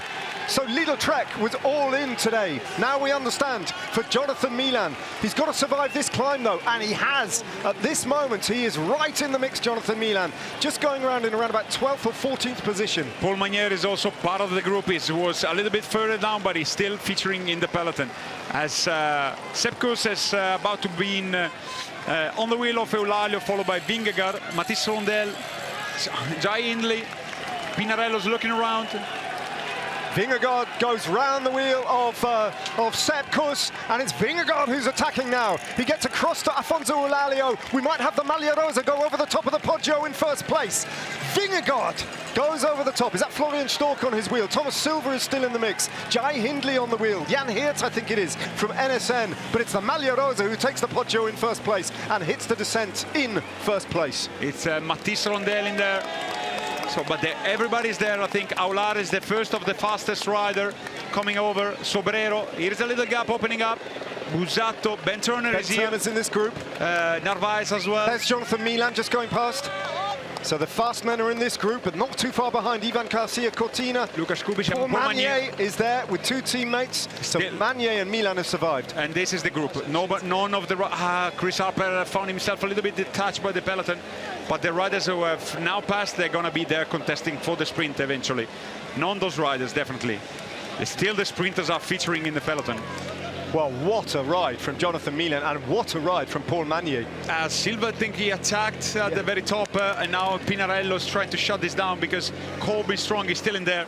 And if this group eventually collaborate, they're going to cut out all the fastest rider from the victory. Well, this could be a major reversal for Jonathan Narvaez in the Maglia Ciclamino. Never mind that, I think Jonathan Milan might be the story today. If he can recover and if he can get across to the front of the race and they can improvise some sort of a lead out on this very technical final kilometre of this arrival here into Pieve di Soligo. So the fastest rider in this group are Ben Turner, definitely Silva, and as well Corbin Strong, which now Pinarello is working for him, in fact. Only 2 riders only on one team, sorry, for Visma Lease bike. GC split there as well. Felix Gall is in this group. Timon Adensman, for example, I don't think is. That's him towards the back. Yeah, Timon Adensman is there. It was not Ben Turner, my bad. So Ben Turner is not featuring this group. He's in the Milan Magnier group. Only Corbin Strong is featuring in this group, so makes him the biggest favorite. But that is the group. They're not too far. There's 2 riders, 3 riders. Is that group coming back? Pinarello's trying to keep them away now. The fast men are in the second group on the road. Heavy rain now at the finish line. That's going to make it even more complicated. It's raining with the sun. The sun is out, the rain is falling. It's getting devilishly difficult as Davide Picanzoli finds himself on the front of this group now, trying to rescue his GC position, but he might be dragging the fast men back to the front of the race. Yeah, Picanzoli is featuring in the first chasing group. Let's not forget the last kilometer. There's going to be a left turn and 1 kilometer to go before the last corner with a little descent right after, coming about 500 meters to go. So the finish line itself is not straightforward. That's the second group with Picanzoli. Not too far behind, but it is at the moment Pinarello who's doing all the riding, doing a really good job in the services of Corbin Strong, the New Zealand rider, who's one of the fastest riders in this group. But they're going to be riding into wet conditions now. You can see on the road where they are now. The raindrops have started to fall. This is going to be sketchy downhill, pretty much all the way to the final kilometre in Pieve di Soligo. The gap is now 10 seconds. Who is collaborating on the back is even Jonathan Milan himself, but nobody's willing to do so. Francesco Busatto, the only rider's willing to do something. But Piganzoli, the presence of Piganzoli might be one of the reasons why nobody's working. Well, Manier's got a couple of teammates, and Jasper Stuyven, and I think Fabio van den Bosque possibly as well. Zana as well is in there. Jai Hindley's going on the offensive, so Hindley with Bernal on the wheel. Vingegaard, this is turning into a GC race at the front. Is this a sprint? Is it a GC race? Is it a day for the breakaway? I've got no idea, Jacopo. It was the most unpredictable evolution of today. Michael Storer is not featuring in this part of the group, so he might lose some seconds for the GC. There is no even collaboration at the moment. That's an opportunity then for Jonas Vingegaard's teammate, Davide Piganzoli, to bring it back. A rider just dropped back to that group as well. Because this attack was at the only consequence of dropping Pinarello from it. As for Corbin Strong, this might be a problem, because if the group behind is coming back, he has to feature much more faster riders, because here only him, Aular, are the fastest rider, as well as Silva. Eulalio goes again, following Coulset. Johannes Coulset kicks off a response from the Portuguese rider, who breaks free from that GC group once again. Good attack from Johannes Coulset. Amazing response from Afonso Eulalio. They've got a bit of a gap now. And the Maglia Ciclamino is in that second group as well. They're at 13 seconds. They're not making any inroads, not getting across to the group of the Maglia Rosa. On the finish line, in the meantime, it's still raining. And the road is definitely wet at this point. The rider will be informed, but it's not what they were hoping for a sketchy finale. Well, the mind goes back to Potenza in the rain on the descent to the finish line, when Eulalio was off the front in the wet on that occasion with another rider, with Igor Arrieta. This time he finds himself in a similar situation with the company of Johannes Coulset. And they've got a little bit of a gap. It's Sepp Kuss, I think, who's on the front of the Maglia Rosa group. And the 17th second of the group Piganzoli is referring to these two riders. So it might be a little bit less to the second group here on the road, the first chasing group. They might be coming back. Yeah, because there were a lot of numbers for Soudal Quick-Step, so they see the chance of going for the victory today. Sepp Kuss will not be taking any risks here with the Maglia Rosa on wet roads on his wheels. So is that a real chase that Sepp Kuss? And they're not far. There's Eulalio going around the corner. Johannes Coulset just a little bit hesitant on that corner to follow the line of Eulalio. 3 or 4 second gap to Sepp Kuss. And I think Jonas Vingegaard just let the wheel drop a little bit there as well. Looks like they're dry roads on this part of the descent. Vingegaard just trying to calm things down and stay safe as Sepp Kuss moves to the front. And this is the moment where it can reshape the finale, because Soudal Quick-Step is bringing back the second group on the first chasing group. Coulset burying himself here. These two instantly working together. A flick of the elbow. Eulalio comes through. Unbelievably, Eulalio comes through. It's Derek G who's attacked now. Followed by Aular and Corbin Strong, Silva. And Thomas Silva as well. None of these riders should be ruled out. But Soudal Quick-Step is still continuing doing their effort as they're replacing all the team. They're featuring 6 riders at the moment. Derek G's riding for Jonathan Milan now. 2 marquee sprinters trying to chase down these 2 attackers. It's Paul Manier and Jonathan Milan with their lead-outs on the front, trying to bring back Johannes Coulset and Afonso Eulalio, who is at it again here. If they manage to get to the last kilometer with a little bit of a gap, they can stand a chance, because it's wet and you cannot make much difference when you have to approach wet corners. 3K to go for these 2 attackers. Soudal Quick-Step on the front now. Derek G drops back. So who is in here? Also Matis Mikkels. Baez is still there as well. So some fast men in this group. The Maglia Ciclamino as well. What a plot twist it is, as Manier eyes up the possibility of taking 50 points and another stage victory for him. 2.5k to go, but first of all they have to catch these two. As you say, if they get to the Flamme Rouge with anything like a lead, they have a chance. They have to keep on working now, sharing the work. Johannes Kulset, is he not coming through? Yes, he does come through. Olalio will get on the wheel of the young Norwegian. Yeah, 1.3 kilometer for the first left corner. But now the Soudal Quick-Step team is gathering at the front with numbers. Yeah, they've got strength in depth. They've got at least 3 riders, then Paul Manier to look after. 2.1k to go. Long straight road. This is not ideal for Kulset and Alfonso Olalio. They're getting closer to them.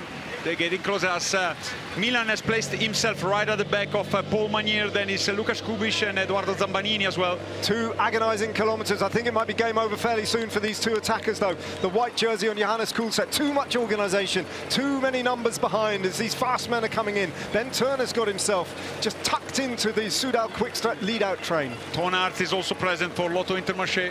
Tobias Lund Andersen is there as well from Decathlon AG2R, I think.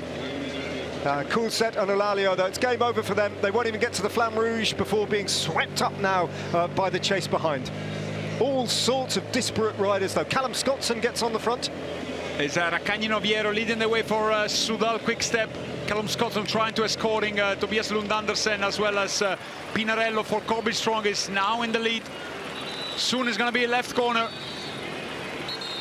So NSN take over, Corbin Strong being the protected rider, heading towards 1 kilometer to go. Alfonso Olalio and Johannes Kulset are caught and passed. Still raining here at the finish, so they're going to be witness some sketchy corners now, the riders. It's very mixed up. Jonathan Milan lost some position as Cortina. Ivan Garcia Cortina with Ulis Aular takes over. They're a little bit boxed out on the right-hand side of the road. 800 meters to go then. A really technical last 300 meters. It's NSN keeping it high. Corbin Strong dives back a little bit in the mix. He's 4th on line. He's picked the wheel of Ulis Aular. Where are the big men? Jonathan Milan on the wheel of Paul Manier, boxing himself up on the right-hand side of the road. Thomas Silva still in the mix as well. Filippo Magli getting involved. A little bit further back, Ben Turner loses a few positions as Jonathan Narvaez moves up on the left-hand side of the road, but he's already got his nose on the wind. Slots back onto the wheel of Thomas Silva. It's going to be right corner here on the wet road, and then a little descent. Very technical right-hander all round it. Safely is Jasper Stuyven with Paul Manier on his wheel. Stuyven with Paul Manier. And it's Manier who opens up his sprint. Milan's forced to go the wrong way round. Paul Manier opens up an advantage. Milan trying to get back on terms. It's Manier! What a statement from Paul Manier. Win number 3. And the Maglia Ciclamino to boot. Perfection from Manier in the most astonishing last 11 kilometers of that bike race where anything was possible and the impossible happened. Manier, after all that, wins this sprint. Wow, he took the lead with his team. They reshaped the finale and the unpredictable happened. We were not expecting a bunch sprint. It was not an overly large bunch, but nonetheless 50 riders featuring, and Paul Manier, thanks to yet another amazing job by Jasper Stuyven. What a lead out. He managed to be in a good position because, as you saw, the last corners were gentle left and right, and he was in the perfect position. Jonathan Milan had to go all the way up, and he was almost like losing grip because he had to sit down. But the last 150 meters was just a show by this man. 3rd victory for Paul Manier. So on a day when the sprinters shouldn't have had their chance, they got their chance in this Giro that confounds expectations every single day. What a stage it was, the finale. And they got the victory, taking the control just at the very end of the stage. What a finale it was. And I tell you what, Paul Manier, I think, has won the Maglia Ciclamino in Rome, assuming he gets there now. I think that is done. Yeah, that's a big amount of points he has scored today. 50 points. That we haven't seen then if Narvaez was himself involved in the top 10.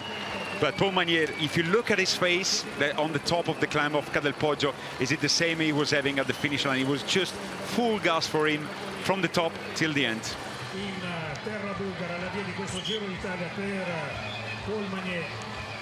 Here's Manier decided to take the lead because there was a corner.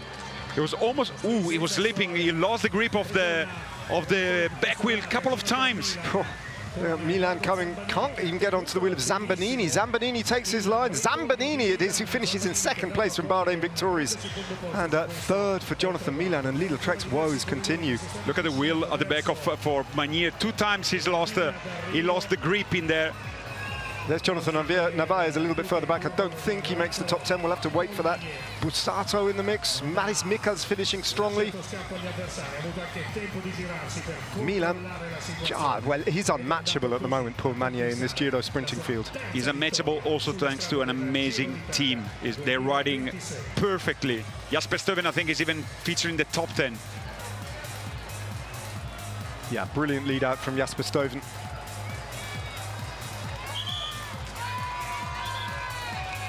What a sprint by Paul Magnier. Here's the Duomo of Pieve di Soligo. Wow, what a finale. And when you think you understand cycling, cycling proves you wrong. So here's the finish line, the final classification. No top 10 placing for Jonathan Narvaez, but the top 15 pick up points, but Magnier's picked up 50. Zambanini, excellent second place for Bahrain Victorious. Milan so frustrated to finish in third. Bussato finishing in fourth. The fight was for the corner, and I think Mila did a little mistake. He was following Jasper Stuyven, and it's a good courtesy, but he let Paul Magnier entering on his wheel. And I think in there he got himself mixed up with the other riders, because if he was on the wheel of Paul Magnier, I think he could have had a chance. But this man and Soudal Quick-Step have done it in the perfect possible way. Magnier will be absolutely buzzing about that.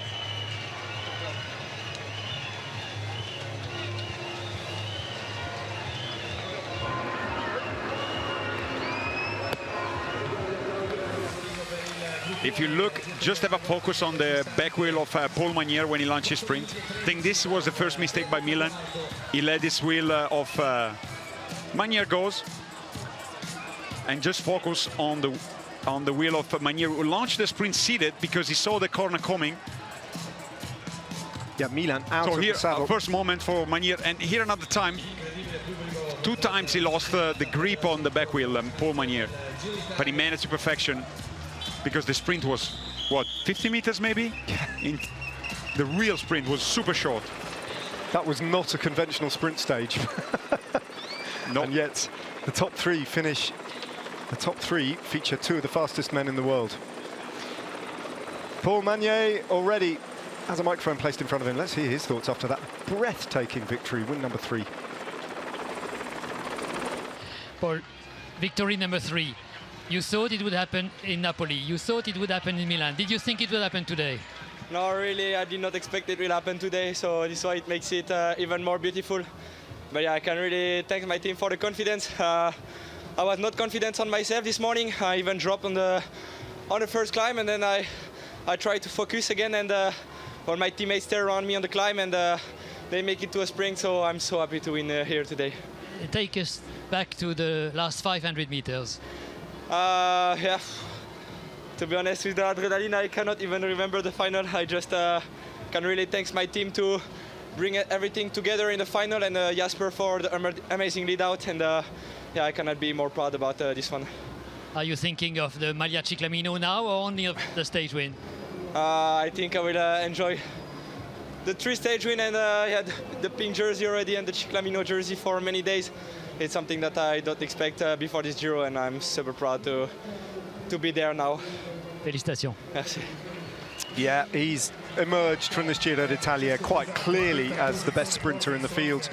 But he's right, and you're right, Jacopo, to pay tribute to Jasper Stuyven there for that lead out. Amazing. The line he took into that last corner, perfection. And it put everybody else into difficulty. But for Magnier to deliver off that pace over that short distance for the sprint, I don't think, well, we mentioned it earlier in commentary, the race organisers were not expecting a big group to come to the line today. Not this size. And yet again, he's right on thanking Jasper Stuyven for the job he has done, because this victory belongs to him. And I think this will hurt even more Jonathan Milan, because last year and for the last couple of years, he was part of the lead out of Jonathan Milan, which is the key role and the key rider for Paul Magnier's victories so far, Jasper Stuyven, the whole team, but Jasper Stuyven nonetheless is really the key rider for the victories that Paul Magnier is having in this Giro d'Italia. Third one. And as he said, he looked very bad at the beginning. He was one of the first sprinters to get dropped.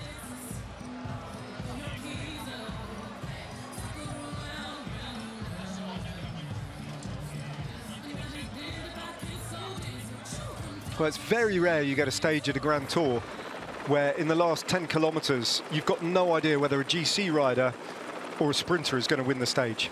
But there was a moment in the climb. I mean, when the climb started, I think, if I go by memory, there was Lukas Kubic, Jonathan Milan, Jonas Vingegaard was in there, and I think maybe Aular. It's just the weirdest mixture of riders. Yeah. It was a very explosive finale and didn't disappoint. He is warming down. He's got a big stage ahead of him tomorrow, of course, where he will, I hope, effectively to deliver the definitive and final blow to everybody's hopes in the general classification, if they haven't lost hope already, which they probably have. He just wanted to get through today in one piece. And chapeau also to all the riders to, you know, manage to get through the corner safely, because it was raining, it was very sketchy. And again, borderline miracle. Watching 10 times the replay of the wheels of Paul Magnier when he launched the sprint, the first part where he was still seated. 2 times he lost the grip. Yeah, white lines in the rain. And despite, like, just a slight difference, if you look the sprint of Magnier compared to Milan the same, he's seated and he seems like he's easing off on the pedal a little bit, where Magnier, he was all in. It's not yet, how can I say, satisfied with 2 victories. And he wanted a third so badly that... how they got around this corner all in one piece? By far, they went fast. And again, look at the wheels of Magnier. Here's how the race was won by Magnier. When he started, Jasper Stuyven smartly placed himself for the inter, like here, lose 2 times the wheel. There, and there again. He took a few risks, but they paid off, Paul Magnier. And it's a sprint, you have to risk. Zambadini was almost just getting sucked along by the wind speed, wasn't he, behind him, just in that wind tunnel created by Paul Magnier. Terrific second place for Edoardo Zambadini, but he was never going to be able to do anything about Paul Magnier. No. Yet another second place. Look at Jasper Stuyven here. He's checking who is in there. He just seated himself. But look at the wheels of Magnier. Here. Wow.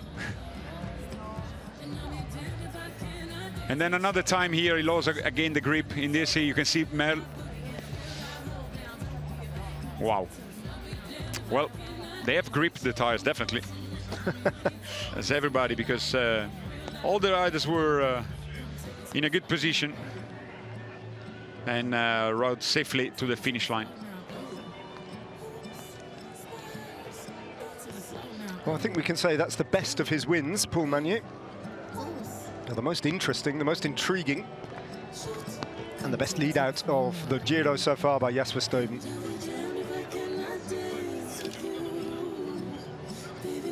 But also the fact that it wasn't just Stuyven who made it over the top of that climb and was in contention. He had other teammates there as well from Soudal Quickstep who played their part in bringing back, let's not forget, Afonso Eulalio and Johannes Kulset, because that was a dangerous attack and they needed to bring that to heel. Yeah, it was Raccagni Noviero, was Zana involved, was Van den Bosch, and then again masterpiece by Jasper Stuyven. Instead of fighting for the first corner to the left, he was coming from behind really fast and he managed to replace Paul Magnier at the front.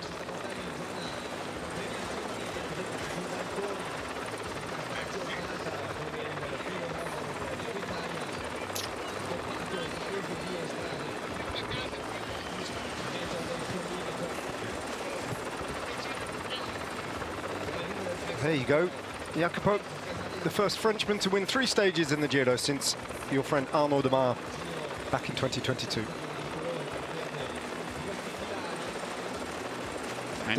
Demar sharing the all-time record for French riders at the Giro with Bernardino, winning 4 stages in 2020.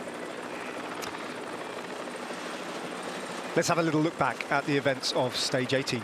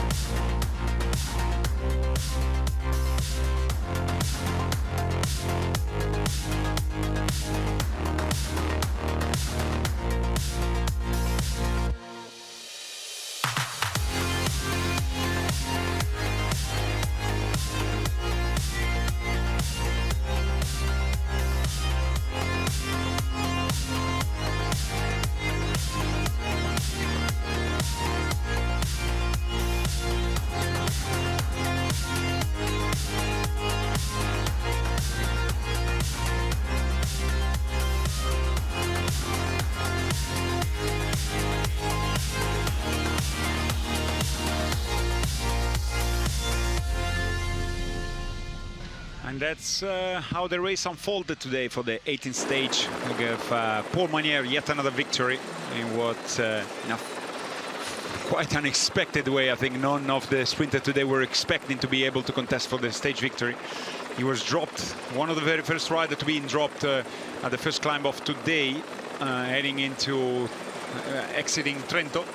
Found the energy on the way, and thanks to an amazing display of the team job, he managed himself to securing a third victory. Chapeau to Manier, but chapeau also to the whole Soudal Quick-Step, and especially for Jasper Stuyven.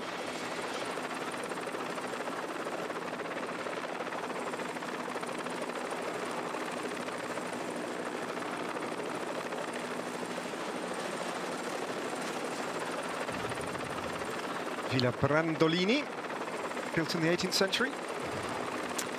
Tell you what, one of the features of today's stage was the beauty of the parcours. I found it absolutely breathtaking at times today, heading into Veneto. Can't believe it started raining right at the end. Out of nowhere, wet roads. How they negotiated the final kilometre safely, I do not know. But what a job What a job of work by Jasper Stuyven. So good at this role, and a very good observation from Jacopo that just to add to Jonathan Milan's frustrations, Jasper Stuyven was part of his lead-out train along with Mads Pedersen last year. Not last year, last time he came to the Giro. That corner there, the line that Jasper Stuyven took was perfection. Ben Turner, Mads Mikkels, some of the other riders in the mix. Bussato, he's got a fast little kick on him, the small rider from, the Italian rider from Alpecin Premier Tech. It was a very good sprint by Bussato. Fourth place against all the best sprinter in here. Zambanini just found himself in the perfect position on Paul Manier's wheel and just got dragged along to the finish line. Corbin Strong.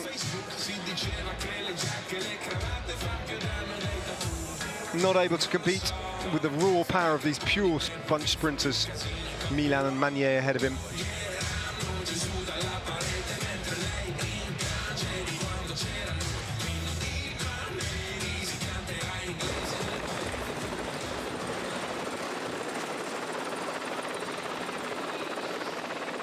Thomas Silva, another top 10 for XTS Astana rider. It's a very impressive Giro d'Italia that he's had. Mads Mikkels, another top 10 for him. Filippo Magli for Bardiani.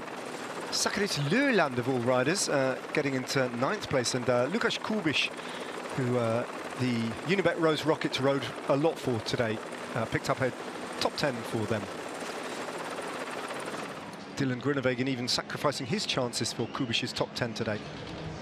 I think nonetheless it would have been too hard for a rider like Groenewegen. Yeah. But he needs commitment to do so chapeau to him. But completely confounded our expectations. We all, I think the whole peloton pretty much thought it would be too hard for Magnier and Milan. Wrong. They survived it.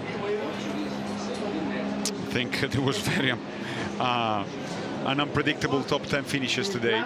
It was something completely different than what we were expecting. And I think also the organizer, because the finale itself was not designed really for this large group. Nonetheless, this man has won and has taken a big chunk of points ahead of Jonathan Narvaez. So this was the beginning of the climb. I mean, it's very random. You have Kubish, Milan, Mozzato, Silva, Turner. Here you got Vingegaard, and Eulalia opens up. He went 2 times after crashing early in the 40 kilometers from the finish. So chapeau to him. He's shown some very good attitude, the Portuguese rider. I think we can say that he's all right as well going into tomorrow, and that he just got a bit banged up and bruised. No harm done for Afonso Eulalia.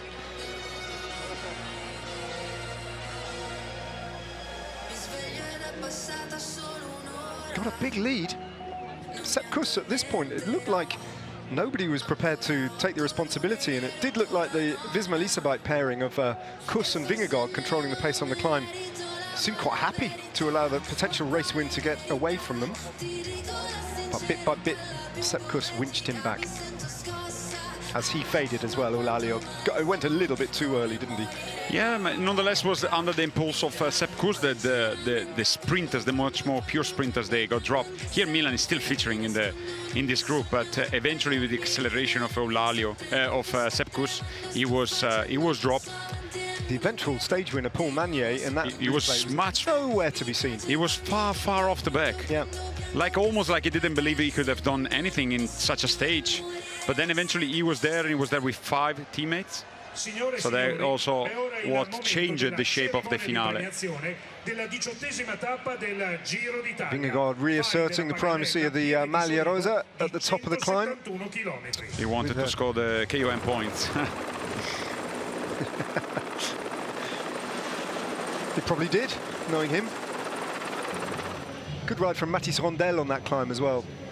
Haven't seen too much of him since he's slipped out of GC contention a little bit. Vingegaard congratulating Paul Magnier.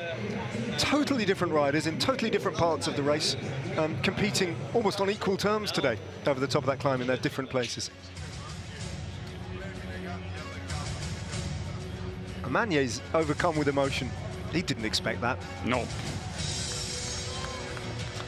It's one thing us not expecting it. It's another thing when a rider does something they don't expect to be able to do.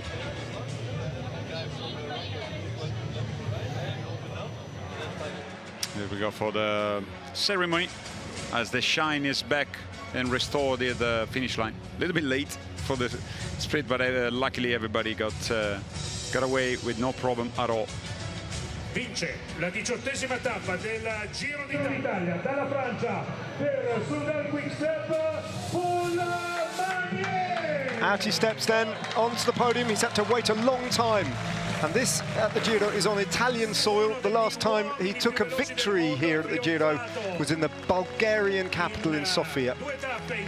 A third victory at the Giro in Pieve di Soligo for the 22-year-old superstar of sprinting of Soudal Quickstep. We only had 3 bunch sprints. You can't really call that one a bunch sprint, but a reduced sprint. And every time he's had the opportunity, he's won. He's exceeded his expectations, and he's made a huge inroads into winning the Maglia Ciclamino today as well. And let's not forget, as he reminded Jeff in the interview just now, he wore the Maglia Rosa as well. I mean, it's a Giro that is pretty much to perfection for Paul Magnier.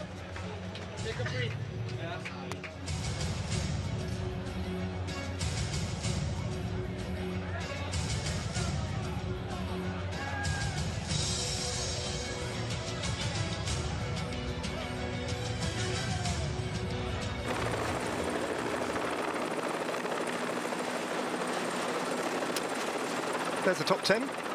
Zambanini, Milan, Bussato, Strong, Silva, Michels, Mali, Löland and Kubisch. IS Media Group. Straight on then with the Maglia Rosa presentation.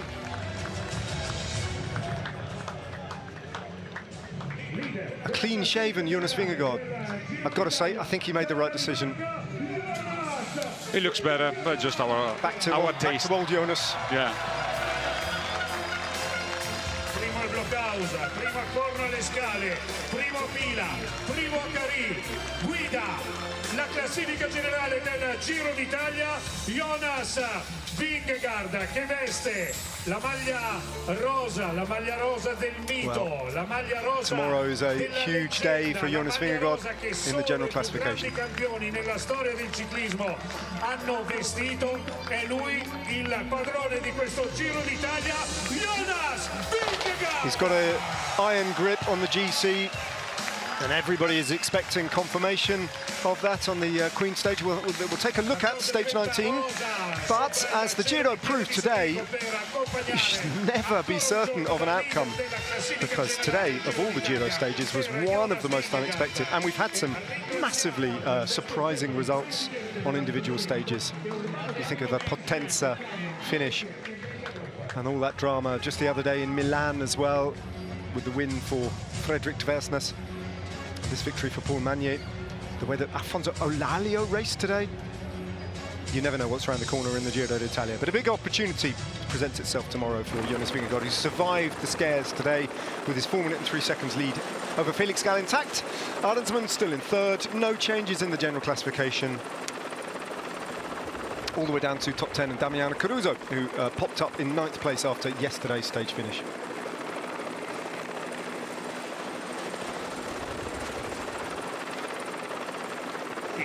E da Patrizio Deitos, presidente Confindustria Est Europa. And he's back in the Maglia Ciclamino, Paul Magnier. He could have effectively almost lost this jersey had the results gone in favour of Jonathan Narvaez today. But instead, he's turned the table emphatically on Jonathan Narvaez, and Narvaez has very little chance, I think, of denying Paul Magnier the jersey in Rome.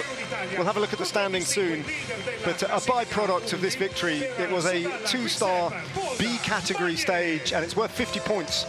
And he's made a massive statement, taking back that jersey from Jonathan Narvaez, who picked up just 1 point today on the road at the intermediate sprints. He may have featured Narvaez in the top 15, I'm not sure about that, but either way, he's got the maximum haul of points there, and will lead the Maglia Ciclamino by a decent margin with a few more days of racing remaining. So that was the last stage that suited Jonathan Narvaez. After this, the climbs are too hard and the sprints are too fast. Normally, but I have to say normally because unnormal things have happened at this Giro d'Italia. And after today's race, Magnier leads by, what's that, 37 points over Jonathan Narvaez, who drops down to 2nd place. 37 points, it's not done yet, and Narvaez will continue to chip away at those intermediate sprints.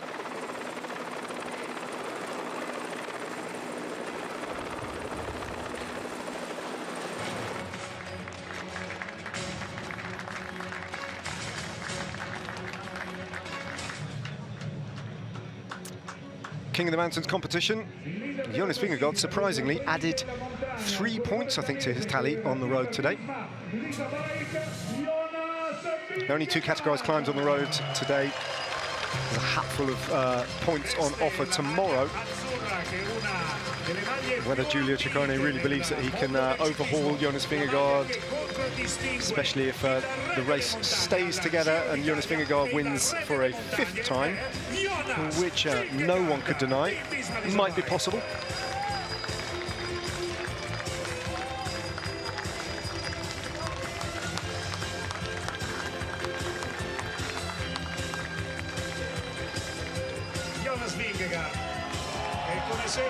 Over 140 points on the road tomorrow before they get to the Cat 2 finish of Alleghe, so the final summit is actually not worth that many points. The 2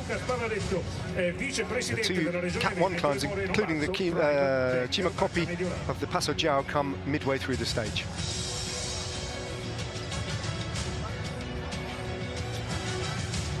Giulia Ciccone would have to get up the road and win everything, I think, before the and hope that Jonas Vingegaard doesn't win points at the end, because he's got a cavernous gap now of almost 100 points to close. But it's not impossible. Giulia Ciccone, with one big day out, could yet feature in the King of the Mountains mix-up in Rome. There's a very well-known local figure, I think, steps out onto the podium, gets a big cheer, and so should this man as well. Afonso Eulalio crashed heavily today in a feed zone where we think his handlebar might have caught a musette. Be interesting to see whether or not he can explain what happened, and for a while it looked like he might not even be able to resume. Chase back on, looked like his left elbow was damaged, and then, well, there's nothing wrong with the legs, attacking twice, once on the climb and then once to get across to Johannes Kulset, and with a couple of kilometers to go, yeah, he doesn't want to pick up that use that left arm overly, so he's going to be sore overnight.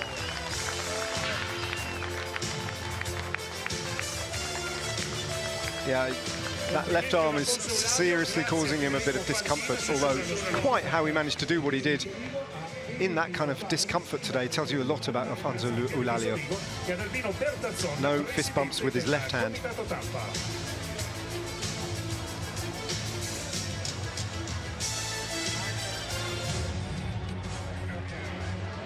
E con questo cala il sipario sulla cerimonia di...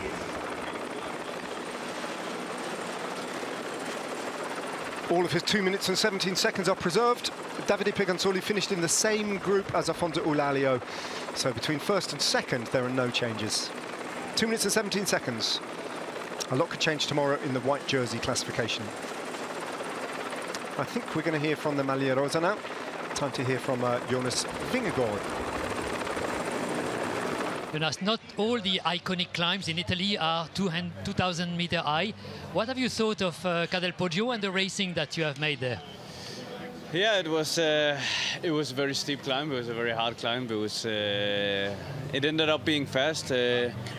Afonso Eulalio did a good attack there, and we put Seb on the front. Have you been surprised by his attack? No, I expected the GC guys to attack on the last climb.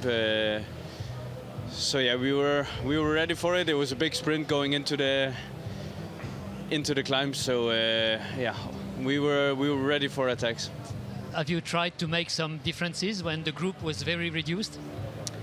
Oh no, we just wanted to go to the finish line today. We didn't want to go for the stage. Also, even in a reduced group, then there's still a risk by doing a sprint. Are you saying that you saved some energy for the coming 2 days in the mountains? Well, I don't know how much energy you could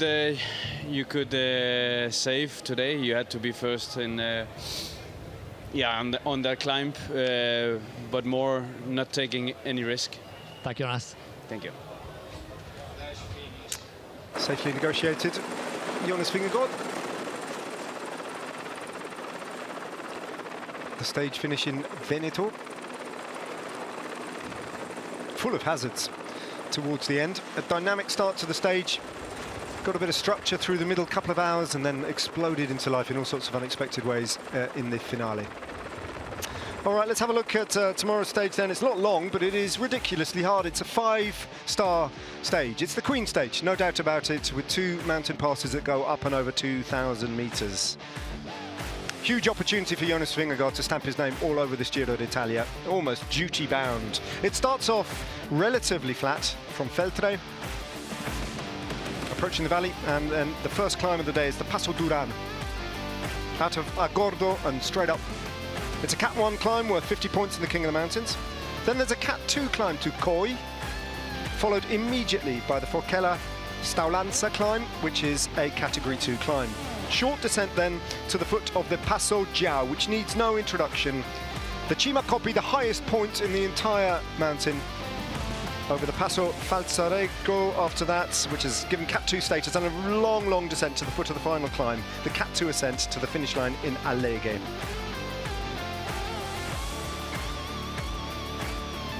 The fact that it is short makes it all the more explosive potentially. Just 151 kilometres with well over 5,000 metres of climbing on the route.